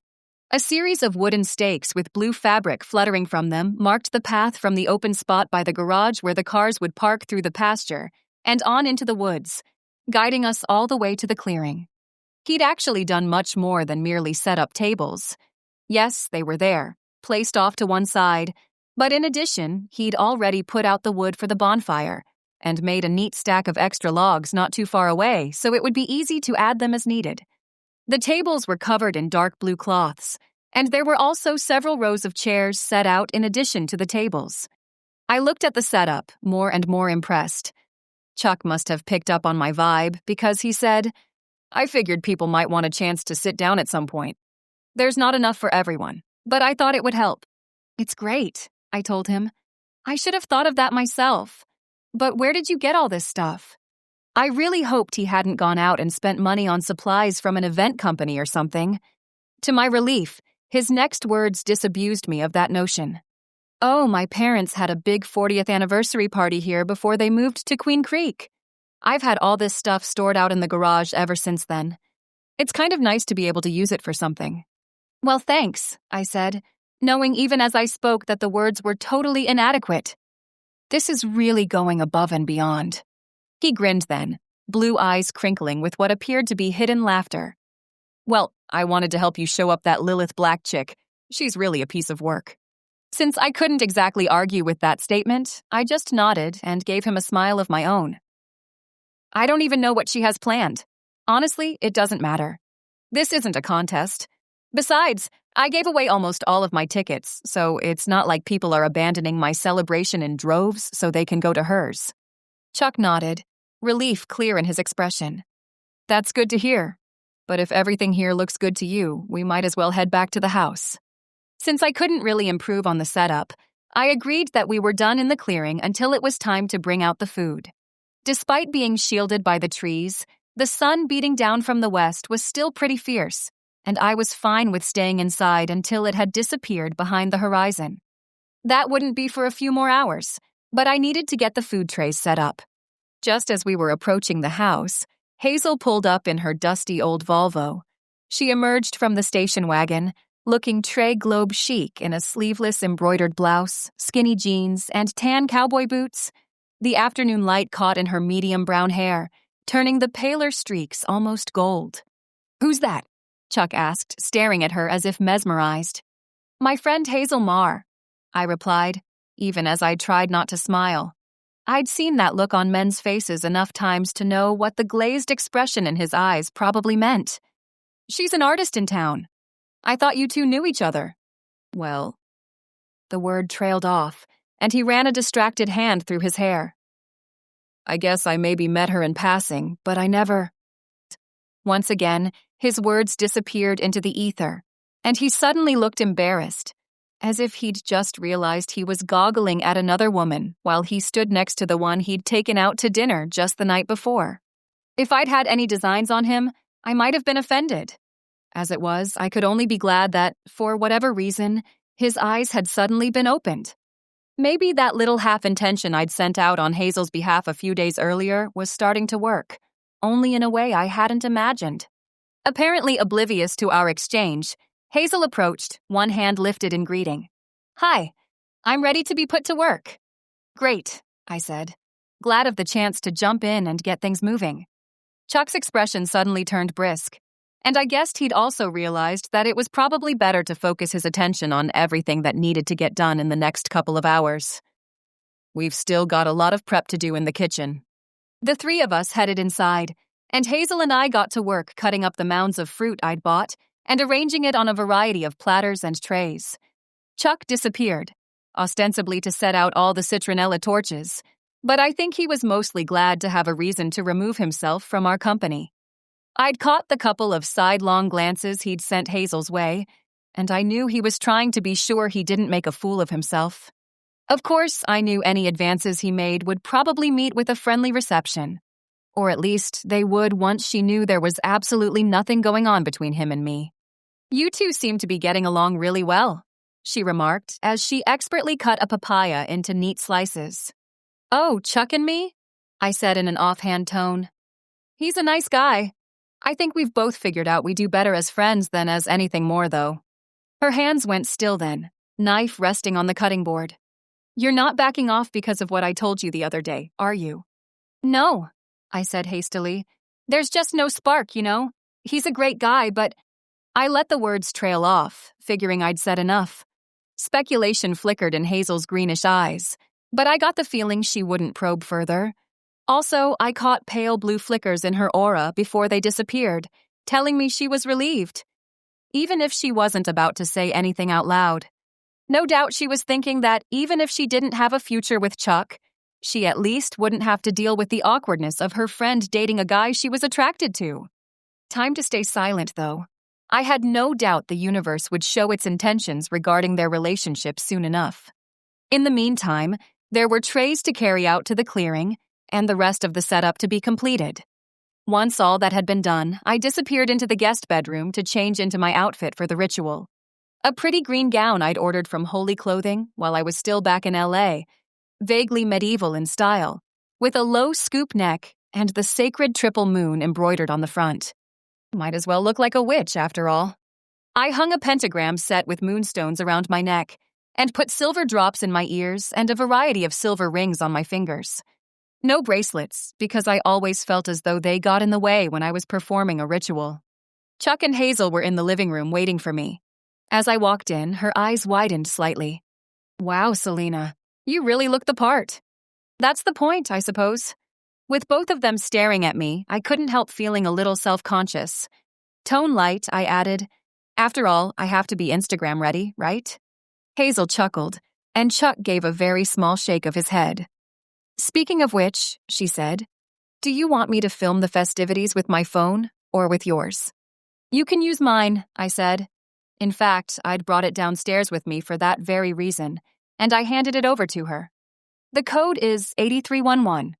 The two of them looked a little surprised that I'd just blurred out the access code to my phone like that, but honestly, I wasn't worried about it. I knew I could trust them. Besides, I wasn't one of those people who kept their entire life on their phone. I knew there wasn't anything on my iPhone that was at all embarrassing, except maybe some old texts from my mother asking me whether I was dating anyone. Unfortunately, the answer to that question had stayed the same for quite some time. By that point, it was a little past 7:30. On the tickets I'd had Dave print up for me, I'd stated that the gates to the property would be opening at 8, but I had a feeling there would be a couple of early birds. There always were. I put on a smile, trying to ignore the nervous butterflies in my stomach. Okay, I said. I think it's showtime. Chapter 9. Solstice. Somewhere inside, I'd harbored the fear that people still wouldn't show up, despite how many tickets I'd given out. It seemed like just the sort of trick Lilith Black would play on me, to have her followers dutifully troop over to the store to get their admission to my solstice ritual, only to make sure they'd all be over at her own ceremony, leaving me with a pile of uneaten food on the tables Chuck had set out, and a whole mess of egg on my face. And unfortunately, my gut seemed to have been correct. Travis was ready and waiting to park cars, but the only one that appeared was Josie's red Cadillac sedan, which bumped its way across the pasture and seemed vaguely annoyed by being subjected to such an indignity. She got out, gingerly making her way along the path that Chuck had marked out with care, using surveyor's sticks and citronella torches. I saw all this because I was standing at the edge of the grove, vainly hoping that anyone that would show up. "But where are all your guests?" she asked, looking around in bewilderment. "Best guess they're over at Lilith Black's ritual," I replied. Bitterness seeped into my tone despite my best efforts to keep it out. Her pale blue eyes, looking somehow even paler in the flickering light from the torches, widened slightly. How rude. My thoughts exactly. However, I didn't much see the point in going on a tirade as to why Ms. Black was a conniving wench. I'd been outplayed, and there didn't seem to be much I could do about it. "I suppose," I said. "But come on, we have a lovely bonfire going, and there's lots of food." Lots and lots of food. I didn't really care about the money I'd wasted purchasing all those supplies, but I really hated the idea of all that lovely fruit going to waste. Maybe there was some place we could donate it before it went bad. Josie's lips tightened, but she took another look at my face and apparently decided that she'd better not push things. In uncharacteristic silence, she followed me into the clearing, where Chuck and Hazel were standing and doing their best to make conversation. And my comment about the bonfire had been true enough. The wood Chuck had provided was well seasoned and had blazed up without any encouragement from nasty chemical starters. With the sun down, the air had cooled, and it was pleasant enough out there under the trees. I'd worried that the fire would make things too hot, but I'd forgotten how much of a difference some altitude could make when it came to dropping nighttime temperatures. Everyone was staring at me, and I pulled in a breath. What the heck was I supposed to say? Well, practical matters first, I suppose. "I know this isn't what any of us planned on," I said, trying to ignore Hazel's sympathetic expression. Josie's look of righteous indignation, the hard, angry set to Chuck's mouth. My friends, and despite my anger toward Lilith Black, I couldn't help but feel a rush of affection for all of them. I was still a newcomer here, but they clearly looked at me as one of their own. It's still the solstice, however, and I still have a ritual to perform. Before I get started, though, Josie, is there something we can do with all this food? She glanced over at the tables Chuck had so thoughtfully set up. "I think the shelter down on 3rd Street would love to have it. Let me make a quick call." I sent her a grateful look, and she pulled her phone out of her purse. Even though it was nearly 9 o'clock at night, whoever she was calling must have picked up right away because she said, "Hello, Eva, it's Josie. Would you be able to take some trays of fresh fruit tonight? I can bring them over in..." She trailed off there and sent me a questioning look. "I should be done around 9:30, I said, and she nodded. "About an hour," she finished. "Is that all right?" A pause as she waited for the reply. Then she said, "Thank you, Ava. You're a godsend." And after that, Josie slipped her phone back in her purse. All settled. Eva runs the women's shelter, and she's there all the time. So that's why I thought she would be the best person to call. And yes, she'll take everything. "Thanks so much, Josie," I said, hoping she could hear the gratitude ringing through my words. She waved her hand. "It's no bother. I'm glad we could have something good come of all this." Something good. That was what I needed to hold in my heart, the reason why I was here. So what if Lilith Black had pulled a dirty trick on me? True, I didn't have any concrete evidence of foul play, but my instincts told me she was most likely behind all the no-shows. Anyway, this ritual was about gratitude, about acknowledging the power of the change of seasons and the gifts it brought to our lives. One petty woman couldn't change any of that. "Then I'll go ahead and get started," I said. "That way, you won't be too late getting over to the women's shelter." "I can help with that too," Hazel put in. "There's lots of room in the back of my Volvo." And I'll also lend a hand if you need it, Chuck added. Josie clasped her hands together. Oh, that would be wonderful. Yes, we can make short work of all this. Although it's probably better if you stay in the car while we're bringing the food into the shelter, Chuck. Those women have been through so much. For a second, he looked puzzled, as if he couldn't quite comprehend what she was talking about. But then he nodded, apparently realizing that the presence of a man at a women's shelter might be triggering for the people who'd taken refuge there. No problem. Seeming to understand that was settled, Josie looked back over at me. What do you need us to do? Well, you can stand or sit, I told her. Whatever's most comfortable for you. I think she should stand, Hazel said. The light here is uncertain enough that I think if Josie and Chuck stand over there, she waved with the hand that wasn't holding my phone, then I can film the fire so it looks as if there are more than 2 people watching. While I appreciated the offer, I didn't think there was much point in trying to fool anyone on Instagram. Actually, there wasn't any point in filming the ritual at all. Don't worry about it, I replied. There's no need to get this down for posterity. In fact, I'm going to delete Instagram off my phone as soon as this night is over. Josie opened her mouth as if to protest, then shut it again. I had no idea what I looked like right then, but whatever she saw in my face, she realized there wasn't much point in arguing with me. If that's what you want, she said, sounding uncharacteristically defeated. It is, I said firmly. So you all can sit or stand or do whatever feels most comfortable for you. This won't take very long. Earlier in the day, I'd made up a pouch filled with lavender and chamomile and tied it with a red string and hidden my petition for peace and prosperity. And yes, love, within. I'd told Hazel she could do the same thing, but she'd only given me a small smile and said she had just about everything she wanted already. Maybe that was true, or maybe she just hadn't been quite ready to put her trust in a faith that must have felt very foreign to her. Anyway, my pouch was the only one I dropped into the fire as I spoke the words of the ritual. Great God, Father of the earth, shine down on this, your strongest day. Blessed Goddess who gave us birth, bless us who honor your ancient way. As summer's light falls to the ground, lending crops and trees its power, the summer winds blow warm and round, touching the corn silk and the flowers. We give you thanks, our Mother Earth. We praise you, fire of the sun. We dance this solstice eve with mirth, from evening's last light till the night is done. Then, it was time to walk around the bonfire holding the snuffer I'd brought with me, to put out the candles at the 4 quarters of the circle I'd drawn after the bonfire was first lit. One by one, I snuffed the candles, thanking them for their service and for the energy they'd brought to my observance.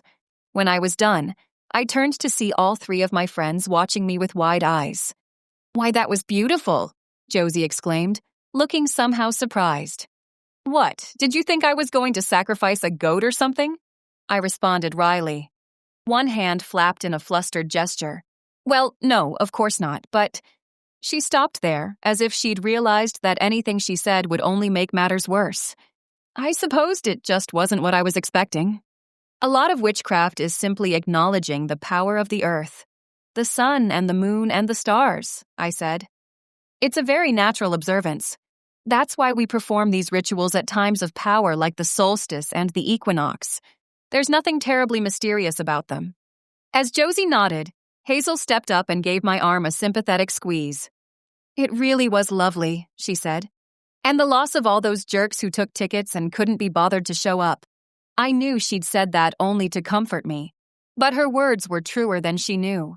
The people who'd gone to attend Lilith Black's ritual might have gotten more of a show, but there wouldn't be any real power behind it. She didn't know what she was doing, couldn't invoke the power of the 4 quarters and the hidden sun at its strongest. If they'd come here and cast their own petitions into the fire, they might have been able to accomplish something meaningful. As it was, they'd go home and have nothing to show for their trip.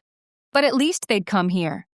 In that way, Josie's wish had been fulfilled, because those tourist dollars had flowed into Globe, even if they hadn't necessarily come my way. Well, she said, suddenly brisk, I suppose we might as well get all this food over to the shelter, if you're done here, Selena. I was. Or at least I'd finished this part of the ceremony. I still planned to hold my vigil here all night, even if that vigil would turn out to be a solitary one. Tucked away into a pocket of my skirt was another petition, a very private one. I would throw it onto the fire when I was alone. However, I didn't say anything about that. No, I only helped Josie and Hazel and Chuck carry the trays of fruit and Letha cakes to Josie's and Hazel's cars. Once that was done, I said, "I'm going to stay here, if it's okay." Chuck raised an eyebrow. "I know earlier you said you were going to keep a vigil by the bonfire all night, but that had been back when I thought I'd be surrounded by dozens of solstice observers." I had to admit that the thought of staying in the clearing all night felt a bit scary. After all, only a few months earlier, Calvin Standingbear had warned me that the areas around town were populated by snakes and coyotes and bobcats and maybe even bears. Of course, he'd been talking about the land down by the San Ramon River on the reservation, and not Chuck Langdon's ranch. It had to be a bit safer here, didn't it? The entire property was surrounded by a combination of barbed wire and split-rail fences, although I had a feeling all that fence had been constructed to keep the cows in, and not necessarily to keep wildlife out. "It should be safe enough, shouldn't it?" I asked. His shoulders lifted ever so slightly. "I suppose so. I mean, I can't guarantee that there won't be some coyotes wandering around the perimeter of the property, but they should stay well clear of the fire. As long as you keep it going, you should be all right." A pause, and then he added, "I can loan you one of my rifles, just in case. Giving me a gun would probably be more hazardous than leaving me to brave a pack of coyotes on my own." "I don't know how to shoot," I said. "City girl, remember?" That comment earned me a grin. It was just a thought. "I can come back and stay with you," Hazel offered, but I shook my head. "No, I don't expect you to do that. I'll be fine." She looked troubled, and Josie didn't seem too thrilled by my decision to camp out in the clearing all night either. But they didn't offer any further protests, only headed off to their cars so they could get the food safely to the 3rd Street shelter. I was happy to see Chuck climb into the passenger seat of Hazel's Volvo, and hoped that, even though this evening had turned out to be a complete bust for me, maybe at least those two would get the happy ending they deserved.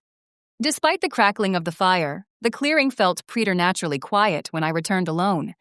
We'd left out the pitchers of water and cups on the beverage table, so I went ahead and poured myself some, and then took a seat in one of the empty chairs. Was I crazy for doing this? It wasn't as though I was a squire, performing a vigil so I could be knighted the next day and given my sword and shield.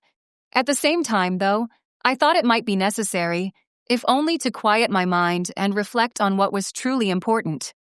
Lilith Black might have tried to hurt me, but she'd only succeeded in showing me that I had some true friends in Globe. That was more than worth all the trouble she'd put me through. From somewhere off in the distance came the hollow, haunting cry of an owl. I couldn't see the bird, but I imagined it in my mind's eye anyway. The wide, pale wings, the round, golden eyes. Had it caught its prey, or would it keep hunting through the night? Oddly, the realization that an owl was out there somewhere in the dark made me feel a little less lonely. And really, I knew I wasn't all that alone. Sooner or later, Chuck would come home and go to sleep in the big ranch house. Maybe he would dream of Hazel. That notion made me think of my own dream. I reached into my skirt pocket and pulled out the little scrap of paper I'd placed there earlier. Just 5 words, written in black ink on the brown parchment I used specifically for petitions and spells. I want someone to love. Maybe that person wasn't Calvin Standingbear. I had to accept that reality. But I also had to accept that, even though I tried to act as if I didn't care whether or not I had someone to share my world, I didn't want to go through this life alone. My eyelids drooped, and I blinked. It had been a long, long day. Would I be able to stay awake all night so I could place my petition in the smoldering coals of the bonfire? At the rate I was going, probably not. Honestly, I should probably just get up from this chair, walk over to my car, and drive home so I could sleep in a proper bed. No one would judge me for bailing out. But I'd judge myself. Even so, I thought it was probably a good idea to put the petition in the fire now. It would still have its own power, one guided by the strength of this midsummer night. I got up from the chair and dropped the little piece of paper into the bonfire. At once, the flames caught hold of the parchment, burning it into ashes even as I watched. I chose to take that as a good sign. The task done, I returned to my chair. It was hard and uncomfortable, one of those plastic and metal folding jobs, but it was still probably better than trying to lie on the dead leaves underfoot.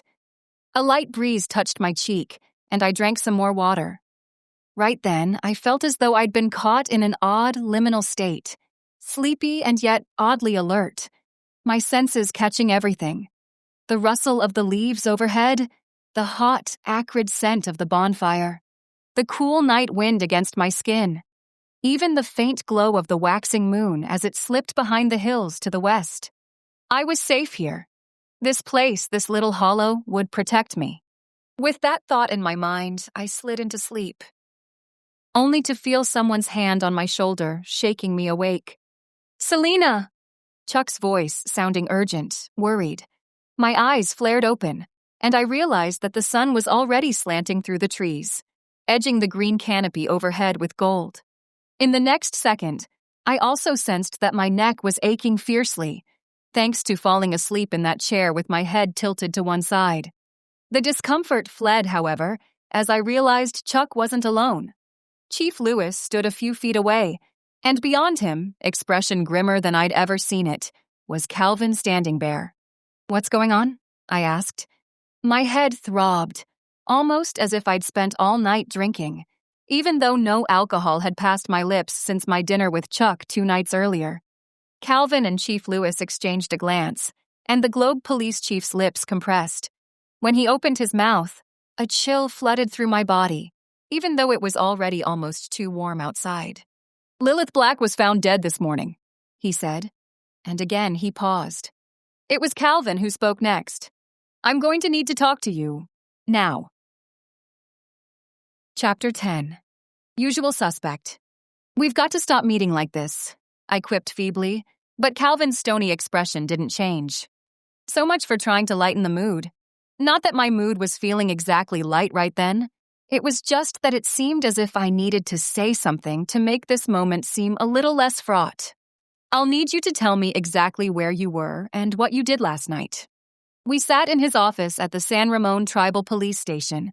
In a disturbing echo of Lucien Dumont's murder, Lilith's body had also been found by the river, and so the crime was under tribal jurisdiction. Calvin had brought Chief Lewis along with him when he came to find me at Shady Oaks Ranch as a courtesy. Nothing more.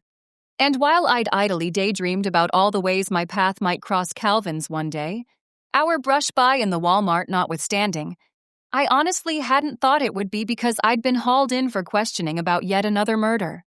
I tilted my head at him and said, "You don't really think I killed Lilith Black, do you?" Calvin settled against the worn leather seat back of his office chair, dark eyes opaque. As usual, his long black hair was pulled back in a severe ponytail, revealing all the sculpted lines of his high cheekbones and firm jaw. It was actually more difficult to face him than I'd thought it would be, because underneath my worry about the current situation thrummed the constant question of why. Why did you ghost me? Why did you kiss me in the first place if you were just going to pull a disappearing act? The door to his office was shut, affording us some privacy. I suppose I could have asked him those questions, since no one would have been able to hear what I was saying. But the coward in me kept quiet. "I'm not a judge or jury," he said. "It's not my place to assign guilt or hand out punishment.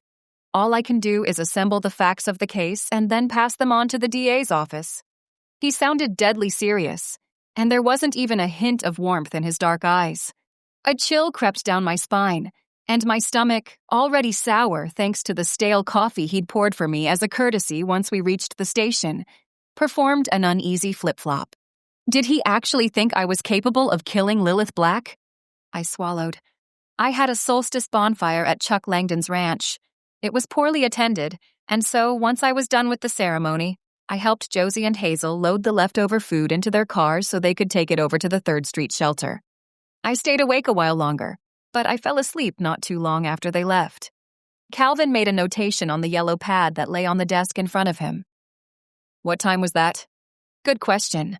I hadn't been wearing a watch, and my phone had been tucked away in my dress pocket.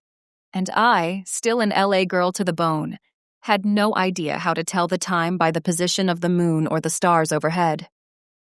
"I don't know," I said. knowing how weak that response must have sounded. Trying to help, I added, "Maybe around 11? He wrote that down. "And you slept out there in the clearing all night?" "Yes," I replied, and gave him a rueful smile. And I have the crick in my neck to prove it. Not even the faintest twitch of his lips in response to my comment. Then again, I probably shouldn't have been looking at his mouth. "Chuck told me he got back to the ranch and went out to check on you a little before midnight. He said you were dead asleep, so he decided not to wake you. He knew you were doing some kind of vigil or something." Well, it wasn't exactly a vigil, more a way to make my petition more powerful. But I wasn't about to try explaining that to Calvin Standingbear. "See?" I said. "Chuck saw me at the clearing. I wasn't anywhere near Lilith Black.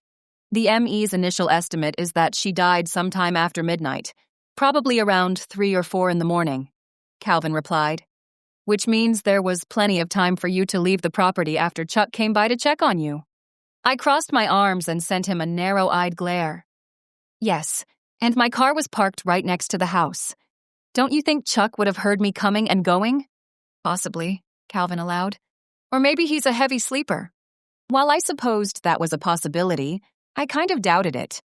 Because Chuck basically managed the ranch by himself, I had a feeling that he didn't allow himself to slumber too deeply, just in case he had to get out of bed in the middle of the night to look after a sick calf, or take care of whatever other emergencies might pop up at odd hours.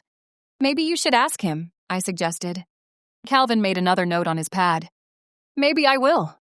This was ridiculous. We might have been strangers. Obviously, he'd gotten cold feet when it came to having any kind of a relationship with me, but had he forgotten that only 2 months earlier, he'd admitted he didn't think I was capable of murder? "I didn't kill Lilith Black," I said flatly. "I honestly don't see why you would even think I was a suspect." He set down his pen and folded his hands on the desktop. I tried not to look at them, because more than once I'd imagined what it would be like to have those long, strong fingers cupping my face, or caressing my hair, or doing all sorts of other things to me, none of which seemed remotely a possibility at the moment. "Chuck told me about that mean trick she pulled on you," he said. "Apparently, she posted something on Instagram to the effect that her bonfire was the only one worth attending, and that you didn't know what you were doing, and there was no point attending your ritual. Some people might find that kind of slander sufficient motive." So that was what had happened. I released a gust of a laugh, derisive and hard. "Oh, please. That was middle school garbage. You think I'm going to let something like that get under my skin?" "Anyway," I went on before he could respond, "if I were really out for revenge, I would have put a hex on her, made all her hair fall out, or have YouTube demonetize her channel or whatever. I certainly wouldn't kill her." For just a second, Calvin appeared almost amused. "You can really do something like that?" "Oh yes, but," I added, "I choose not to use that kind of magic because it almost always rebounds on the user. It's really not safe. I'll take it under advisement." The great stone face was back. How could I possibly get through to him? It seemed he was willing to believe the worst, no matter what I said. I didn't know what could have caused such a change in his attitude toward me. Was it that in this case the victim was female and a rival of sorts? I supposed such a thing was possible, although I didn't want to acknowledge that he could believe the worst of me. "How was Lilith murdered?" He didn't blink. "You know I can't tell you that." My jaw clenched, but I made myself say calmly enough, "You might as well. I doubt you have enough evidence to hold me, and you also know I have plenty of money to post bail." "You're not under arrest, Selena." "Oh, right." Calvin had driven me to the station, but so far I hadn't been formally charged with anything. This little interview was a fact-finding mission and nothing more. Still. Anyway, you know that as soon as I'm back in Globe, someone, probably Josie, is going to fill me in on all the gory details, so you might as well spill. A pained expression had flitted across his face at the word gory, but he only said, "She was stabbed in the back with her ceremonial dagger." "Anathemi," I corrected him automatically, even as I tried not to wince. As a rule, athemes weren't very sharp. Someone would have had to drive it into Lilith's back with a great deal of force. Despite the gruesome mental image Calvin's description had conjured, I couldn't help thinking that the manner of her death sounded like a shining example of instant karma.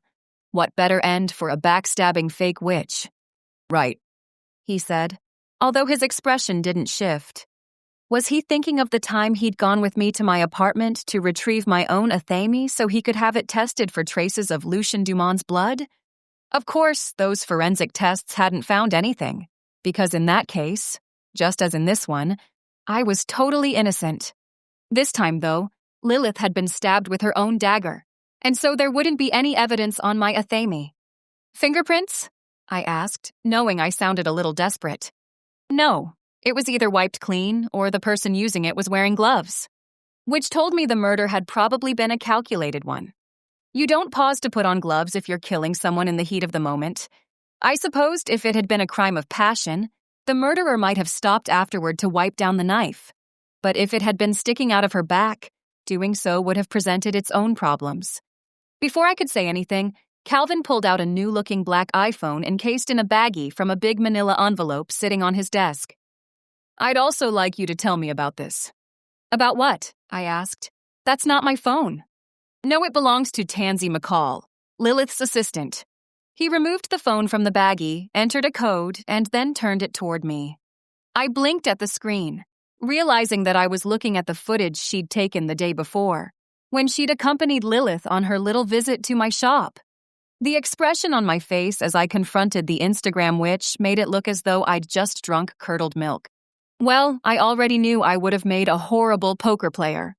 It looks like you weren't a very big fan of Lilith Black, Calvin said, his tone now almost dry. No, I wasn't, I replied, but disliking someone intensely isn't a great motive for murder. Otherwise, you police would have a lot more killings to investigate, wouldn't you? Maybe, he allowed.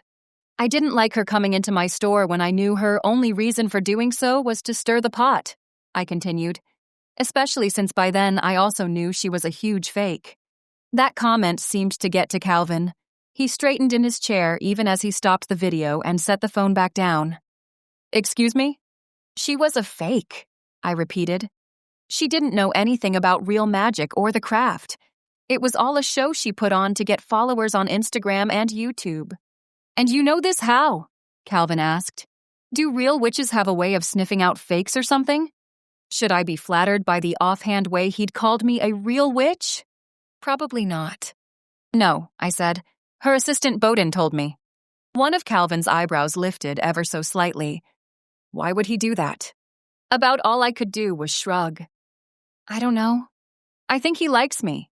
Or at least, he likes me more than he liked Lilith.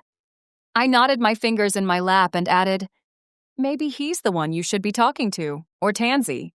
I have spoken with both of them. They both have ironclad alibis. Well, crud. Whereas I'd been out in the forest, communing with nature. Maybe I could track down that owl I'd heard the evening before. Have him come in and give a deposition that he'd seen me sleeping in the clearing all night. And actually, I'd thrown out that comment about Lilith's assistants because it seemed much more logical to me that someone close to Lilith had to be the murderer. I actually kind of liked Bowden too, but that didn't mean I thought he was innocent. Except he apparently had an alibi, as did Tansy. Well, it wasn't me, I said briskly. Maybe you should be questioning the people who attended her ritual last night. The murderer could be some kook who thought they'd gain extra power by killing a witch on Midsummer Eve. Calvin looked a little taken aback by my suggestion. Is that actually a thing? No, I said. At least, not among any of the witches and warlocks I've known. Even Lucien Dumond wasn't the type to be into human sacrifice. All I'm saying is that it isn't outside the bounds of possibility. He was silent for a moment. We are questioning the attendees, he told me. But there were nearly 200 of them, so that's going to take time. It made more sense to talk to you, since you had a more obvious motive. 200 people. Well, now I knew for sure where the people who'd picked up the tickets for my little ritual had gone. Not that I hadn't already suspected it. Calvin looked tired. Not so surprising. He'd probably been up since dawn. Or even before that, but still, a rush of pity went through me. I wished things were different between us, because I would have reached out and taken him in my arms, held him close so I could give him some reassurance that he'd get this figured out. Obviously, I wasn't in any position to do such a thing. I cleared my throat. Is there anything else? No, he said, and I could almost see his jaw harden, as if he realized he'd revealed too much in even those few seconds of vulnerability. Standard warning. Don't leave town without letting me know. I don't have plans to go anywhere, I replied. Well, except back out to Chuck's ranch so I can get my car, but... I'll drive you, Calvin cut in. Let's go. He rose from his chair, and I stood as well, taking note of every miscellaneous ache and pain that had resulted from my night out in the open. Good thing I'd already planned to take the day off. I was going to need some time to recover from that little escapade. As Calvin walked me to his SUV, the summer heat already beating down from above and baking up from the parking lot's asphalt, I belatedly recalled that yesterday had been my birthday. Heck of a way to turn 30. I obviously didn't mention that little fact to Calvin. No, I just buckled my seatbelt and stared straight ahead as he pulled out of the space near the station's entrance that had been reserved for the police chief and maintained that stony silence all the way back to Chuck's ranch. As he slowed down to take the turn onto the dirt lane that led to the house, Calvin said, I am sorry about this, Selena, but I wouldn't be doing my job if I didn't question the most obvious suspect. Understood, I replied. And honestly, I did understand. He had to be thorough. Like him, though, I was just dead tired. I only wanted to go back to my apartment and sleep through the whole day. Maybe it was exhaustion that finally loosened my tongue. Are we going to keep dancing around each other like this? His fingers tightened on the steering wheel. Like what? This. You made me think something was happening between us, and then you pulled a disappearing act. What's going on? He didn't look at me. I realized it wouldn't work out. Why not? Lots of reasons. One of which, I assumed, was that I wasn't a member of the San Ramon Apache tribe. Fair enough. Still, it would have been helpful for him to take that minor detail into account before he led me to believe there might be a future for the two of us. However, I was too tired then to start an argument. I just sat quietly until he pulled up next to my dusty blue Beetle and came to a stop. Almost at once, the door to the house opened and Chuck emerged, clearly intending to come over and make sure I was okay. While I knew I should have been glad for his concern, right then I didn't have the energy to care. Just as I put my hand on the door, I turned toward Calvin and said distinctly, Too bad you couldn't have figured all that out before you kissed me. I didn't wait for him to respond, but pushed down on the handle and slid out of the passenger seat. Out of the corner of my eye, I could see the way he stiffened. He didn't make any attempt to stop me, though, only waited stolidly behind the wheel as I slammed the door shut. Chuck was approaching, but Calvin clearly didn't want to hang around and exchange pleasantries. No. He put his foot on the gas and was off in a cloud of dust before Chuck could reach my car. He stared after the disappearing tribal police SUV and said, looking puzzled, He's in a hurry.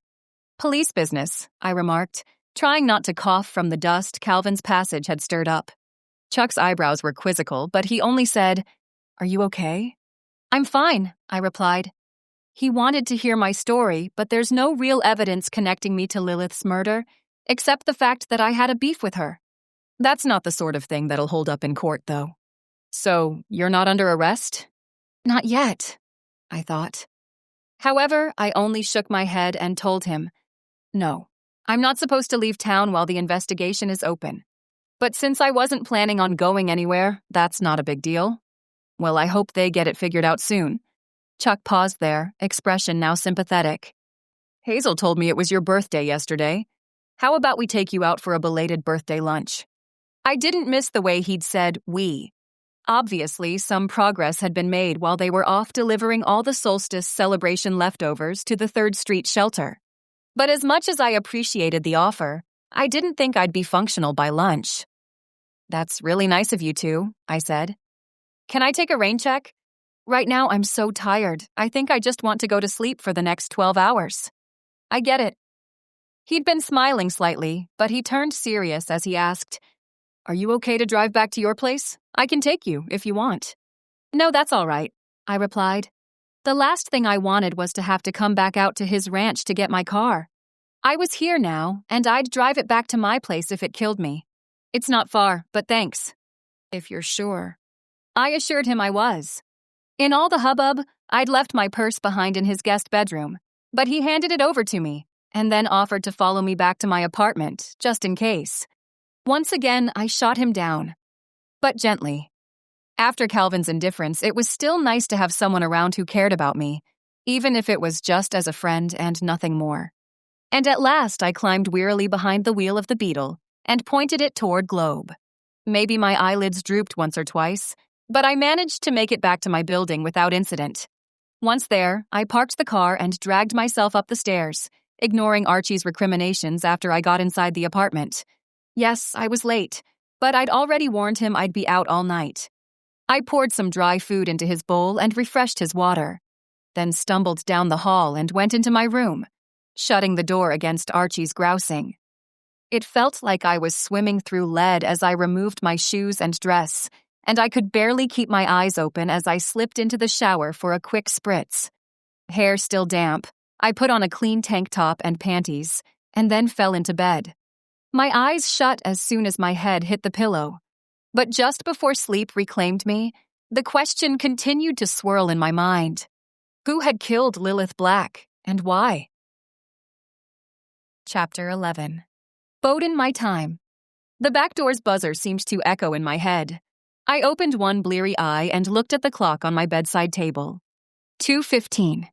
Who in the world would be ringing the buzzer at 2:15 in the morning? However, as I opened my eyes a little wider, I realized it was dim in my room because of the closed blinds, not because it was dark outside. 2:15 in the afternoon, not in the morning. Even though it wasn't all that odd a time for someone to be stopping by, I wanted to ignore the buzzer. The sign on the front door of the shop clearly stated that it would be closed until Thursday morning, and I didn't have any deliveries scheduled for that day. Chuck knew I planned to sleep the sleep of the dead, and I assumed he'd probably passed that information along to Hazel. The buzzer sounded again. I muttered a curse and pushed myself up from the pillows, then stumbled over to the dresser and located a pair of yoga pants. A scrunchie lay in the little bowl on top of the dresser that I used to temporarily store earrings and rings, and I grabbed it and pulled my sleep-mussed hair out of the way. I doubted I looked at all presentable, but at least I was dressed. Feet into a pair of handy flip-flops, and then I made my way through the apartment and down the stairs to the back door. I opened it and saw probably the last person in the world I'd been expecting. Bowden Marsh. I blinked at him in astonishment, or maybe that was just my reaction to the bright sunlight glaring down on the parking lot outside. Bowden, can I come in? His black hair lay lank on his shoulders, and he was wearing a faded Motorhead t-shirt and jeans rather than the head-to-toe black I'd seen him in previously. And he looked tired, too. Well, it seemed to be going around. I realized that it could look pretty bad to be seen with Lilith's former assistant. But there was no one else in the vicinity at the moment, and I really wanted to hear what he had to say. Come on in, I told him, moving out of the way so he could step inside. He entered the micro-foyer, and I went ahead and led him up the stairs to my apartment. Luckily, I'd tidied up after going on my honey cake baking spree, and so the place was in fairly decent shape. Iced tea? I asked him after I'd closed the door behind us. I don't know about you, but I could use some caffeine. Sounds great. Go ahead and sit down in the living room, I said. I'll meet you there in a sec. He headed toward the couch. I couldn't help but notice that Archie had positioned himself in an opportune patch of sunlight by the French doors that led to the balcony. But I decided not to try to shoo him out. Doing so would only end badly. And besides, I figured it couldn't hurt to get his input on Bowden's story once the cat and I were alone. I had a big pitcher of sun tea in the fridge, so it didn't take me very long to fill a couple of glasses with ice, then pour the tea over it. In less than a minute, I was in the living room, handing my unexpected guest a glass before settling myself in the armchair that faced the couch. Thanks, he said. How are you doing? I asked. Yes, he looked tired and strained, but I couldn't see any real grief in his expression. Maybe the shock of Lilith's death hadn't quite hit him yet. Or maybe it hadn't affected him all that much because he really didn't care. Unease swirled through me and I made myself take a sip of tea. Yes, Calvin had said Bowden's alibi was ironclad, but what if it really wasn't? What if he looked relatively unconcerned about Lilith's murder because he was the one who'd actually committed it? I'm okay, Bowden said. He also swallowed some tea, then pushed a few strands of limp black hair behind one ear with his free hand. I think I'm just still processing all this. I can't believe she's gone. No, say what you wanted about Lilith Black, but she'd definitely been a larger-than-life presence. When someone like that had their existence snuffed out, their passing did seem to leave a hole in the world. I can't either, I said. How's Tansy? She's a mess. I didn't find that too difficult to believe. Although I'd never heard the girl speak a single word, it seemed pretty obvious to me that she practically worshipped the woman who'd been her boss. And you left her alone? I asked. Although I hadn't meant the question as an accusation, Bowden stiffened. She didn't want me around. She said it was my fault that Lilith was dead. About all I could do in response to such a comment was blink. Why would she say that? Bowden's glance slid away from mine. He swallowed some more tea and wrapped both hands around the glass, its surface now sweating slightly despite my apartment's more than adequate air conditioning. Because I wasn't with her when it happened. Where were you? Was that a trace of a flush along his cheekbones? I thought it might be.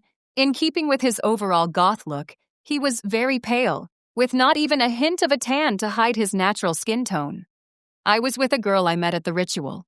We went back to her house after it was over. Ah, well, that must have been what Calvin had meant by Bowden Marsh having an ironclad alibi. I had no doubt that he'd interviewed the girl involved as well, and she'd confirmed his story that he'd been far away from the scene of the crime when the murder occurred. And I didn't understand why Bowden would look so hangdog. His personal life was his business. Maybe hooking up with random women at Lilith's various events wasn't the most socially responsible behavior, but as long as they were safe, who cared? A flash of his aura, now dark blue tinged with purple, gave me a bit of a clue. He was embarrassed because he liked me, and he didn't want me to think he was a man-whore. Honestly, I tried not to judge people's personal lives. As long as everyone involved was a consenting adult, have at it. I didn't think it would be very politic to tell him that he didn't have a chance in hell with me. And so there was no point in being embarrassed. Instead, I said quietly, well, I can see why Tansy might be upset, but unless Lilith hired you specifically to be her bodyguard, I don't think anyone could blame you for what happened. A look of relief passed over Bowden's angular features, and he sat up a little straighter. No, that definitely wasn't in my job description. She used me to fetch and carry, and to scout locations for her and handle some logistics, but she never felt she needed personal protection. Misplaced confidence, obviously, although I didn't bother to comment on that. Before I could say anything, he went on. Actually, she told me she wanted to be alone after the ritual, so I thought it was fine to leave. I nodded, then said, why don't you tell me exactly what happened? Maybe then I can start to get a sense of what might be going on here. Because of your own powers? Since there was no reason to demur, I nodded. Once I heard the whole story, I might get a flash of insight. Otherwise, I'd consult the tarot, or visit the crystal ball on the altar in my office and see if Grandma Ellen had any advice she could give me. I figured the quicker I discovered who the real murderer was, the sooner I'd get Calvin Standingbear off my back. Since he obviously had no interest in a personal relationship with me, it seemed the best thing to do was get Lilith Black's murder sorted out so he and I could go our merry ways. Okay. Bowden swallowed some more tea, then set his glass down on one of the coasters on the coffee table. The ritual started around 9:30. We'd drawn the quarters and set out candles, and there was a bonfire as well.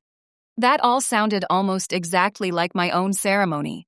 Which, all right, there were only so many variations on a solstice ritual.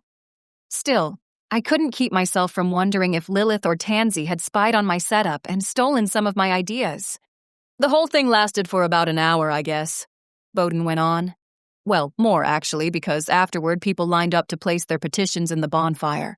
Lilith presided over the whole thing, waving her hands from time to time to make it look as if she was putting some of her own mojo into the fire. He paused there and sent me an ironic glance, now looking more like the man who'd spilled all of Lilith's secrets in the produce section of the local super Walmart. Since I didn't comment, he rubbed his hands on the knees of his jeans before continuing. That part probably took another half an hour or so. I think it was around 11:30 when the crowd really started to break up.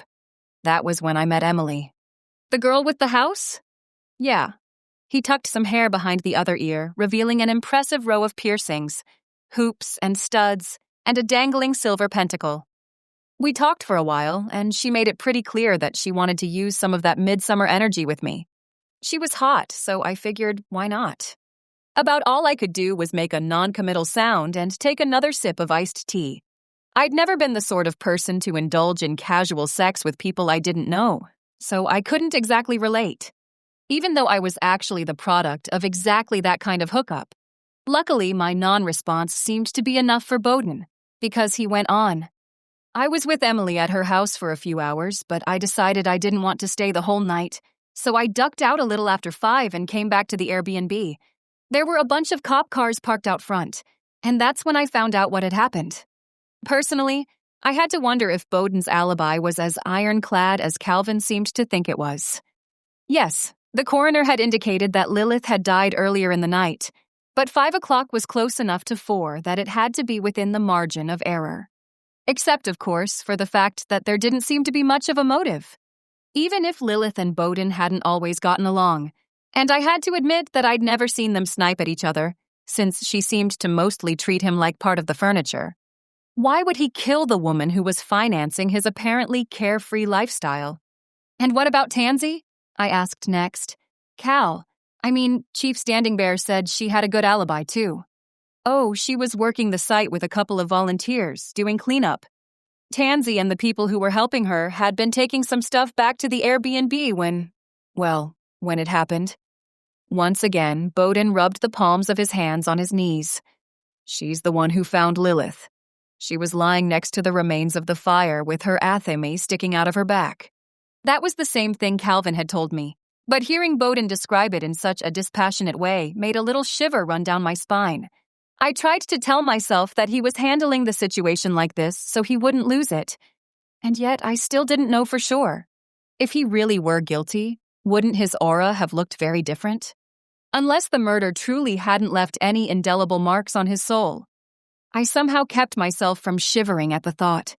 To force my mind away from that horrible notion, I said, Tansy must be very shaken up. And he nodded. Yeah, she's taking it pretty hard. Shouldn't you be with her? Bowden stared at me for a second or two, then shook his head, even as a flicker of irritation flashed in his dark eyes. I doubt it. We don't get along that well. Why not? A shrug. Because she could tell I wasn't as convinced by Lilith's all-encompassing greatness as she thought I should be. Interesting. So Tansy hadn't realized her idol was a con woman of the first order? She believed in Lilith's powers? I asked. Bowden let out a disgusted breath. Oh, yeah.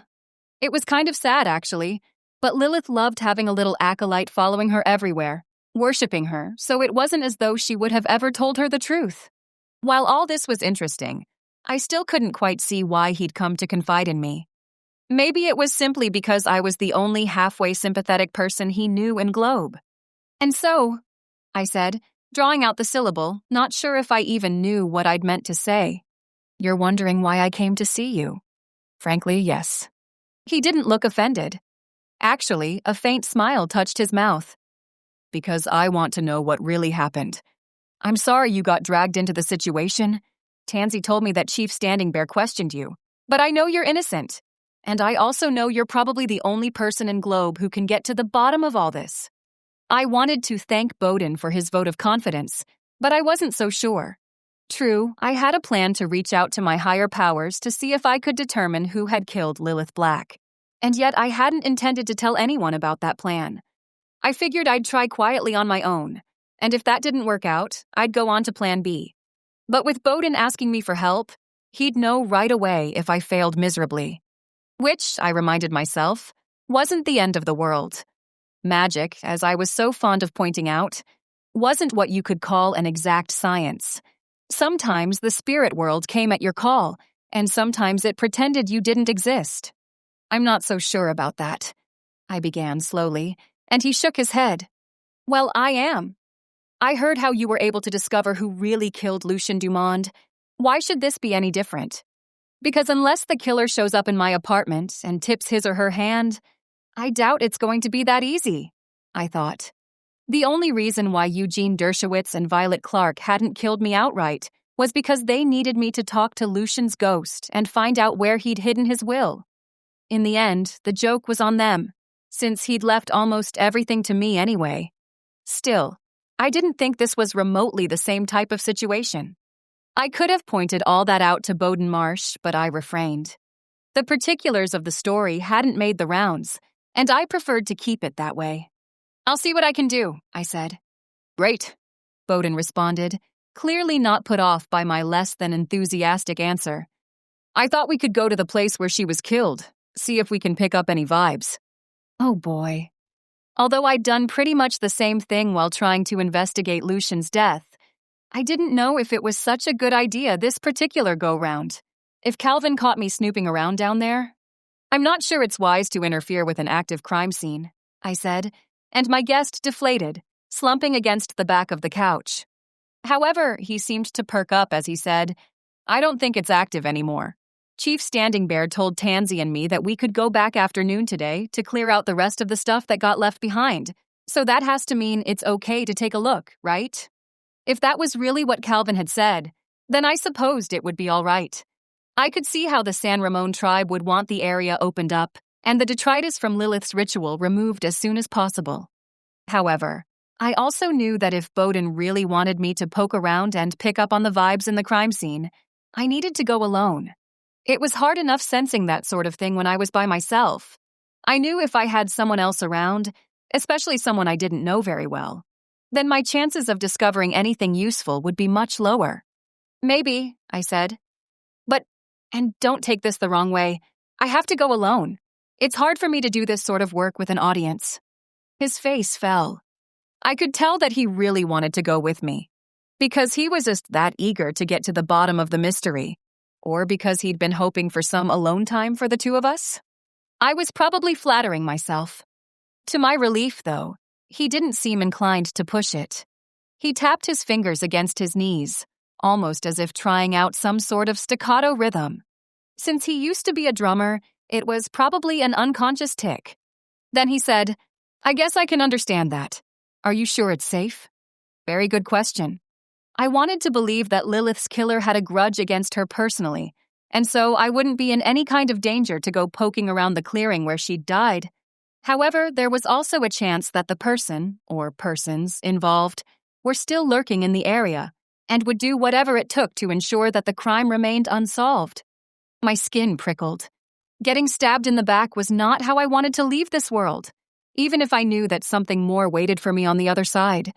Death was really nothing to be scared of. Pain, on the other hand, I don't know, I said frankly. But it's a risk I'm willing to take. Also, I'll consult my spirit guides before I go, see if they have any words of wisdom for me. And I'll bring along my pepper spray. The pepper spray was a relic of my time living alone in Los Angeles. I'd never had any reason to use it, but a girl couldn't be too careful. That comment seemed to relax Bowden, because he shifted backward slightly on the couch and gave me a nod. "Well then, I suppose you've thought of everything." I wished. In my experience, it was usually the one angle you hadn't considered that nailed you in the end. But I didn't say anything on that subject. No, I just smiled and said, "I hope so. Why don't you give me your number? I'll call or text if I come up with anything." He seemed pleased that I'd asked him for his phone number. At least, the corners of his mouth lifted slightly as he rattled off the digits. Since I had my phone with me, it was easy enough to create a new contact entry for him. While I had my head bent over the phone, I had to hope he wasn't reading anything more into the request than there was. He might have spent a night with one of Lilith's groupies, but it didn't seem as if she'd left a lasting impression on him. After that, though, there wasn't much to do except make another promise to let Bowden know as soon as I found something, and then walk him to the door. Once there, he paused and gave me a searching look. "I really appreciate you doing this," he said, and his tone was a little too warm, too intimate for my comfort. "Pure self-interest," I responded lightly. I needed to nip his intentions, whatever they were, right in the bud. "I have to live in this town. I don't want everyone thinking I'm a murderer." "I know you're not," he said, still doing his best to hold my gaze. "So do I, but I have a lot of work to do," I told him. "Hang in there, and I'll be in touch." To my infinite relief, he accepted the dismissal for what it was. He tilted his head at me, said a casual goodbye, and headed down the stairs. I closed the door and leaned my head against it, and wondered if my life could get any more complicated. Famous last words. Chapter 12. Pack mentality. I hadn't been lying to Bowden when I told him I had a lot of work to do. Although I realized that I'd probably have to end up in the clearing at one point or another, I needed to lay some groundwork first. Well, first, I actually had to respond to a series of texts from Hazel that I'd noticed when I unlocked my phone and entered Bowden's contact info. Obviously, she was worried that I was already locked up and awaiting trial or something. "I'm okay," I wrote back. "Calvin asked me some questions, but I'm not under arrest or anything. Right now, I'm just trying to figure out what really happened. I'll be in touch." She probably would have liked more details than that, but for the time being, it should be enough to let her know Calvin hadn't shoved me in a jail cell and thrown away the key. After that, I went into the office to get one of my tarot decks. As I entered, Archie, who'd been sleeping in the little cubby under the desk, opened an annoyed golden eye and said, "Your boyfriend gone?" "He's not my boyfriend," I replied. "He's someone I know who needs help." "You really need to stop seeing boyfriends in every tree." "Mixed metaphor," he said crisply. Although he'd never told me much about his life before being turned into a cat, I sometimes wondered if Archie had been an English teacher or something back when he was human. He definitely had a pedantic streak that seemed guaranteed to pluck my last nerve. "Whatever," I muttered, ignoring the way Archie put his nose in the air and flounced from the room. Good. I always worked better when I was alone. I went over to the low bookcase on one wall and opened the carved wooden box that held my two favorite tarot decks. Since this was about dark business, I opted for the Crow deck rather than the whimsical Everyday Witch one, since that particular deck was generally better suited for questions about love and prosperity, not trying to get clues as to who had murdered someone in your orbit. Not that choosing the correct deck for the task at hand seemed to help much. I went over to my altar and did a simple 3-card spread, and all I got was a muddle of minor arcana cards that didn't seem to offer much in the way of illumination.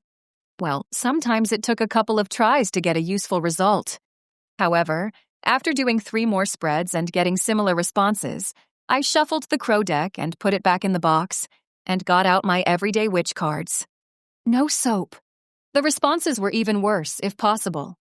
I suppose I could have gone through all 15 of my decks.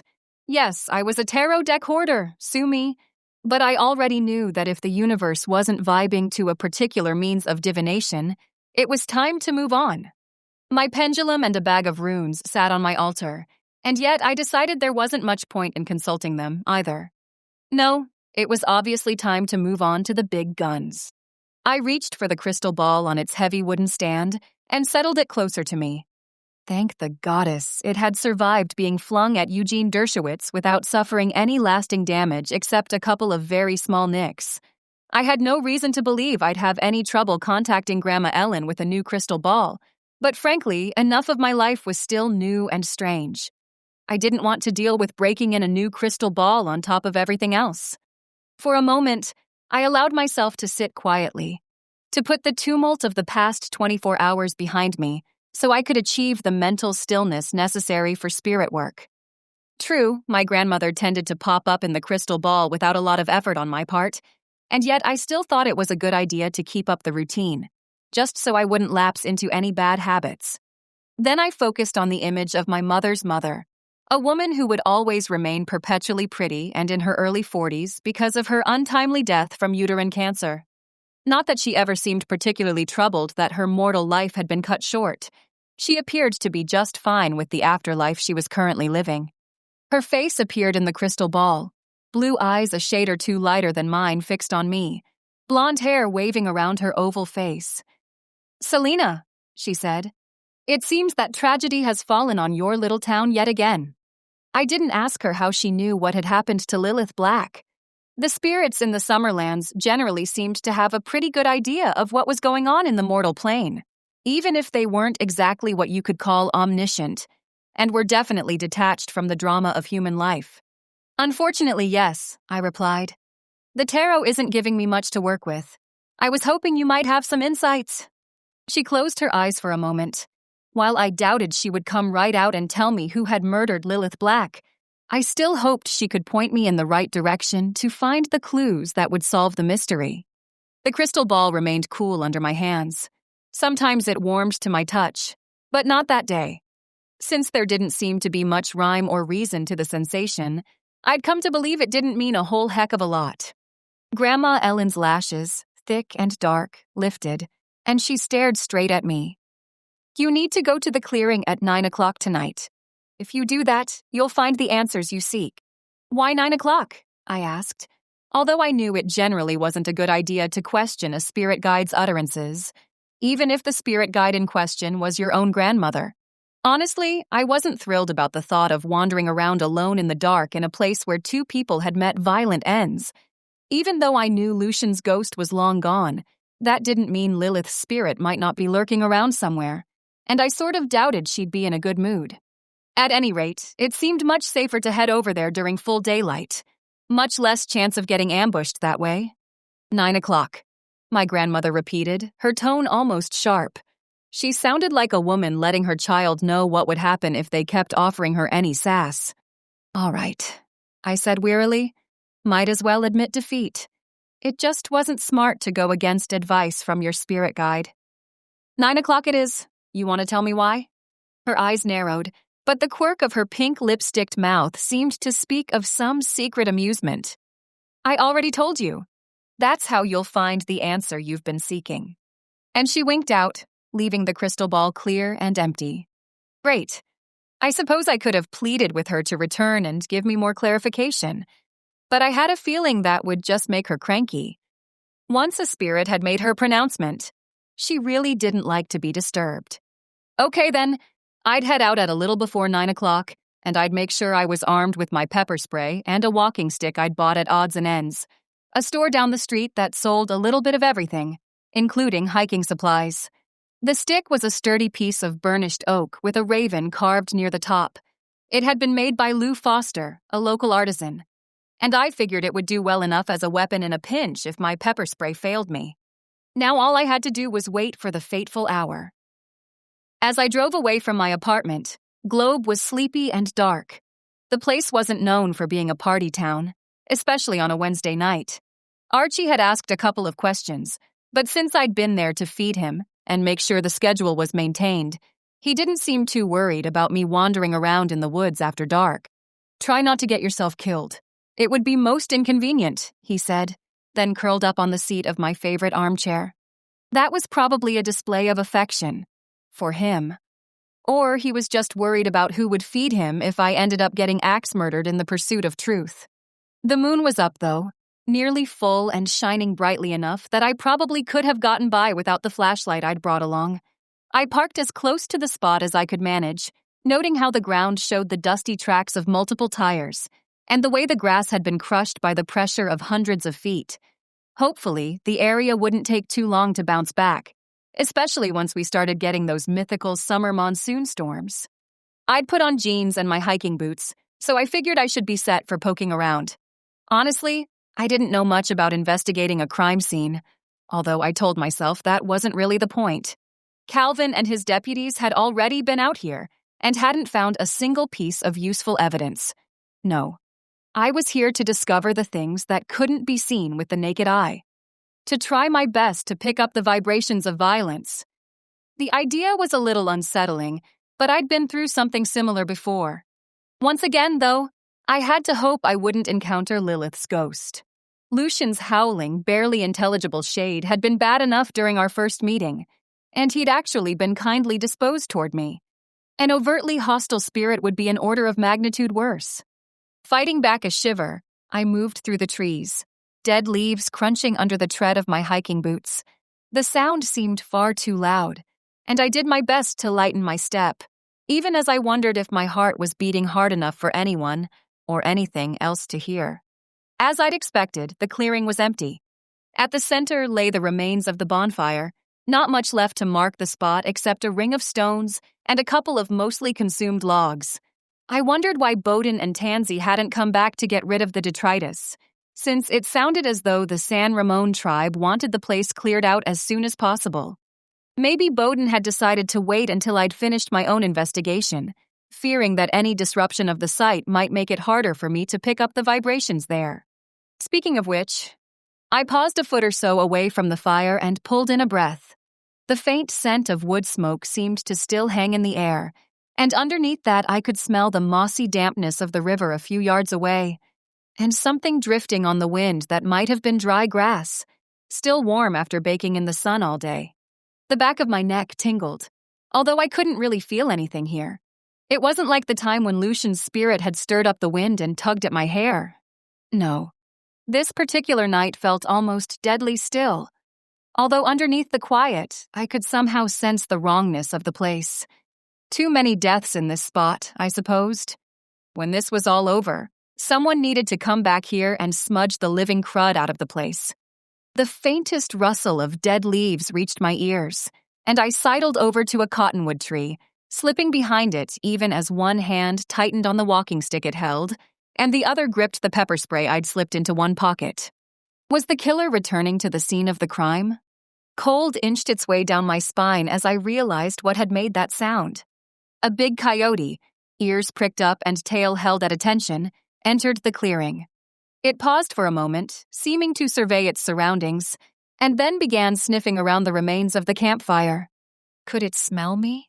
I had no idea, since I'd never done much research on coyotes' olfactory acuity. The animals had been in short supply in my neighborhood in West LA, although I knew they could be a real problem to anyone who lived on the edge of California's wilderness areas, or even not so wild. They'd been spotted multiple times in Griffith Park and Runyon Canyon, both locations that weren't exactly out in the middle of nowhere. But the spot where I stood wasn't located someplace relatively safe, like Griffith Park. If that coyote figured out I was here and decided to attack, all I had to protect myself was a walking stick and some pepper spray, both of which seemed pretty flimsy at the moment. The coyote continued to sniff its way around, seemingly oblivious to my presence. I held my breath as best I could and hoped it would realize there was no prey here. No rabbit or pack rat or whatever else it might have been looking for as its midnight snack. After a moment, the coyote shook. A sign of annoyance? I didn't know, since it was facing away from me. Coyotes weren't exactly my field of expertise, and I'd never had a dog growing up, since most of the apartments where my mother and I had lived didn't allow them as pets. And then the coyote shook again, and then seemed to shiver and bulge and grow. Upward, shifting from 4 legs to 2 legs. The grayish dun fur transformed into smooth brown skin and shining dark hair, pulled back into a tight ponytail. The coyote was Calvin Standingbear. A startled gasp escaped my lips, and he immediately turned toward me. The moonlight was bright enough that I could see the way his eyes narrowed. "Selena," he said, sounding almost resigned, as if he somehow understood that he couldn't have escaped the moment when I learned the truth about him, no matter how hard he tried to keep me at arm's length. He was wearing jeans and a dark t-shirt and boots. Where they'd come from, I had no idea. They'd just sort of appeared. Hi, Calvin," I replied as I stepped out from the shelter of my tree. "What are you doing here?" "Investigating," I said. An awkward silence hung in the air for a second or two, but since there was no way to ignore what I'd just seen, I asked, "Do you want to tell me what all that was about?" "Not really." His mouth pressed into a hard line and he shook his head. "You weren't supposed to see that." "But I did see it," I returned. "What, are you some kind of were-coyote?" At once he shook his head. "That's not what we call ourselves. We're shapeshifters, nothing more." "Nothing more." I'd say that was enough on its own. I also realized he'd said we, and asked, "You mean all of the San Ramon Apaches are shifters?" "Yes." Just that one hard syllable, as if he'd realized it was pointless to lie to me but still hated the necessity of telling the truth. No wonder they kept to themselves. Realization dawned in me, along with hope, even as I told myself not to get too excited. "This is why you dumped me? Because you couldn't tell me that you were a coyote shifter?" He winced slightly at the word dumped, but he didn't try to deny it either. "Yes, we're forbidden to get involved with anyone outside the tribe." "Well, that's a silly rule," I remarked, and Calvin's brows drew together. I don't see what's so silly about it. I do, I said. I slipped the pepper spray back into my pocket and laid down the walking stick, then moved closer. The whole time he watched me with wary dark eyes, as if I were the wild animal, and he the human I was stalking. You could have just told me the truth, you know. I'm a witch. I'm used to the strange and unusual. There's strange and unusual, and then there's this. Stopping a foot or so away from him seemed the safest choice. I didn't want to push things too hard. Can you control it? What? You're shape-shifting. Something about the hard set of his shoulders seemed to relax ever so slightly. However, his expression remained wary as he said, Yes, we're not werewolves. We don't have to fear the full moon, and we control the change. It's better if we shift at least once each month, because otherwise we begin to lose touch with that side of ourselves. But it's still always under our control. Those words reassured me. All right. I thought I was doing pretty well with accepting the knowledge that the man I lusted after wasn't entirely human. But still, it was good to know that I didn't have to worry about him busting out with the fur and the claws while standing in the checkout line at Walmart. Then I really don't see what the problem is, I said, as he stared at me in astonishment. I mean, we all have sides of ourselves that we don't like to talk about. This isn't a gambling addiction or a fascination with game shows, you know, Calvin replied, now sounding somewhat strangled. I know that, I told him. Still, I don't think it's as big a deal as you're making it out to be either. You could have told me. It would have been fine. It's not that simple. And okay, I got that part of it. The San Ramon tribe had a very good reason for keeping this part of themselves secret from the rest of the world. On the other hand, I liked to think that I wasn't the rest of the world. I was a practicing witch with powers of my own, not a prosy CPA or something. Obviously, Calvin's people didn't have much experience with witches, and their tendency to be extremely open-minded when it came to the supernatural. True, there was that long-ago witch in Globe who'd cursed Archie to be a cat, but I had no reason to believe she would have had much interaction with the San Ramon Apache. The world had been a much more segregated place 60 years earlier. Because you're making it difficult, I said. Don't you have free will? Do you have to do everything your tribe tells you to do? He hesitated, expression taut, worried. At the same time, I thought I could see the yearning in his eyes. And that told me he hadn't wanted to walk away. He'd only been following the rules laid down by his people, and I told myself I couldn't be too angry with him over that.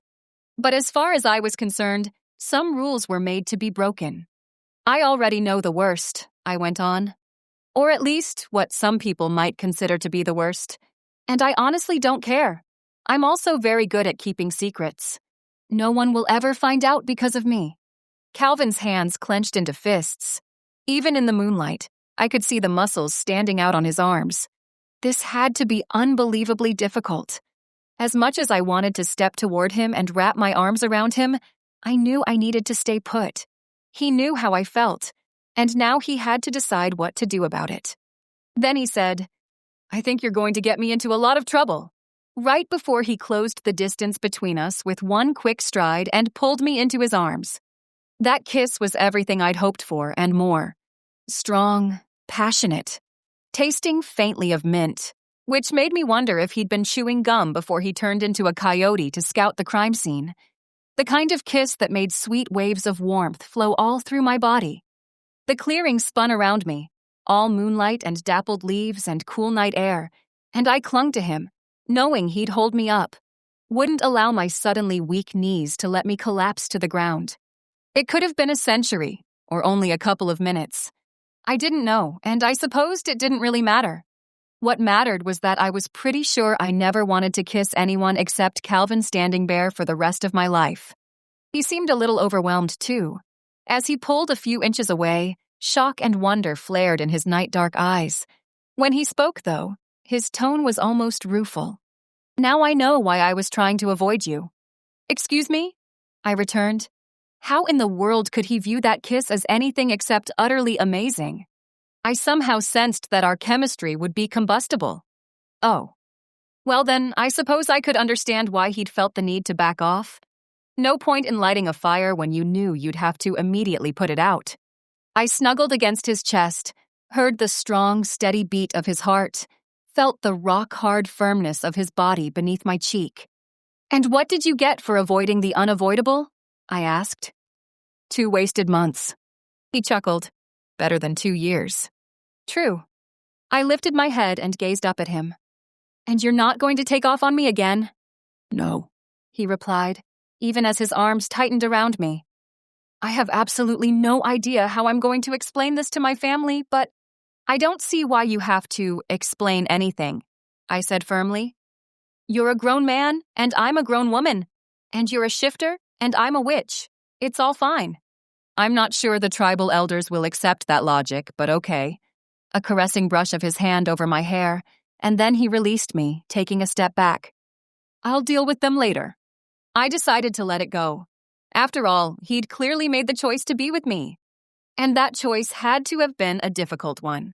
I'd never been part of a close-knit family and community the way Calvin was, and so I didn't have much frame of reference when it came to living my life against other people's wishes. What I'd told him was the truth, though. I'd never betray his secret, would take it with me to the grave. So, what now? I asked, and he bent and kissed me again, more gently this time, before he straightened once more and glanced around the clearing. We solved this crime, he said. Chapter 13. Backstabbers. Right. Calvin and I had both come to the clearing with the same purpose in mind, to discover Lilith Black's killer. I didn't sense a darn thing, I said, my tone now plaintive, and he smiled and shook his head. I couldn't pick up anything either, he replied. Or at least, nothing specific. There's the scent of lots of different people here, but trying to tease out any one individual feels almost impossible. Frowning a little, I stepped away from him and walked clockwise around the remains of the bonfire, hoping that maybe if I trod the same path as those who'd been here the night before, I might be able to pick up something of their energy. After I'd made my circuit, I paused and glanced over at Calvin. Still nothing, I said. I can't believe I'm saying this, but I almost wish this place really was haunted by Lilith's ghost. At least that way, I could talk to her and maybe get some answers. She's definitely not here.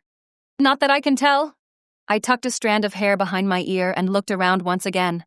It's always really difficult to say who will move on to the next plane and who will get stuck on this one. Sudden, violent death isn't always the key. Even when people lose their life that way, they don't always stick around. Calvin seemed to absorb that piece of information, his own forehead puckered with a frown. Any theories as to why Lilith seems to have moved on so quickly when Lucian didn't? Not really, I admitted. I mean, I suppose it could be something as simple as him having actual power and her being a total fraud. His will was strong enough to keep him anchored here, since he desperately wanted to communicate to me who his killers were. It's still kind of amazing to think she was faking the whole thing, Calvin said. All those followers. You'd think one of them would have been able to see through her act. I shrugged. People believe what they want to believe. All it takes is someone telling them the story they want to hear, and they're willing to suspend a heck of a lot of disbelief. So many people desperately want to believe that witchcraft, magic, will come along and cure all their ills. It's just not that simple, though. He gave a faint nod, as if absorbing my comments. But it's real, isn't it? Oh, yes. There might have been a lot of things in the world I wasn't entirely certain about, but magic definitely wasn't one of them. It's not always as showy as some people want to think, but it exists. I paused there and slanted a look up at him. I'm surprised you'd be even a little skeptical, considering I'm a coyote shifter? He cut in, grinning so his teeth flashed in the moonlight. I guess I can see why you'd think there might be a bit of cognitive dissonance there. I suppose the whole shifter thing has been a part of my people's history for so long that I don't really think of it as magic. It's just, what is? How did it happen? I asked next, genuinely curious.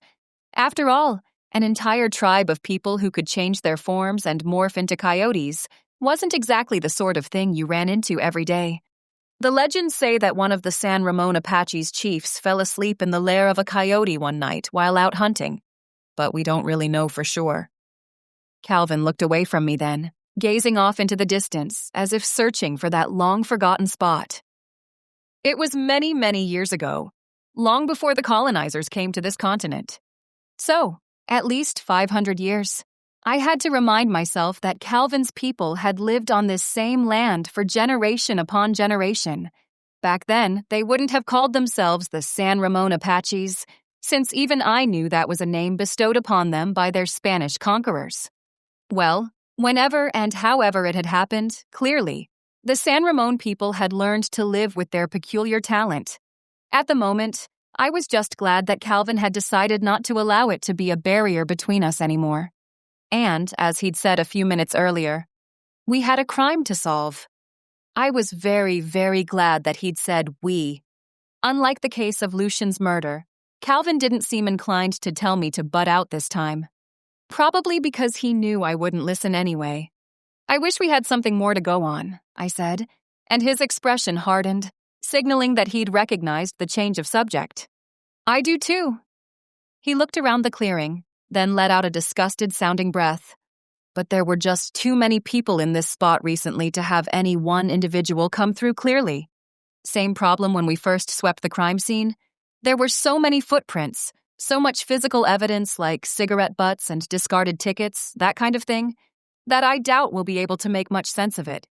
My deputies took all the evidence back to the station to have it analyzed, but I have a feeling we won't find much. I nodded, then glanced around as well. It sounded as though the crowds at Lilith's ritual had left behind something of a mess, but clearly Calvin's deputies, and then Tansy and whoever she'd brought with her to finish cleaning up the place, had made sure there wasn't much remaining to clutter the scene. And I seemed to be having the devil of a time picking up any useful vibrations. This sort of thing had happened to me before, so I knew I couldn't force it. Sometimes I could walk into a house and practically hear an argument someone had had there the day before, and other times I couldn't feel anything more than any regular person might. With focus and meditation, I'd managed to strengthen my psychic powers over the years, but they weren't foolproof by any stretch of the imagination. Well, it looks like this place isn't going to give us anything useful, I said, and didn't bother to keep the disappointment out of my tone.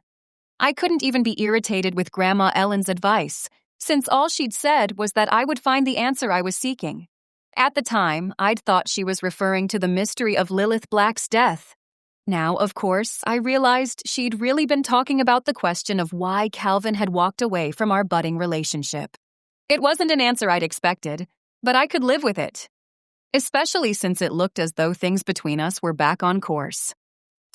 I was just about to add that we might as well leave and try coming back in the daytime.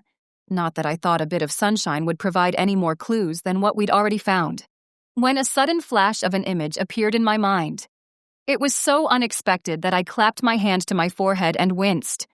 "Are you okay, Selena?" Calvin asked, taking a step toward me. Even in the uncertain moonlight, I could see the worry in his expression. "I'm fine," I said. "I just picked up something." "What?" For a moment, I didn't reply. The vision had come and gone so quickly that I didn't have much of a chance to pick out too many details. "Lilith standing over there?" I pointed toward a spot a few feet away from the remnants of the midsummer bonfire. She was arguing with a man. "Bowden Marsh?" Calvin asked immediately. A logical response, I supposed, alibi or no. However, I knew that wasn't who I'd seen in the vision. No, this man had brown hair, not black, and it was cut short. He was tall, though. Enough taller than Lilith that he was staring down into her face. It must have been after everyone else had left, because I didn't see anyone but the two of them in my vision. The initial report from the ME seems to indicate she was stabbed by someone a lot taller than she was, based on the angle of the wounds and where the knife was found in her back. Calvin responded, tone musing. "Maybe you saw her killer. You said they were arguing. What were they saying?" All I could do was give a helpless shrug. "Sorry, I didn't hear anything. I'm just guessing from the expressions on their faces that they were having an argument." The man was scowling and she was frowning too, and had her hands on her hips. "Anything else? Any details about the guy?" I didn't answer directly, and instead closed my eyes and willed my brain to conjure up the image once again. Yes, there was the man. The lighting made it hard for me to tell for sure, but I thought he was probably a few years older than Lilith, in his late 30s. He wore a dress shirt and what appeared to be nice trousers, not the sort of outfit most people would choose for attending a pagan ritual in the woods. Was that an Apple Watch strapped on his wrist, just above where his hands were jammed into the pockets of his slacks? Dutifully, I related all these details to Calvin, and a frown of his own pulled the straight black brows together. "Whatever they were talking about, it doesn't sound very amicable," he said. "I don't suppose you've seen anyone who looked like this guy hanging around Globe lately?" I shook my head. "No, but I spent a lot of time the past couple of days getting ready for my own ritual, so I wasn't exactly hanging out. No one like that came into my store to get a ticket to my ceremony, though. I know that much." I had a feeling, but I thought I might as well ask. He was silent for a moment, obviously thinking things over. "Still, it's a good piece of information. Tomorrow morning we can go talk to Tansy, give her the guy's description, and see if she knows who he is." I wanted to ask why we should wait, but I thought I already knew the answer. Although I wasn't wearing a watch, I knew it was probably close to 10 o'clock. While I supposed if the matter was urgent enough, Calvin would go ahead and see Lilith's assistant no matter what time it was, I had a feeling he'd decided to put the interview off until the morning because he honestly didn't know whether this lead truly meant anything or not. Unfortunately, neither did I. Just because the man had been arguing with Lilith didn't mean he was the one who'd stuck a ceremonial dagger in her back. And again, I was just reassured that Calvin had said "we," and wasn't going to give me any nonsense about this being official police business and something I needed to stay out of. "Okay," I said. "Pick me up at 10? "Sounds like a plan," he replied. Even better, he bent and kissed me again. A good, solid kiss that sent tingles all the way to my toes and reminded me once again that I couldn't imagine being with anyone except him. He walked me back to my car and watched for a moment as I drove off. As he disappeared in my rearview mirror, I smiled. Everything was going better than I could have possibly imagined. The next morning, Calvin was promptly at the back door to my building at 10 a.m. This time, though, he was in full uniform, signaling that this was definitely an official errand. Because I'd already guessed his jeans wouldn't make a reappearance, I'd put on one of my pretty skirts from India and a scoop neck t-shirt, although the day already promised to be hot enough that a tank top might have been a better choice. I got in the passenger seat of his official SUV and adjusted my sunglasses on my nose. "Are you sure Tansy will even be there?" I asked as we pulled out of the parking lot that backed up to the shop. His gaze remained fixed on the road. "She's already been told not to leave town. And she also said she had no plans to go anywhere until the coroner's office releases Lilith's body. Tansy's taking care of the funeral arrangements." Somehow, I had a hard time visualizing that pale, silent girl doing anything so practical. Apparently, she said that Lilith hasn't spoken to her family in years, so she'll be handling everything. I absorbed that comment and nodded. Something about learning that Lilith was estranged from her family made me a little sad. My own mother still didn't quite understand the whole witch thing, but she also had never tried to stop me from pursuing my dream. We still chatted every week, sometimes on the phone, sometimes via a Zoom meeting, depending on what else she was doing that day. Honestly, I didn't even know for sure where exactly Lilith called home. Because her shtick involved traveling around the country and performing rituals in various powerful locales, all her videos seemed to be filmed in various Airbnbs or other vacation homes. We headed up Mesquite Street, going toward the Airbnb that Josie's friend Mavis owned, and where Lilith and her entourage had been staying while in Globe. As we approached the little bungalow, painted a cheerful yellow with dark green trim, a man came hurrying out of the house. He was tall, with brown hair several shades lighter than Calvin's coal-black locks, and he wore a dress shirt and slacks. Even as we slowed down and began to pull up to the curb, the man climbed into a Mercedes coupe, parked in the short driveway in front of the one-car garage, and began to back out. "Is that?" Calvin asked, and I nodded. "I think so." He pushed down on the gas pedal, clearly intending to block the driveway. With a screech of brakes, the Mercedes came to an abrupt halt, just inches away from crashing into the front fender of Calvin's Durango. "Got you," Calvin said with grim satisfaction, and unbuckled his seatbelt and got out. I followed suit, barely avoiding tripping over my long skirt as I jumped out of the SUV. He was already standing by the driver's side door of the Mercedes, which I vaguely noted had California plates. "Mind getting out of the vehicle, sir?" The door opened and the brown-haired man got out. He was good-looking in a spray-tanned LA sort of way and appeared very out of place on this street of vintage houses and older model vehicles. "Just what the hell is this about?" the man demanded. You'd think the uniform would have been enough, but showing more patience than I probably would have, Calvin also pulled his ID out of his pocket and flashed it at the guy. "Calvin Standingbear, San Ramon Tribal Police. I'm investigating Lilith Black's murder. And you are?" "Doug Snyder," the brown-haired man replied. "I'm Lilith's business manager." Well, that explained why the two of them had been arguing in my vision, or at least it explained how they knew one another. "Got it," Calvin said. "Let's all go inside and discuss what you're doing in Globe." For a second, Doug stared at Calvin, clearly wondering if he should protest. But then he seemed to take in all 6 feet, 4 inches of the police chief's looming form, and decide that maybe putting up any kind of resistance probably wasn't such a good idea. "Fine," he said, although the word came out almost as a snarl. The 3 of us headed up the front walk, and Calvin knocked on the door. It opened almost at once, and Tansy stared out at us in surprise. "Doug?" she managed, in a wispy little voice that matched her appearance perfectly. What?" "We need to come in and have a talk," Calvin said, and Tansy's blue-gray eyes widened even further. "Oh, okay." She stepped out of the way, and the 3 of us trooped inside. The place wasn't very big, but had been furnished in a lively cottage style with lots of blue and yellow and green, matching the exterior of the house perfectly. Almost immediately inside the front door was the living room, and Calvin pointed at the overstuffed couch. "You can go ahead and sit down," he said. The words were phrased politely enough, but the steel underlying his tone indicated he wouldn't take no for an answer. Doug Snyder didn't offer any protests, but went to the sofa and sat down on the middle cushion. Still looking mystified and a little scared, Tansy seated herself as well, although on a hard-backed side chair a few feet away. Since I was with Calvin, I figured I'd better remain standing. Even though it had been my vision that had sent us here, I knew he was the one conducting the investigation, and so I'd let him take the lead, for the moment anyway. "So," he went on, now sounding almost casual, as if he had his suspects right where he wanted them and therefore could relax a bit. "Why don't you tell me what you're doing here, Mr. Snyder?" "Like I told you before, I'm Lilith Black's business manager," Doug said. He looked more annoyed than anything else, as if he'd been interrupted on his way to get coffee or something, rather than detained for questioning in a murder investigation. "I always accompany her on these trips.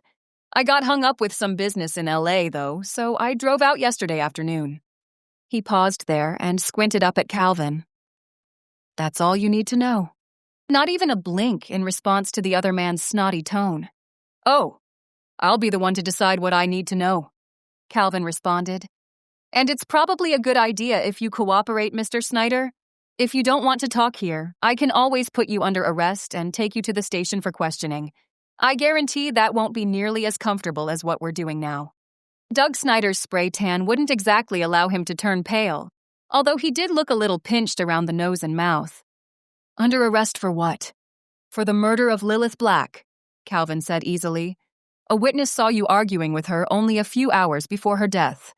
Care to explain what that was about?" I guessed that he'd made the statement about there being a witness because he wanted to put Doug Snyder off balance.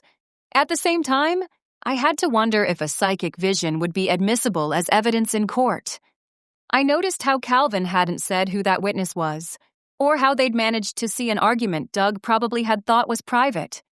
For some reason, Doug and Tansy exchanged a single uneasy glance. But then he said, "Nothing." It didn't look like nothing. Dead silence for a couple of seconds. Then Tansy nodded her thin fingers in her black-clad lap and said in her little girl voice, "It was about me." Calvin's head swiveled toward her. "How so?" She bit her lip. Right then, she looked about 16 years old. In that same wispy, almost breathless tone, she replied, "Lilith found out that Doug and I were in a relationship." I could feel my eyebrows go shooting up. All right. I knew that Tansy was probably in her early 20s and older than she looked, but still. There had to be at least 15 years separating her and Doug Snyder, maybe more. Lilith's manager thrust out his jaw, looking belligerent. Yes, we were, and it was none of Lilith's business. I assume Lilith thought otherwise, Calvin observed, a glint that was almost amused entering his dark eyes. Yes, Tansy put in before Doug could reply. Lilith always wanted all the focus to be on her. She didn't want anyone who worked with her to have any kind of a personal life. What about Bowden's groupies? I interjected before I could stop myself. Calvin gave me the slightest shake of his head, apparently signaling his displeasure at the interruption. But Tansy said promptly, "Oh, she didn't care about that. Picking up girls on the road isn't exactly the same thing as having a personal life." It wasn't as if he was seeing someone on a regular basis. Before I could say anything else, Calvin returned to Doug. So, Lilith discovered you were having an affair with her assistant, and you argued. What did she say? The other man's jaw hardened further, even as his gaze dropped to the cheerful blue-patterned rug under his feet. She told me she was firing me, that she wouldn't allow disloyalty on her team. Sounds like grounds for murder to me. Those words made Doug Snyder propel himself up from the sofa. Please, he said in disparaging tones. I have a long list of other people just dying to work with me, so to speak. I didn't need Lilith Black. In fact, the whole setup of her traveling from place to perform her magic rituals was my idea. Calvin looked over at Tansy. Is this true? She nodded. Yes. And did you know she was a complete fake? Dead quiet. I watched the girl's face, waiting to see the betrayal there, and not finding it. Yes. So much for my judgment of human nature. I could have sworn that Tansy had bought into Lilith's act hook, line, and sinker. Apparently, she was a better actress than I thought. Calvin didn't even blink. Was she going to fire you too? Tansy's teeth clamped down on her lower lip again. When she replied, though, she sounded resigned more than anything. I think so. She hadn't said anything yet, but I could tell from the way she was acting that she was irritated with me too. I think she was just waiting until this ritual was over and we were back in LA before she did anything about it. After all, if she fired me here, she would have had to manage all the packing up on her own. That sounded like the Lilith Black we all knew and loved. Or at least, I had a feeling she'd make sure her own needs were looked after before she did anything so drastic as fire her faithful little shadow. When neither Calvin nor I said anything, though, Tansy burst out, sounding much more impassioned this time. We had nothing to do with Lilith's death. I don't know who killed her, but I know it wasn't either of us. From what Calvin had told me about the murder, I doubted that Tansy was responsible. She was too small and thin and frail. The angle of the knife would have been all wrong. Doug, on the other hand, don't leave town, Calvin said, and once again sent me the faintest of nods. This time, though, I understood that he was letting me know we were done here. So what? Doug demanded, voice angry now. Are we under arrest? Not at the moment, Calvin replied mildly. But this is an open investigation, and I might still have some questions. And if you think of anything you want to add, give me a call. He paused to pull a business card out of his pocket, then handed it to Doug before adding, Thanks for your cooperation, and have a good day. He nodded at the both of them before heading to the front door, with me at his heels. Once we were outside, I said, You honestly think they're innocent? I'm not sure innocent is the right word, he said, then pointed the key fob at his SUV and unlocked the door. But I also don't think they killed Lilith Black, even if they might have had a motive. So what now? I asked. By that point, we were both inside the vehicle and buckling our seatbelts. His shoulders lifted, even as he touched a finger to the ignition button. Now? He said, and paused. From the set of his mouth, I could tell he wasn't happy. Now we're back to square one. Chapter 14. Public Displays of Affection. For some reason, I'd never realized how frustrating police work could be. I suppose I'd naively thought that you followed an orderly set of clues and then ended up with a suspect. No muss, no fuss. But although Calvin and I had learned a few interesting things during our interview with Doug Snyder and Tansy McCall, none of them seemed particularly actionable. And then Calvin startled me by asking, Buy you an early lunch? I sneaked a sideways glance at him. His focus was on the road, but I thought I detected something a bit too casual about the way his hands rested on the steering wheel. "Being seen in public with me?" I asked, trying not to sound too incredulous. "Isn't that kind of a big step?" He didn't crack a smile. "Maybe. But I don't want to sneak around. If we're going to do this, then we need to be upfront about it." By doing this, I assumed he meant try to have a normal relationship, and that meant going out to lunch. "Oh, we're definitely doing this," I said firmly, even as I was doing a happy dance inside. "And lunch sounds great." "Good. Is the Flatiron all right, or would you rather go to Olamendi's for Mexican?" "The Flatiron is fine," I replied, even though I couldn't help but feel a slight stir of unease at the thought of eating there. After all, it was while I waited at that particular restaurant for Lucian to join me for a late breakfast that Calvin had showed up and taken me in for questioning regarding the Glang leader's murder. Speaking of which, what was with the hardline questioning yesterday morning? I inquired. "You had me thinking you really did believe I murdered Lilith Black." A smile finally made an appearance on his lips. Not a big one, but enough to show my question had had an impact. "Sorry about that," he said. "I guess it was rougher on me seeing you like that than I'd expected. You looked so tired and fragile. I just wanted to hold you and tell you everything was going to be okay, even though I knew I needed to stay impartial and that I couldn't do anything so personal. So I suppose I overcompensated." "Yeah, just a little." Still, I couldn't be too angry with him. He'd known he needed to stay far away from me, and yet his first impulse had been to take me in his arms, just as I'd been longing to hold him at that exact same moment. He let go of the steering wheel with his right hand and reached over so he could give my fingers a little squeeze. "I knew you couldn't have killed her. She'd given you plenty of reasons, but you're just not that kind of person." Whereas I wasn't sure Lilith Black wouldn't have been capable of murder if our roles had been reversed. I reflected it was probably a good thing that she hadn't actually practiced magic, because I could see her going down the left-hand path without too much hesitation. "And that puts us right back to the problem of who actually did the deed," I said, as Calvin pulled into the parking lot at the Flatiron. "And why?" Since at that point it was only a little after 11, there weren't too many cars around. Generally, I didn't eat lunch before 12:30 or even 1, but I'd only had a cup of chobani and some fruit for breakfast, so I was ready for something more substantial. "I know," Calvin replied. He put the SUV in park but didn't turn off the engine, instead leaving the motor running so we could have the benefit of the AC. "And the problem is, although we interviewed as many of the attendees as we could, a lot of them weren't even staying in town. They drove here from the Phoenix area and disappeared as soon as the ritual was over. Tracking them down is going to be almost impossible." "What about the tickets Lilith sold? Wouldn't you have credit card records or something?" He shook his head. "She gave them away, same as you did. It made her look charitable, when she really makes most of her money from the monetization of her YouTube channel and endorsements on her Instagram account. There wasn't even a sign-in or anything like that, where we could have at least collected email addresses or phone numbers. That extra information did make our current situation seem even more dire. I was kind of surprised there was no type of accounting for who showed up, but I reminded myself that I hadn't provided any kind of check-in at my ritual either. Not that I'd needed one, since all of my attendees had defected to go to Lilith's ceremony. "Anyway," Calvin went on, "I did get her laptop and phone from Tansy, along with her logins, so I have one of my guys taking a look at those now.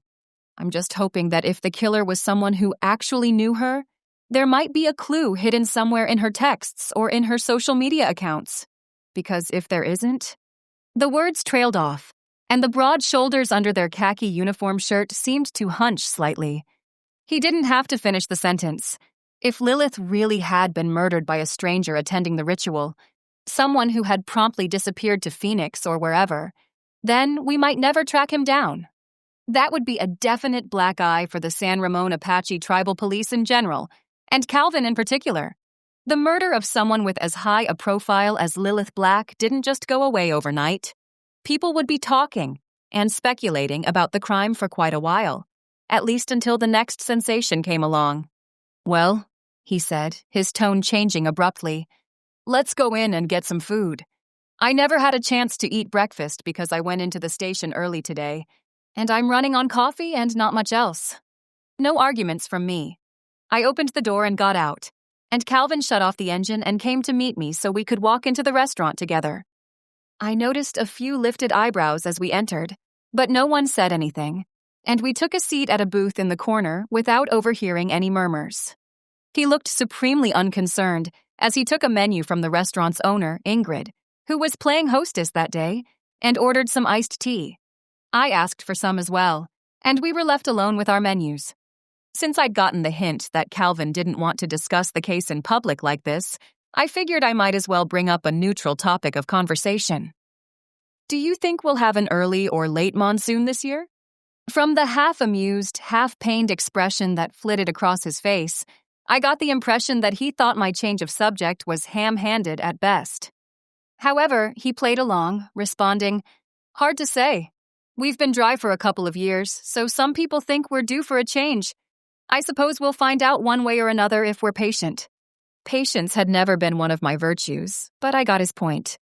We could talk about the weather all we wanted, but that talking wouldn't change anything. Well, I hope it's early. We hardly ever got any real thunderstorms in Southern California. Monsoon season sounds exciting. It can be, as long as your roof is in decent shape. I couldn't help grinning. It better be, since Ted Jenkins supposedly gave it a clean bill of health when I bought the place. I'd hate to have all my brand new furniture ruined because of a crummy building inspector.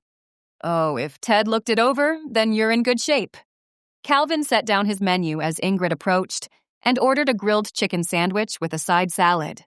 Because it was a hot day outside, I opted for chicken salad on a croissant, also accompanied by a side salad. Ingrid took our menus and said she'd have our food out in a bit and disappeared into the kitchen. Well, I'd exhausted the topic of the weather. I realized then there were so many things I wanted to talk about with Calvin. The investigation, the San Ramon tribe, the way Grandma Ellen had guided me to exactly the right spot the night before. But unfortunately, none of them were appropriate to a public conversation. And all right, we didn't have anyone seated in the booth directly behind us, and yet I knew I needed to be careful. So, I said, then paused. Safe topics, safe topics. Did you go to school here in Globe?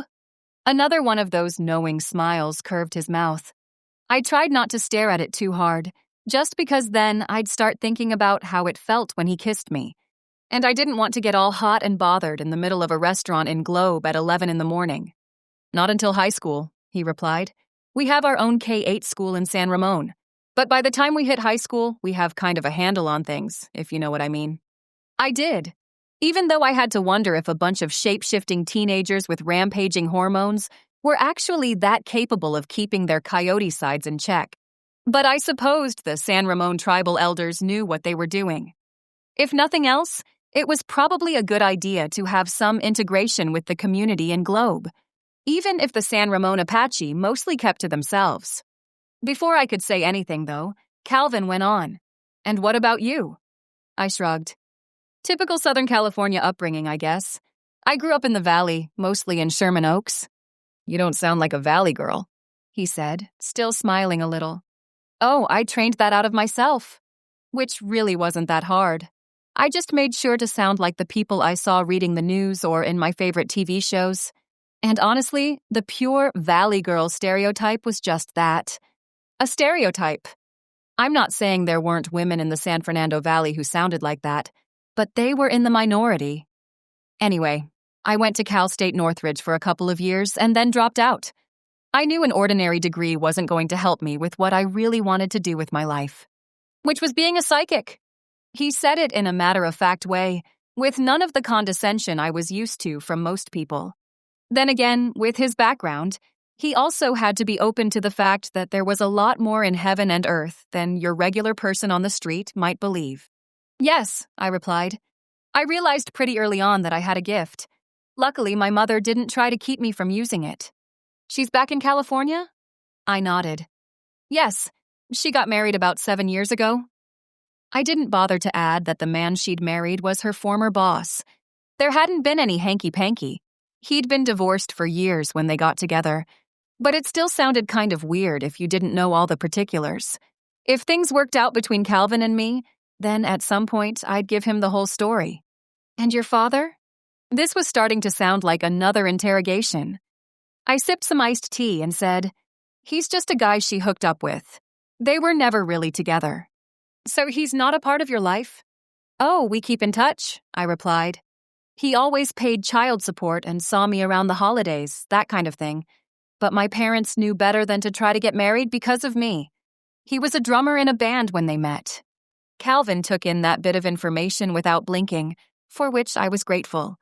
A lot of the guys I'd dated, if they made it far enough to even learn anything about my family, tended to either look creepily knowing when I made that confession, or they seemed almost pitying, like it made sense that the illegitimate daughter of a drummer in a valley-based hair band would decide to make her living as a psychic. Ingrid showed up with our food then, and Calvin and I fell into a welcome silence as we started on our meals. It wasn't that I didn't like talking to him.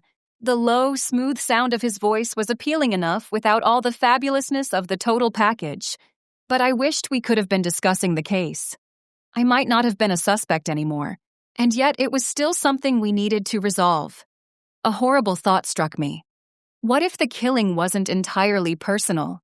What if someone had just decided to start randomly killing witches? If that was really what was going on, maybe I was next. No, that was silly. I'd slept in the clearing at Chuck's ranch all night by myself. Everyone knew where I was, so it would have been easy enough to slip over there and bury a knife in my back, or drop a garrote around my throat. "You look worried," Calvin remarked, and I looked up from my chicken salad wrap to see him watching me, dark eyes thoughtful. "Sorry," I said. "I guess I was manufacturing worst-case scenarios, like the killer might be after witches in general and not Lilith Black specifically." He frowned, a faint worried line appearing in the smooth brown skin between his brows. "Damn, I hadn't thought of that. It's probably just me being paranoid." "You don't seem like the paranoid type." I actually wasn't, if only because the information I received from supernatural sources tended to prove that there was no such thing as conspiracy theories, only underlying patterns that were completely natural, but which some people interpreted as sinister because they couldn't see the whole picture. "I try not to be," I said lightly, and took a bite of my sandwich. After swallowing, I added, "I suppose I was just trying to make sense of all this. Doug Snyder and Tansy McCall had motive and opportunity, but that still doesn't feel right." Calvin's face had gone still, and I knew he was worried that I was discussing sensitive information in a public place. Honestly, I hadn't meant to do that. I'd just been trying to work through the problem out loud, which tended to be a bad habit of mine. "Sorry," I mumbled, and set down my sandwich so I could have a bite of salad. "It's okay," he said. "I'm trying to figure it out too. Right now, I think the best thing to do is wait and see if my team finds something on Lilith's laptop or phone. It would be nice if they found a smoking gun, the one piece of evidence that would point directly back to the culprit. Unfortunately, I knew the world wasn't usually that neat. However, since I also knew that Calvin really didn't want to keep discussing the case, I only nodded and went back to my lunch. Before too long, we were both done with our meal, and he was laying a couple of $20 bills down on the tabletop. "I should be paying," I told him, feeling guilty.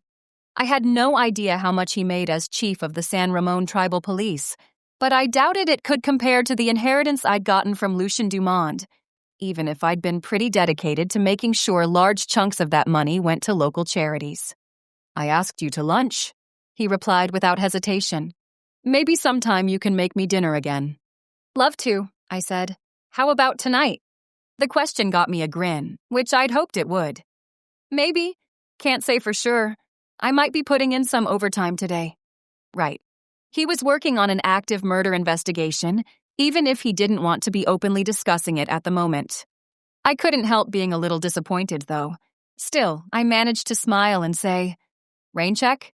"Absolutely." That settled, we got up from our table and headed out, saying a quick goodbye to Ingrid as we went. "I'll need to drop you at home," Calvin said as I buckled my seatbelt. "I know you want to help with the case, but if I bring you back to the station, people are going to wonder what's going on. You're a big help, but you're not an official part of the San Ramon Tribal Police." "It's okay," I said quickly. even as I told myself that it really was. Calvin's and my relationship might have taken a quantum leap over the past 24 hours, but any help I gave him had to be by necessity strictly unofficial. Never mind any idle fantasies I might have had about becoming the tribal police's psychic for hire. The San Ramon people had very good reasons for keeping to themselves, and I knew I was already pushing it by becoming involved with one of their own. Besides, the sign in the shop window at Once in a Blue Moon had said I would open at 10, and here it was, almost noon. One could argue that a lot of the stores along Broad Street kept whimsical hours at best, but I didn't want to come off as a complete flake. I need to get back to work anyway, I added, and Calvin sent me a relieved smile. Right. I'll try to keep in touch as best I can. I acknowledged that promise with a slight tilt of my head. Soon enough, we were pulling up to the back of my building.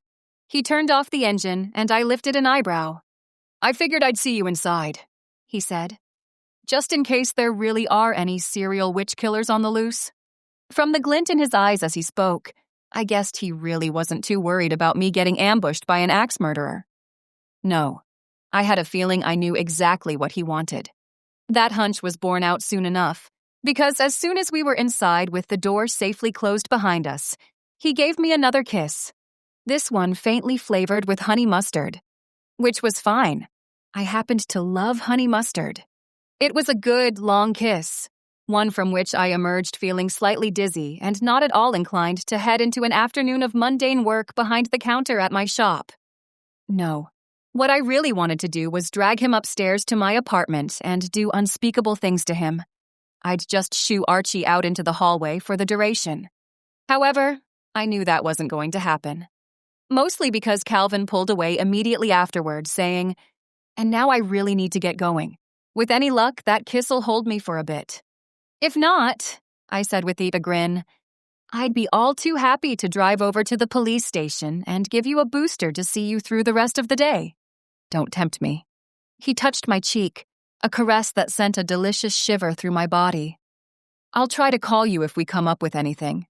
You should be perfectly safe, but if you start to feel hinky about anyone coming into the shop, then just close up and give me a call." His words put a slight damper on the afterglow from our kiss. What? Was he having second thoughts about my serial killer theory? All I said was, "Isn't this Chief Lewis's territory?" Technically. But if it's related to Lilith Black's murder, then it's my case. I had to be satisfied with that. The goddess only knew that I'd much rather deal with Calvin Standingbear than Globe's curmudgeon of a police chief. Okay, but I'm sure everything will be fine. Another kiss, this one hot enough to steam up my sunglasses, and Calvin was murmuring a goodbye and then disappearing out the door into the white-hot glare of the parking lot beyond. I stood for a moment in the dimly lit little foyer, smiling a bit foolishly at the memory of yet another unforgettable kiss. Maybe it was wrong to be so happy when Lilith had died so horribly just 2 days earlier, but I just couldn't help myself. Chapter 15. Cooked Books. To say the rest of the afternoon was an anticlimax would be the understatement of the year. Because it was Thursday and I wouldn't have a real rush of customers until the weekend, the hours seemed to drag by. I got a new shipment of books and tarot cards from Llewellyn Press, and so I used up a little time unpacking them and getting them properly entered into inventory before I put them out on the shelves. But it wasn't the sort of project that took up hours and hours. However, Hazel came in a little after 3, looking glowing and happy. She took one look at me and said, "You're all lit up. Are you absolved of Lilith Black's murder?" "Yes," I replied, wondering if I should say anything about Calvin and me. Then again, he had told me he didn't want to sneak around. Besides, if Hazel knew that Calvin and I had a thing going, then that should get rid of any lingering awkwardness about my one date with Chuck Langdon. And Calvin and I worked everything out. Her eyes widened. "You did? So we had lunch, and we'll be seeing each other again. I just don't know exactly when, since he's so busy right now with the murder investigation." Usually the mention of a murder was enough to dampen a person's enthusiasm, but Hazel still looked cheerful and rosy. "Oh, that's great news. Chuck and I went out to dinner last night, and it went really well. We're going to head over to Gilbert tomorrow to a place where he says we can go wine tasting." Never in a million years would I have imagined Chuck Langdon as the type of guy who liked to go wine tasting, but people did have a tendency to surprise you.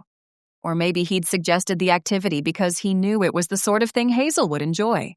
"I'm so glad for you two," I said. And I meant it.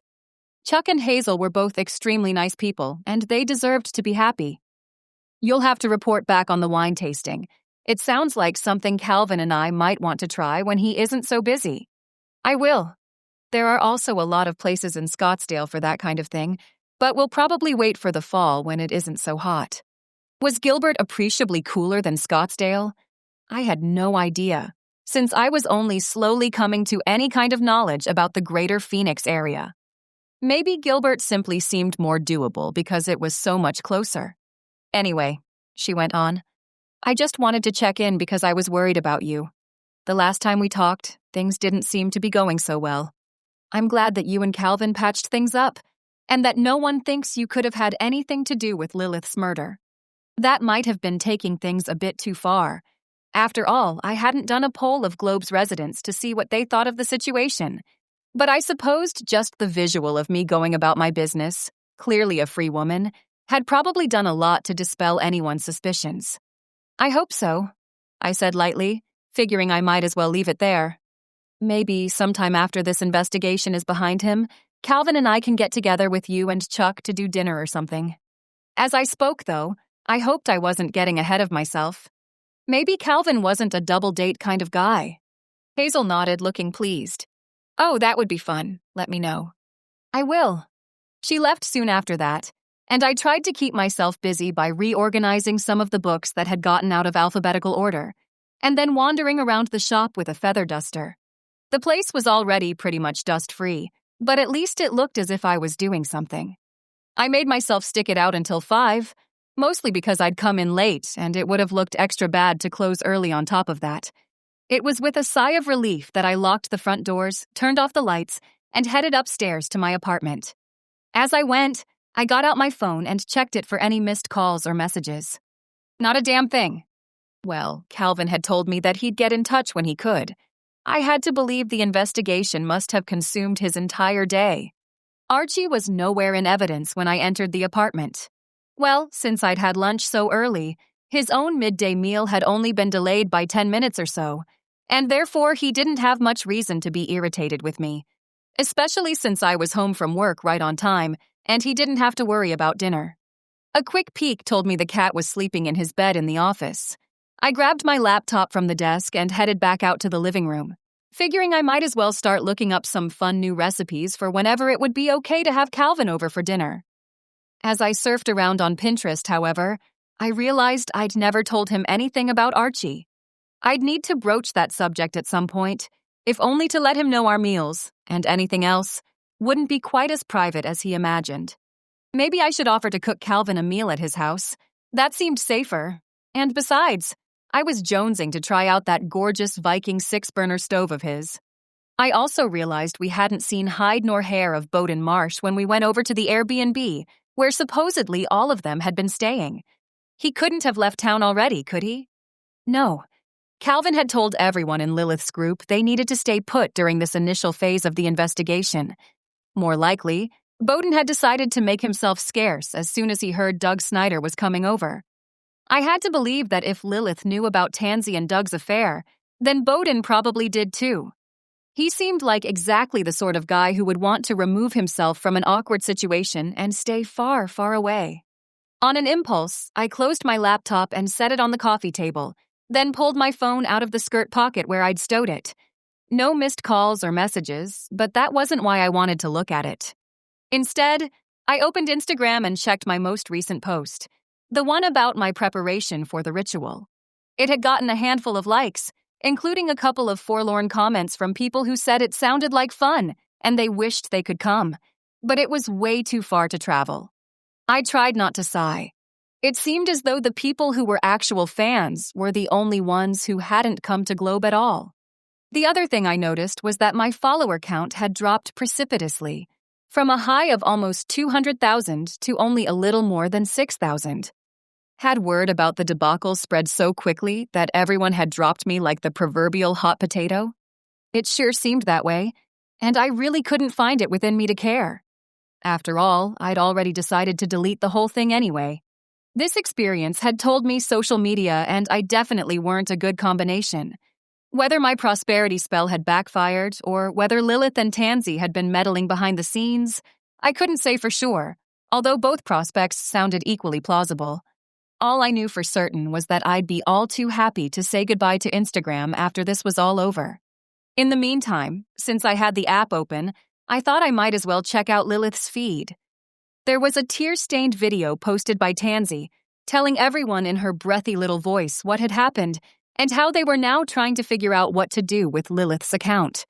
"She taught me so much about the craft," Tansy said near the end, eyes big and tragic, ringed with runny mascara. "And I want to consecrate her memory by continuing her work. I don't want to take over her account, but you can follow me over at @Tansy_flower_magic to see how I carry on with Lilith Black's work." Interesting. I looked up her account. It already had more than 150,000 followers. Maybe they were all the people who'd ditched me. I couldn't even be annoyed. If Tansy wanted to ride Lilith's coattails, more power to her. Who knows? Maybe she was even a real witch, unlike her former boss. "What was that noise?" Archie said in an irritated tone as he came around a corner of the sofa. "Are you watching soap operas again?" "I don't watch soap operas," I retorted, sounding nearly as annoyed as the cat. "If you're referring to Hallmark Channel movies, that's something entirely different. Generally, I wouldn't touch the Hallmark Channel with a 10-foot pole. However, I'd gotten a little maudlin as Calvin's radio silence had continued over the past few months, and drowning myself in a bunch of silly happily ever afters and a judicious amount of Rocky Road ice cream had seemed like the safest remedy. "Someone was crying," the cat remarked in accusing tones, making it sound as if experiencing a human emotion was the height of weakness. Maybe to Archie it was. I didn't know if it was all the years trapped in cat form, or whether he really had been that cold-hearted when he was a man, but he did seem like the most unempathetic human being I'd ever met. That witch might have actually done him a favor by changing him into a creature more closely aligned with his natural temperament. "It was an Instagram post by Lilith Black's assistant," I said, waving my phone at the cat, although I had a feeling he couldn't have cared less. "She's a little upset right now." He sniffed. "I don't see why. She seemed like a thoroughly unpleasant person." "Who was brutally murdered." A flick of Edith's tail, and Archie wandered off into the kitchen so he could lap some water from the bowl placed on the floor there. Once he was done, he came back out into the living room and said, "Don't tell me you're upset she's dead." Well, I couldn't tell him that, because it wouldn't have been the truth. Or rather, I didn't think anyone deserved such a brutal fate, and I was genuinely sorry that Lilith's last moments on this earth had been ones of pain. But I certainly wasn't going to lie and say I was heartbroken over the whole thing. "No," I said, and I could have sworn the glance Archie slanted at me then was almost approving, as if he'd expected me to make some sort of half-hearted, politically correct protest, and was pleasantly surprised that I'd admitted I didn't really care one way or the other. But that doesn't mean I don't want to find out what happened to her. I mean, I did this whole Instagram thing to attract tourists to Globe, and the only thing that happened was we ended up with another murder here. Like that's going to be any kind of enticement to visit. Archie jumped up onto the armchair and settled himself in the exact center of the cushion. Golden eyes fixed on me, he remarked, "I wouldn't be so sure about that. Humans seem to be attracted to scenes of violence. Some kind of perverse curiosity, I suppose." I opened my mouth to contradict him, and then realized he was partially right. There had been tours of famous crime scenes back in LA, after all. And I knew people scooped up books on serial killers by the millions. Also, when you got right down to it, many ghost tours also happened to be tours of crime scenes, just because a lot of spirits lingered in the places where they'd met a violent end. After a pause, I said, "Maybe, but I don't think that's what Josie had in mind when she encouraged me to get on social media and make Globe a happening place. Probably not." I closed the Instagram app and set the phone down on the coffee table next to my laptop. Looking at it reminded me of why I'd gotten out my computer in the first place. Should I mention to Archie that I'd started seeing Calvin Standingbear again, just to warn him that I might be having an overnight guest in the near future? Maybe that would have been wise, but Archie was being remarkably mellow, for him, and I didn't feel like rocking the boat. Besides, I'd already gotten myself set on the idea of cooking for Calvin at his house. I might have been using his gorgeous kitchen as an easy excuse, but I knew a big part of it was that I also didn't want to deal with the concept of having sex while a cat that used to be a man was sleeping just down the hall. Of course, I was probably jumping the gun.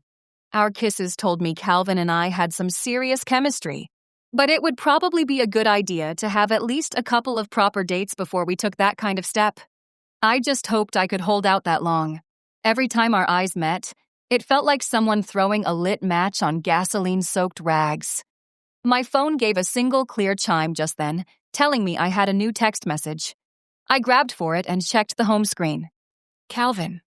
Still working, the text said. It's going to be a late one. We found an email dated a few days ago from Lilith's accountant, wanting to go over some discrepancies in her business account, but she never replied.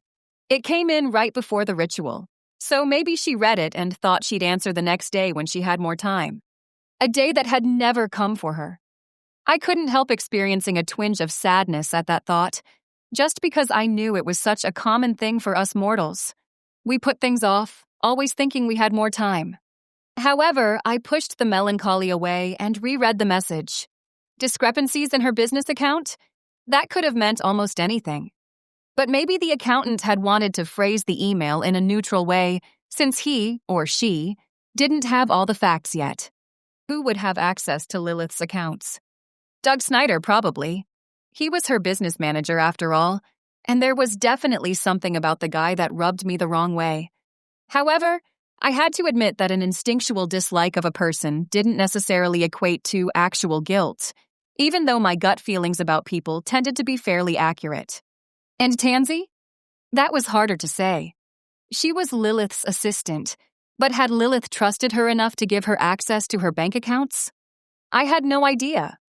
And because Calvin had pretty much told me to stay out of it for now while he worked, I couldn't exactly pick up my phone and shoot Tansy a DM at the Instagram account she'd mentioned in her teary video.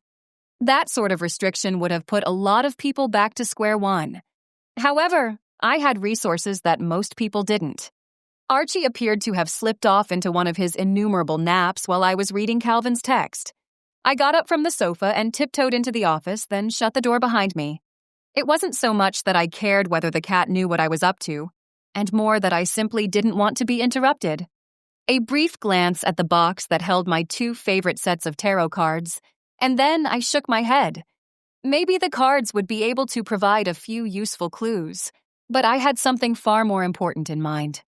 I took hold of my office chair and rolled it across the room to plant it in front of the table that held my altar. After sitting down, I placed my hands on the crystal ball and said, "Grandma Ellen, I need to speak with you." No response. Well, sometimes she was busy, off doing whatever it was that filled her endless afterlife days. Part of the reason why I'd gotten the chair was that I planned to keep my rear end planted in the seat until I got a response. "Grandma Ellen, this is urgent." A faint mist swirled inside the crystal ball. It felt almost icy to the touch, although I had to admit that could simply have been because it had been sitting in the direct flow from the air conditioning vent above the table before I moved the crystal ball closer to me. The mist grew more solid, resolved itself into the form of my grandmother's head. She didn't always take shape in such a way, but when she did, I got the impression it was, in fact, because she'd been off occupied with something else when I called out to her. Her blue eyes opened, gazing into mine. "What is it, Selena? Didn't my advice work out for you last time?" I blinked, then realized she was talking about me finding the answers to my questions if I went to the location where Lilith Black had been murdered. No, it worked out fine. I learned the truth about Calvin, and we worked things out. My grandmother smiled. "Good. He seems like a nice boy, so handsome."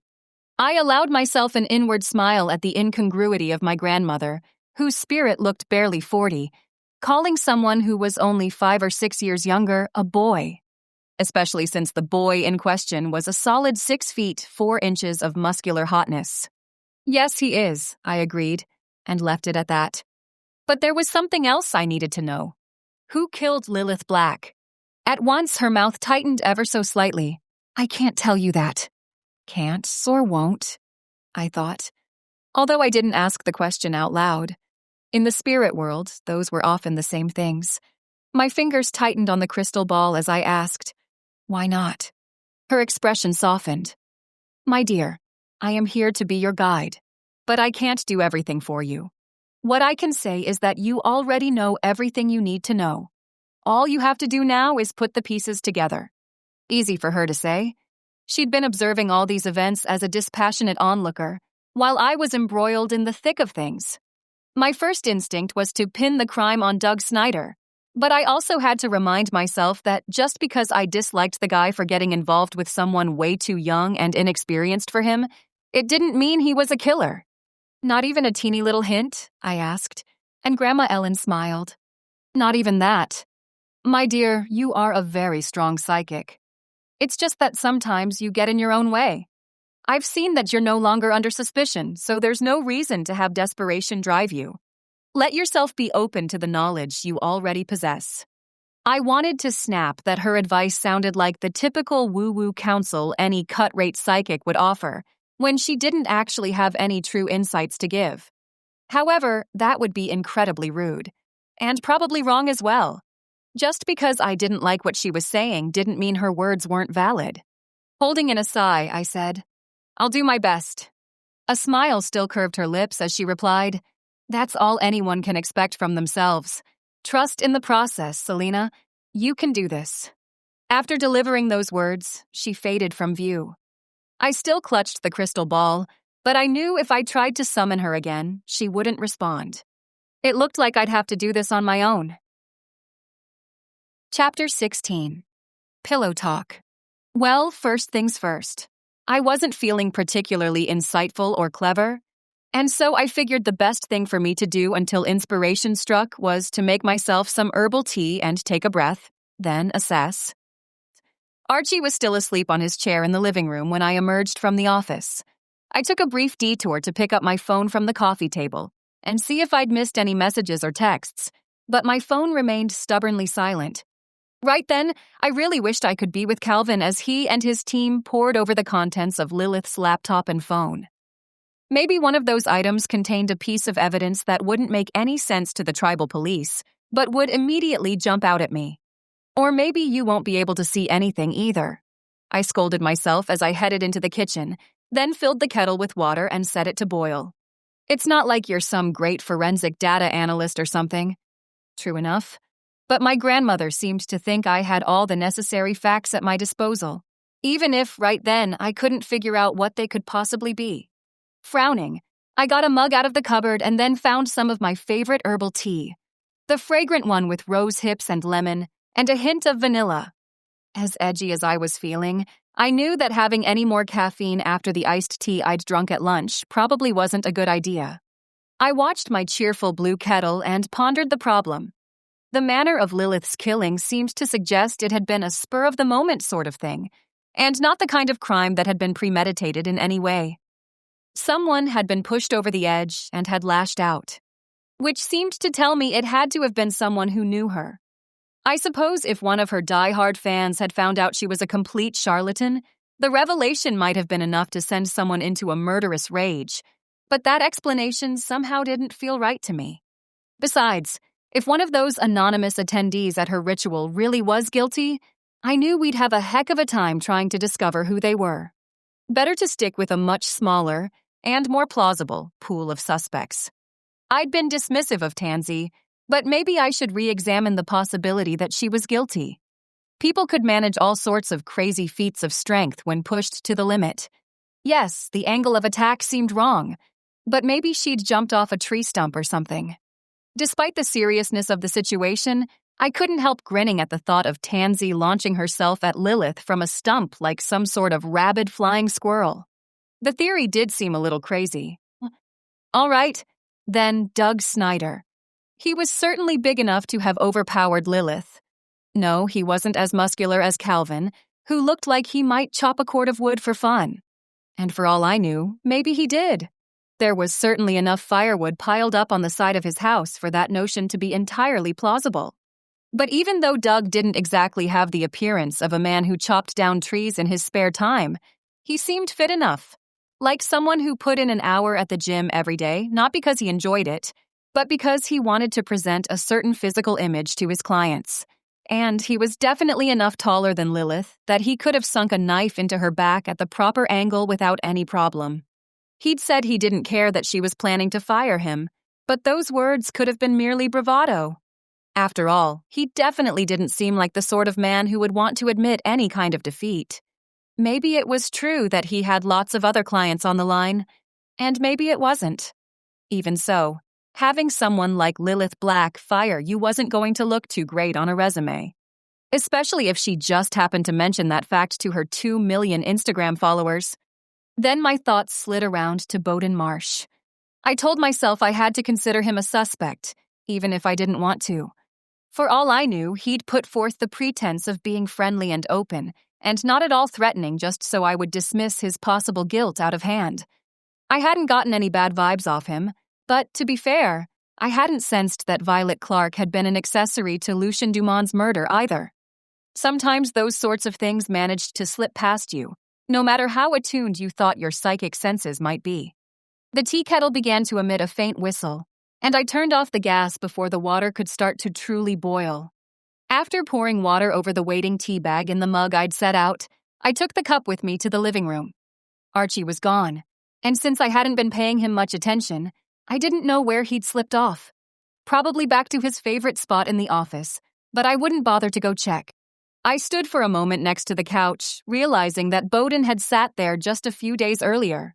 Had I been playing hostess to a murderer without knowing it? Possibly. A shiver went down my spine that had nothing to do with the air conditioning blasting away in the background. The mug was almost uncomfortably warm against my cold hands, and I went ahead and set it down on a coaster. I needed to let the tea steep for a few minutes before I could drink it anyway. Thus unencumbered, I stood for a moment, staring at the couch and thinking of the man who'd sat there only 2 days earlier. Was Bowden Marsh really capable of killing Lilith Black? My grandmother's words echoed in my mind. You already know everything you need to know. I wanted to complain that it was easy enough for her to say. Then again, she had the proper perspective, and I didn't. The view from the afterlife was much broader than anything we could see with our mortal eyes. If I already knew something, how could I let myself know that I knew it? I ran a hand through my hair and pushed with annoyed fingers at my bangs, trying to get them to lie flat and behave. For several weeks, I'd been planning to get a trim, but something had always seemed to come up and get in the way. One of the throw pillows on the couch looked slightly squashed. Was that where Bowden had leaned back during our conversation? I supposed it was possible. I'd been too busy the past few days to lounge on the sofa, and besides, I usually sat at the other end so I'd have a better view of the screen when I was watching TV. On a sudden impulse, I stepped forward and grabbed the pillow. I'd never done much with my powers of psychometry, the talent for getting psychic flashes from touching inanimate objects, but I knew I had them, even if they weren't as developed as some of my other skills.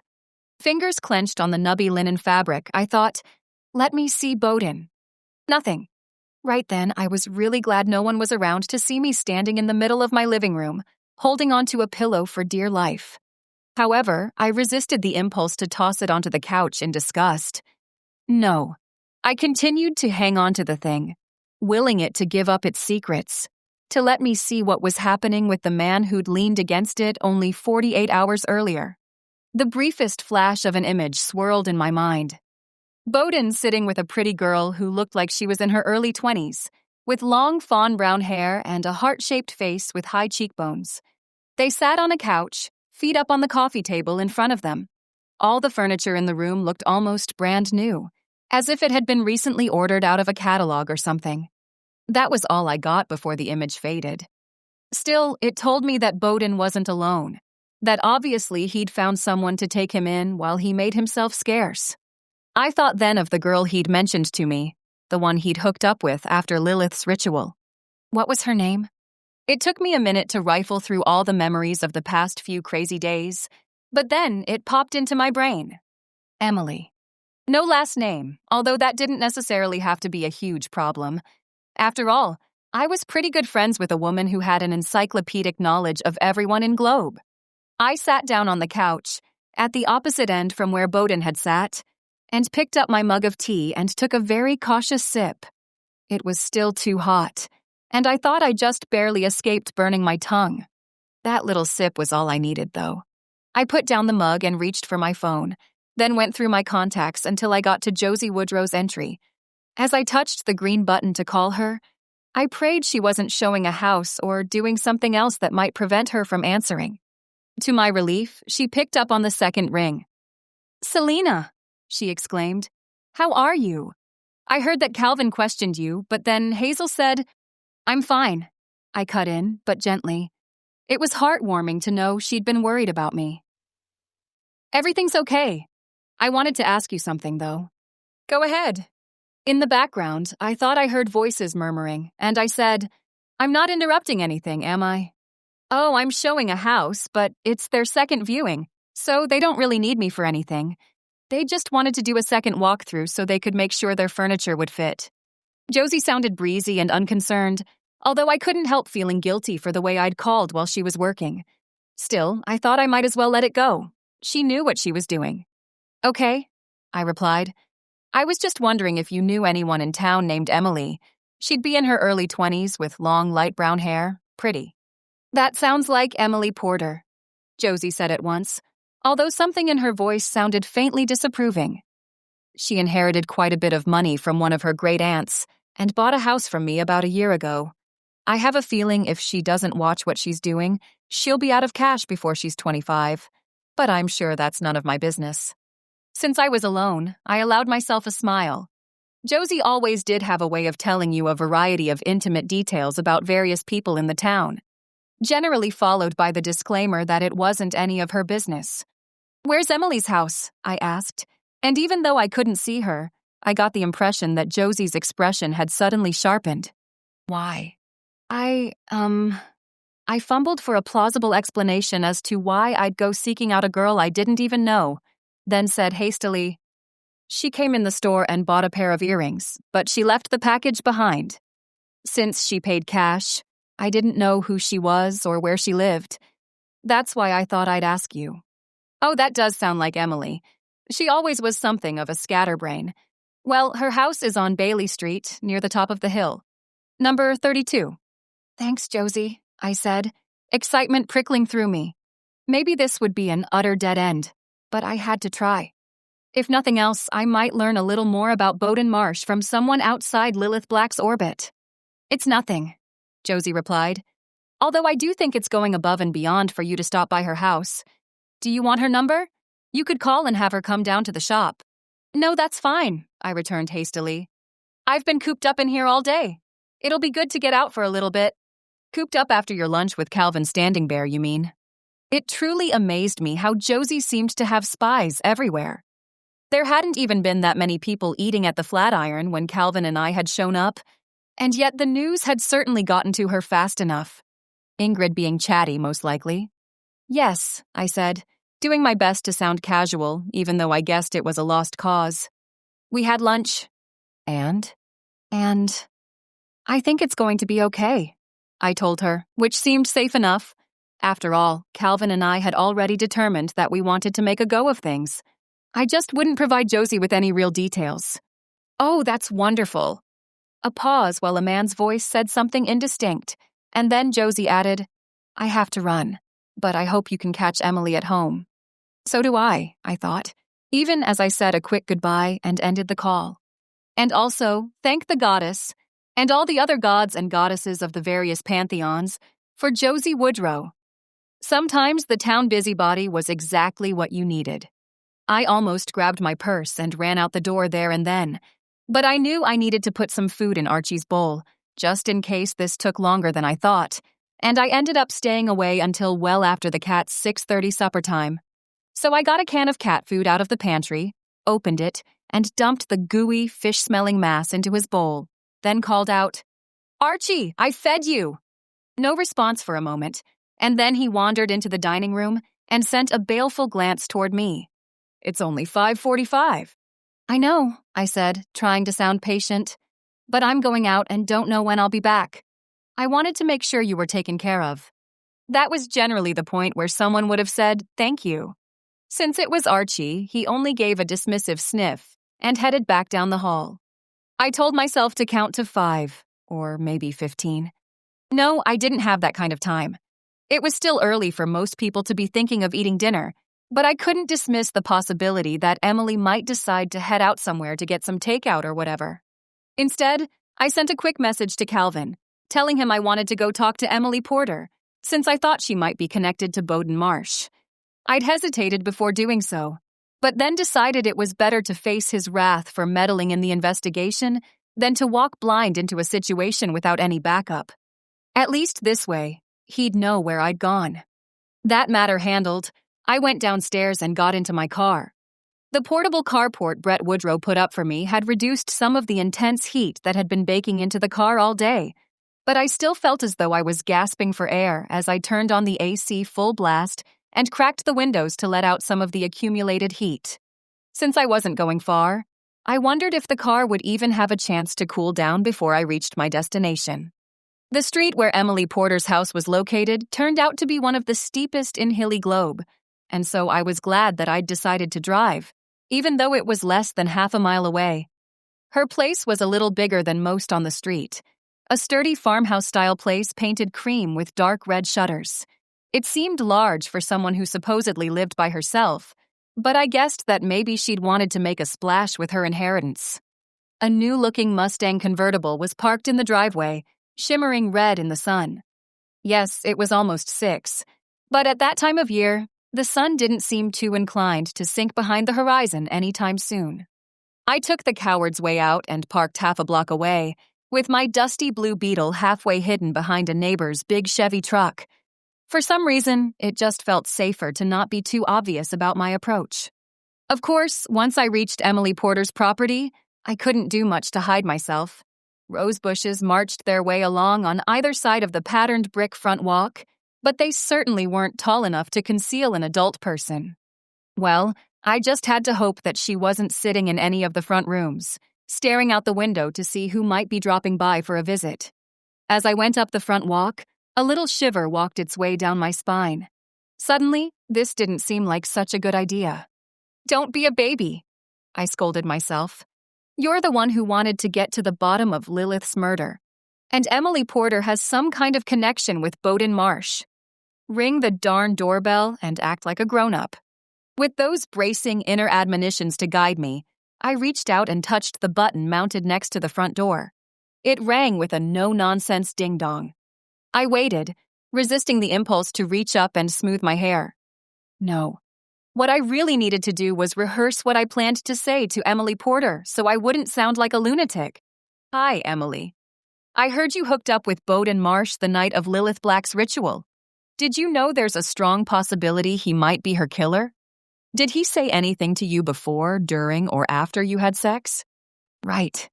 So sorry to bother you, Emily, but I got a psychic flash that you were hanging out with Bowden Marsh, and I just wanted to let you know he could be a murderer." I didn't get any further than that, because the door opened, and Bowden gazed down at me, a curiously resigned expression on his face. "I thought you might find me here," he said. Chapter 17. Bonnie and Clyde. Before I could respond, mostly because my mouth was waggling, and I didn't know whether to come up with some kind of cogent answer or just turn tail and run, he reached out and grabbed me by the arm and hauled me inside. "Ow!" I said indignantly, once I'd recovered myself. "What the hell do you think you're doing?" "Getting you inside where no one can see you," he replied, which didn't do much to soothe my nerves. "How did you do it?" I didn't bother to ask what he meant by it. I pointed at my head, and he released a sigh. "Just what I thought." He gestured toward the space off to our left, which looked like the living room. "Go sit down." "Is Emily here?" I asked, staying firmly planted in the foyer, my feet practically glued to the ceramic planks underneath. From what I could see of the house, it looked thoroughly updated, but also oddly soulless, as if whoever had decorated it had taken every idea directly from a show on HGTV without putting anything of their own personality into the place. "I need to talk to her." "She's busy," Bowden said. However, his eyes wouldn't meet mine, and I caught sluggish red pulses emanating from his aura. guilt, and something worse. "What did you do?" I demanded, worry surging through me. "She kept asking questions," Bowden said. "So I made her stop." I swallowed. He still seemed completely calm, almost easygoing, and yet underneath it all, I sensed the horror of the crimes he'd committed over the past several days. For the moment, I figured it was better to go along with what he wanted. I hadn't sensed any hostility toward me, yet, but I guessed his emotions could turn on a dime. I went into the living room and sat down on the slip-covered sofa there. "Why Emily, Bowden?" I asked. There was a half-drunk bottle of Steiner Bock sitting on the coffee table, the sweaty container leaving a ring on the polished surface. He picked it up and took a swallow, then said, "I didn't want to, but after Doug Snyder came around—" "You talked to Doug?" I cut in. "When?" "Earlier this afternoon. He told me that he'd been in touch with Lilith's accountant and wanted to hear my side of things." Bowden drank some more beer before adding, "I told him I didn't have anything to say, but he started shouting at me, yelling all sorts of accusations. Emily heard the whole thing, and after he was gone, she started asking way too many questions." "Where is she, Bowden?" I asked, a trickle of nervous sweat sliding down my back. The house had air conditioning, as far as I could tell, but it still felt uncomfortably warm in here. "Upstairs." He paused and set down the bottle, dark eyes piercing as he stared at me. "You understand why I did it, don't you?" "Did what?" I asked, trying to play dumb. Bowden tilted his head, thin mouth quirking in a lopsided smile. Maybe he'd hoped his expression would look guileless, or at least endearing, but he really only looked crazy. Which was entirely the problem. "Oh, I think you know what," he said. His thumbs hooked around the loops of his faded jeans, and he rocked back slightly on the heels of his scuffed motorcycle boots. But I really didn't have any choice. Somehow, I managed to swallow, even though my throat felt as dry as the rocky hillsides that surrounded the town.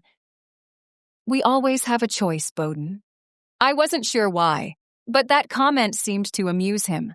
His smile broadened, making him look positively shark-like, and he said, "Maybe, but there wasn't really anything else I could have done." Suddenly, his expression sobered, and he reached over and took me by the wrist.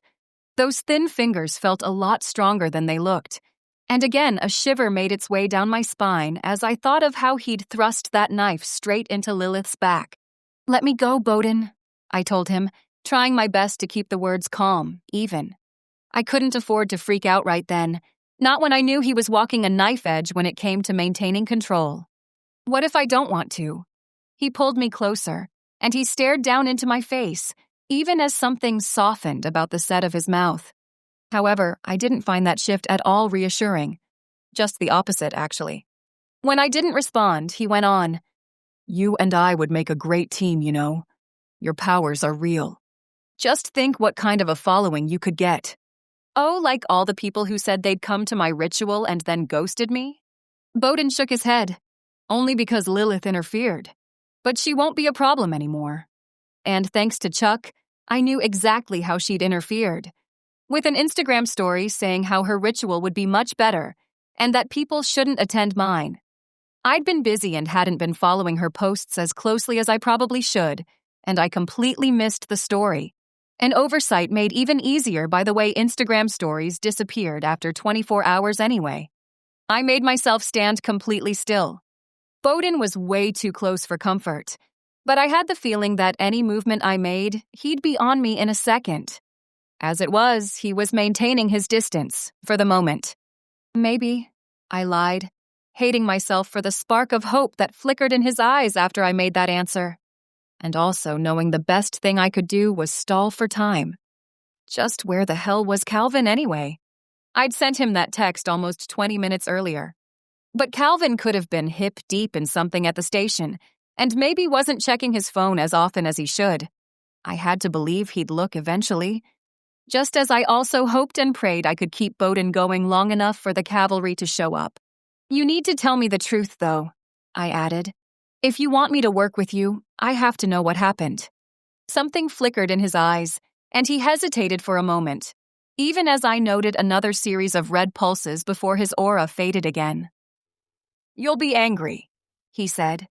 "No, I won't," I told him. Although I generally tried to be truthful with everyone, I thought this was one instance where a few lies were warranted. What makes me angry is when people try to hide the truth from me. Another pause. Okay. He smiled then, expression suddenly shifting into something sunny. A look that felt so off-kilter, I had to keep myself from tearing my wrist from his grasp and bolting for the door. How had he been able to hide his madness from Lilith and everyone around him? Unfortunately, as I'd told Calvin just a few days earlier, people tended to believe what they wanted to believe. Lilith had probably overlooked the warning signs because she liked having such an obedient slave. And honestly, wasn't I guilty of the same thing? I'd also tried to convince myself that Bowden couldn't possibly be the murderer, because he seemed like such a nice guy. I was skimming some money out of her business account, he said, looking singularly unconcerned by this confession of his casual embezzling. I knew she would never notice because she thought paying attention to that sort of thing was beneath her. And it wasn't a lot. A couple $1,000 a month at the most. Well, that was a lot of money to a lot of people. There were quite a few residents of Globe who got by on that much each month, if not even less. However, since I guessed Bowden wouldn't much care for me pointing out that little fact, I kept my mouth shut. He ran a distracted hand through his shaggy hair, even while he maintained his death grip on my wrist with his other hand. But I guess her accountant noticed. Lilith confronted me the night of the ritual, told me there was going to be a reckoning when we got back to L.A. I tried to laugh it off, but she said Doug had evidence and that she'd make sure I went to jail. He stopped there, mouth hardening. I couldn't let that happen, not with my priors. Priors? I asked, the word coming out as a pitiful little squeak. So much for maintaining my cool. A careless shrug. Possession, 1 count of assault, nothing major. I didn't exactly view assault as a minor crime, but I thought it was probably better to refrain from comment. So, you picked up Lilith's athame and stabbed her with it. The humorless, shark-like smile returned. I figured that was a fitting end for her. She used the knife as a prop, so I thought I'd show her it actually had its uses. Of course, she wasn't expecting me to come back after everyone else had gone. That was a fun little surprise for her. Once again, I tried to swallow against the dryness in my throat.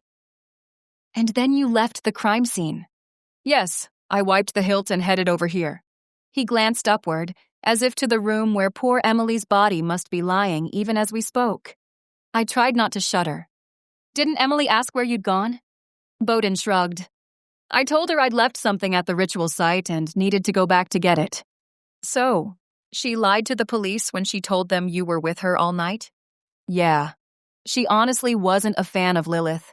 She told me she'd only gone to the ritual because she was bored and looking for something interesting to do. He stopped there, still wearing that unpleasant smile. And someone interesting to do too, I suppose. Anyway, she was just fine covering for me. I thought of Josie's assessment of Emily Porter, that she was a flaky girl who didn't spend much time worrying about the future. Even so, you could be a total flake and still not be okay with murder. Even after she found out Lilith was dead? Yeah, I told her Lilith had been arguing with one of her fans before the ritual, and maybe that was who was responsible.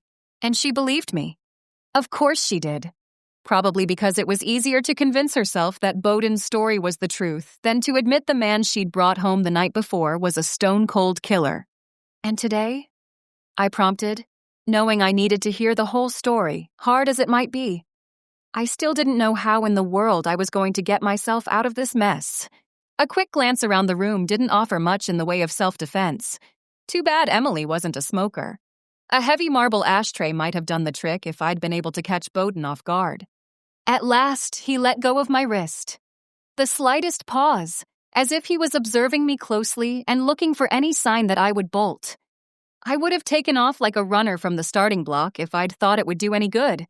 Unfortunately, he was still standing close enough that I knew he'd be able to tackle me before I traveled afoot. I didn't want to, he said. But then Doug showed up, yelling at me that the accountant had records of all the money I'd stolen, and that he was going to start an investigation as soon as he got back to Southern California. I told him he didn't know what he was talking about, that Lilith gave me access to that account so I could go shopping for her, but he still kept spouting off. Finally, he left, but the damage was done. Emily started asking all these questions, wanting to know if I was in trouble, and also if I'd killed Lilith to cover up what I'd done. He stopped there, using both hands to run through his hair and push it away from his lean, aquiline face. If I'd passed someone on the sidewalk wearing that particular ferocious expression, I would have hurried across to the opposite side of the street. But unfortunately, I didn't have that luxury here. No, I was like someone trying to thread their way across a lava flow on a series of not too stable stepping stones. And so, I said, and stopped. I honestly wasn't sure whether I wanted to know what he'd done. Emily was just an innocent bystander, guilty of nothing more than some spectacularly bad judgment. I told her to be quiet, but she wouldn't stop asking questions. So I made her stop. Suddenly, I wasn't dealing with just a single chill down my back, but a sensation that felt as if someone had abruptly tossed me into a meat locker in a bikini. I didn't know if I'd ever be warm again. Anyway, Bowden went on, as casual as though he was discussing what he'd had for breakfast. She's handled, and I figure I can take her car. It's a pretty sweet ride, and I don't have any wheels of my own because I drove here in Lilith's car. We can go anywhere we want. The word squeaked out before I could stop it. We? Abruptly, his brows drew together in a fearsome scowl. Yeah, we. Wasn't that the point of me telling you all this? You needed to know the truth so you'd come along with me. Well, now I've told you. And we should go. I don't think anyone's going to come sniffing around here, but better not to take the chance, right? Right, I echoed, even as my mind worked furiously. There had to be some way I could turn Bowden's delusions to my advantage. But I drove over, so I need to take my car home. No point in leaving it here and letting people connect the two of us, right? Bowden frowned again, but then his expression cleared as he nodded. That makes sense. I can follow you and park a little ways away so it's not too obvious we're together. Then you can go get some things from your apartment. In preparation, I supposed, for the road trip he was imagining. Maybe he was visualizing us as a modern-day Bonnie and Clyde, or as the two seriously skewed protagonists from Natural Born Killers. If that was the case, then he was in for some serious disappointment. A killer I was not, and I also woefully lacked the skills necessary to hold up a convenience store. However, I figured that getting away from Emily's house was a step in the right direction. At least in my apartment, I'd be on home ground, and could possibly come up with a strategy for incapacitating Bowden Marsh. Too bad I hadn't left the crystal ball out in the living room, although I doubted I'd be able to get away with that kind of maneuver twice in a row. Sounds like a great idea, I said, summoning a false smile. Okay, he replied. My stuff is ready, so we can head out now. For the first time, I noticed that a black leather duffel bag sat on the floor, partially obscured by one of the couches. Obviously, he'd been planning to bug out as soon as he thought the time was right. I wanted to curse my crummy timing. For all I knew, if I'd come over even 10 minutes later, he would have already been on his way and I could have avoided this whole disaster. But the universe had sent me to be here in this particular moment. I could only hope it knew what it was doing. This way, Bowden said, and he led me out of the living room and into the kitchen, and then through a side door that gave access to the property's long driveway. It might have been quicker to go out the front, although this way, there was much less chance of anyone spotting us as we got into Emily's Mustang, which I knew was probably the point. I sat quietly as he backed out of the driveway. Where's your car? He asked. Just down the street, behind that silver Chevy. A nod as he scanned the street. No one seemed to be around. Give me your phone. Oh, hell no. I'm not going to call anyone. Maybe you're not, he cut in. But this way, I'll know for sure. Defeated, I dug the phone out of my purse and handed it to him. He shifted in the car seat so he could slide it into his back pocket. Get out and head home. I'll follow you. And don't try anything stupid. This thing can blow the doors off your Volkswagen. I wanted to be offended on my car's behalf, but I knew he was right. Meekly, I got out of the Mustang and headed over to the Beetle, then slid into the driver's seat. As I buckled the seatbelt, I found myself praying that one of the neighbors would emerge from their house and demand to know why Bowden was driving Emily Porter's flashy new car. But no one appeared, and I found myself letting out a resigned breath as I navigated my way back to Broad Street and the building that housed both my apartment and my store. I had to wonder what Bowden would do if I suddenly veered off course and made a beeline for the police station. The Globe station, since of course it was much closer than the headquarters for the San Ramon Tribal Police. Unfortunately, I didn't possess that sort of nerve, mostly because I knew Bowden Marsh was just crazy enough to rear-end me or attempt some kind of pit maneuver if I did anything out of line.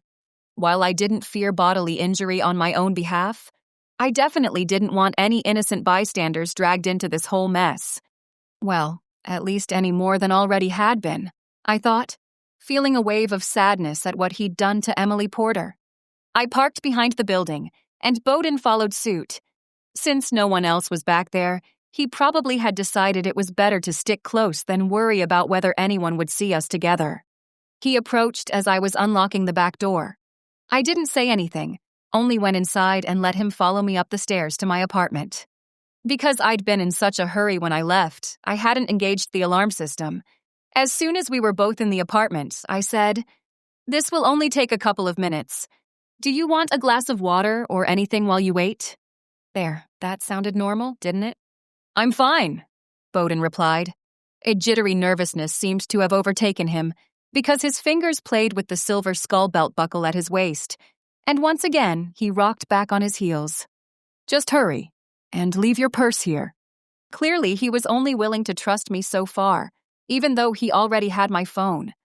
I realized then what a tightrope I walked, and a spasm of fear made my throat clench. Even if Calvin had gotten my text message, he would have gone over to Emily Porter's house to find me. And he'd be way too late. Since I didn't know what else to do, I pulled out my overnight bag and threw a pair of jeans, a skirt, and a couple of t-shirts and tank tops inside, along with several changes of underwear, into the ensuite bathroom to fetch an assortment of toiletries and a hairbrush and comb, and I thought I'd amassed a collection of items that made it look as though I really was ready to go on this crazy road trip, even though I still couldn't quite believe any of this was really happening. No sign of Archie, either.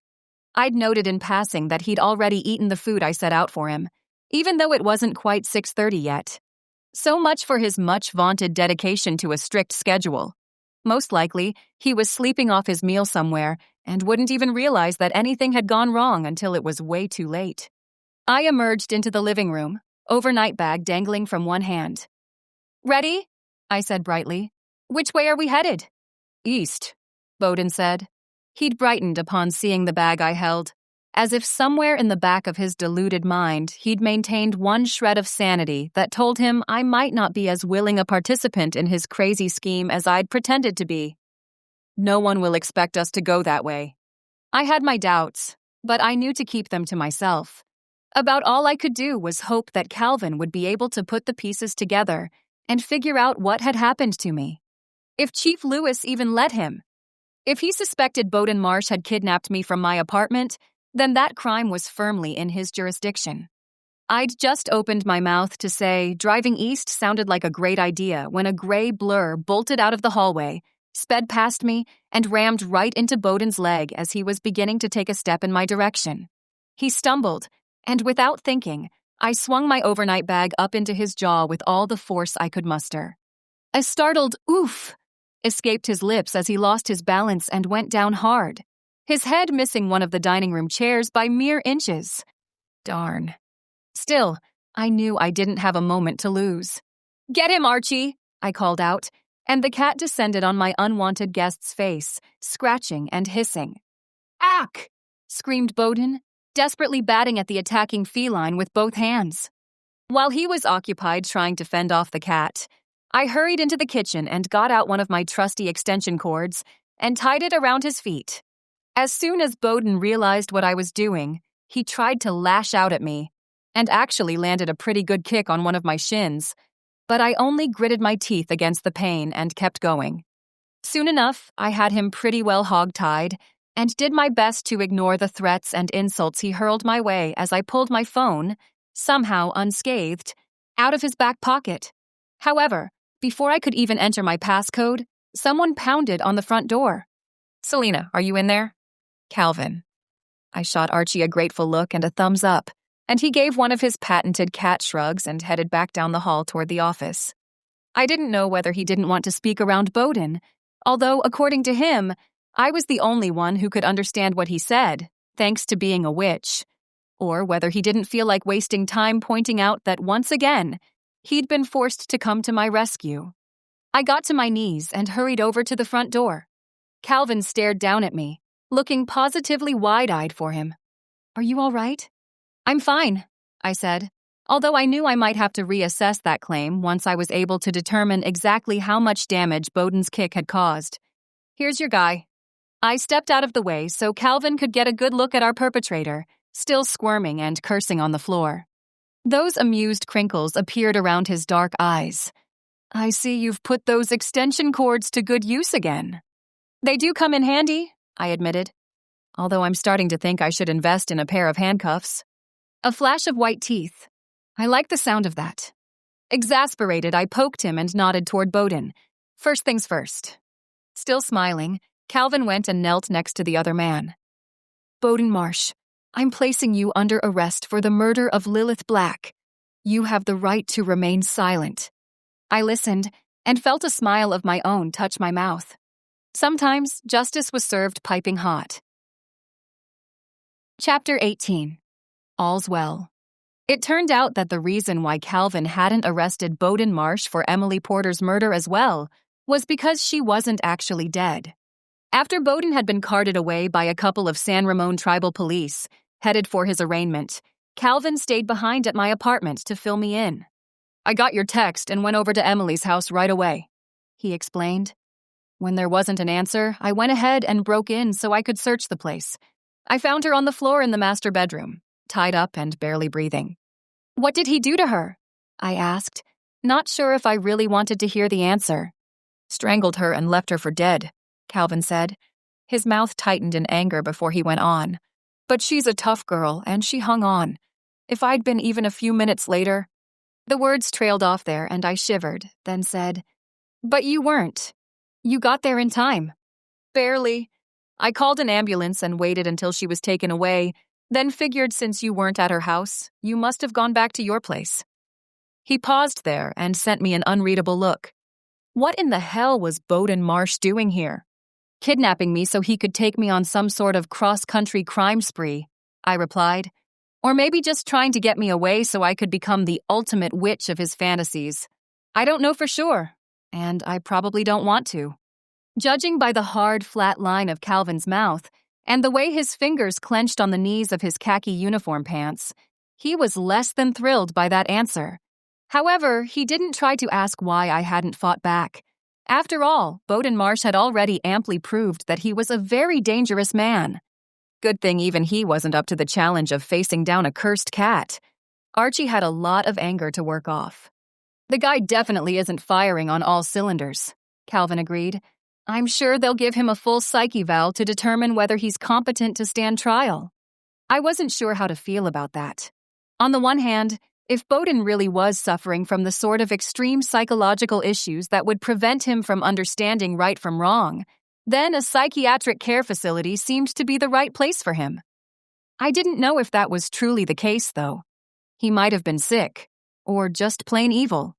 Either way, I was fine with letting better minds than mine figure it out. After Bowden had been taken away, I'd made fresh cups of herbal tea for Calvin and myself. I lifted my mug and took a sip, glad of the warm liquid flowing down my throat. Even though the day was boiling hot outside, I still felt cold all over. That had been a close one, if it hadn't been for Archie. "But," Calvin went on, "since Bowden Marsh confessed his crimes to you and Emily is still alive to testify against him, he's going to have a hard time coming up with a workable defense. He'll be arraigned for the murder of Lilith Black and the attempted murder of Emily Porter.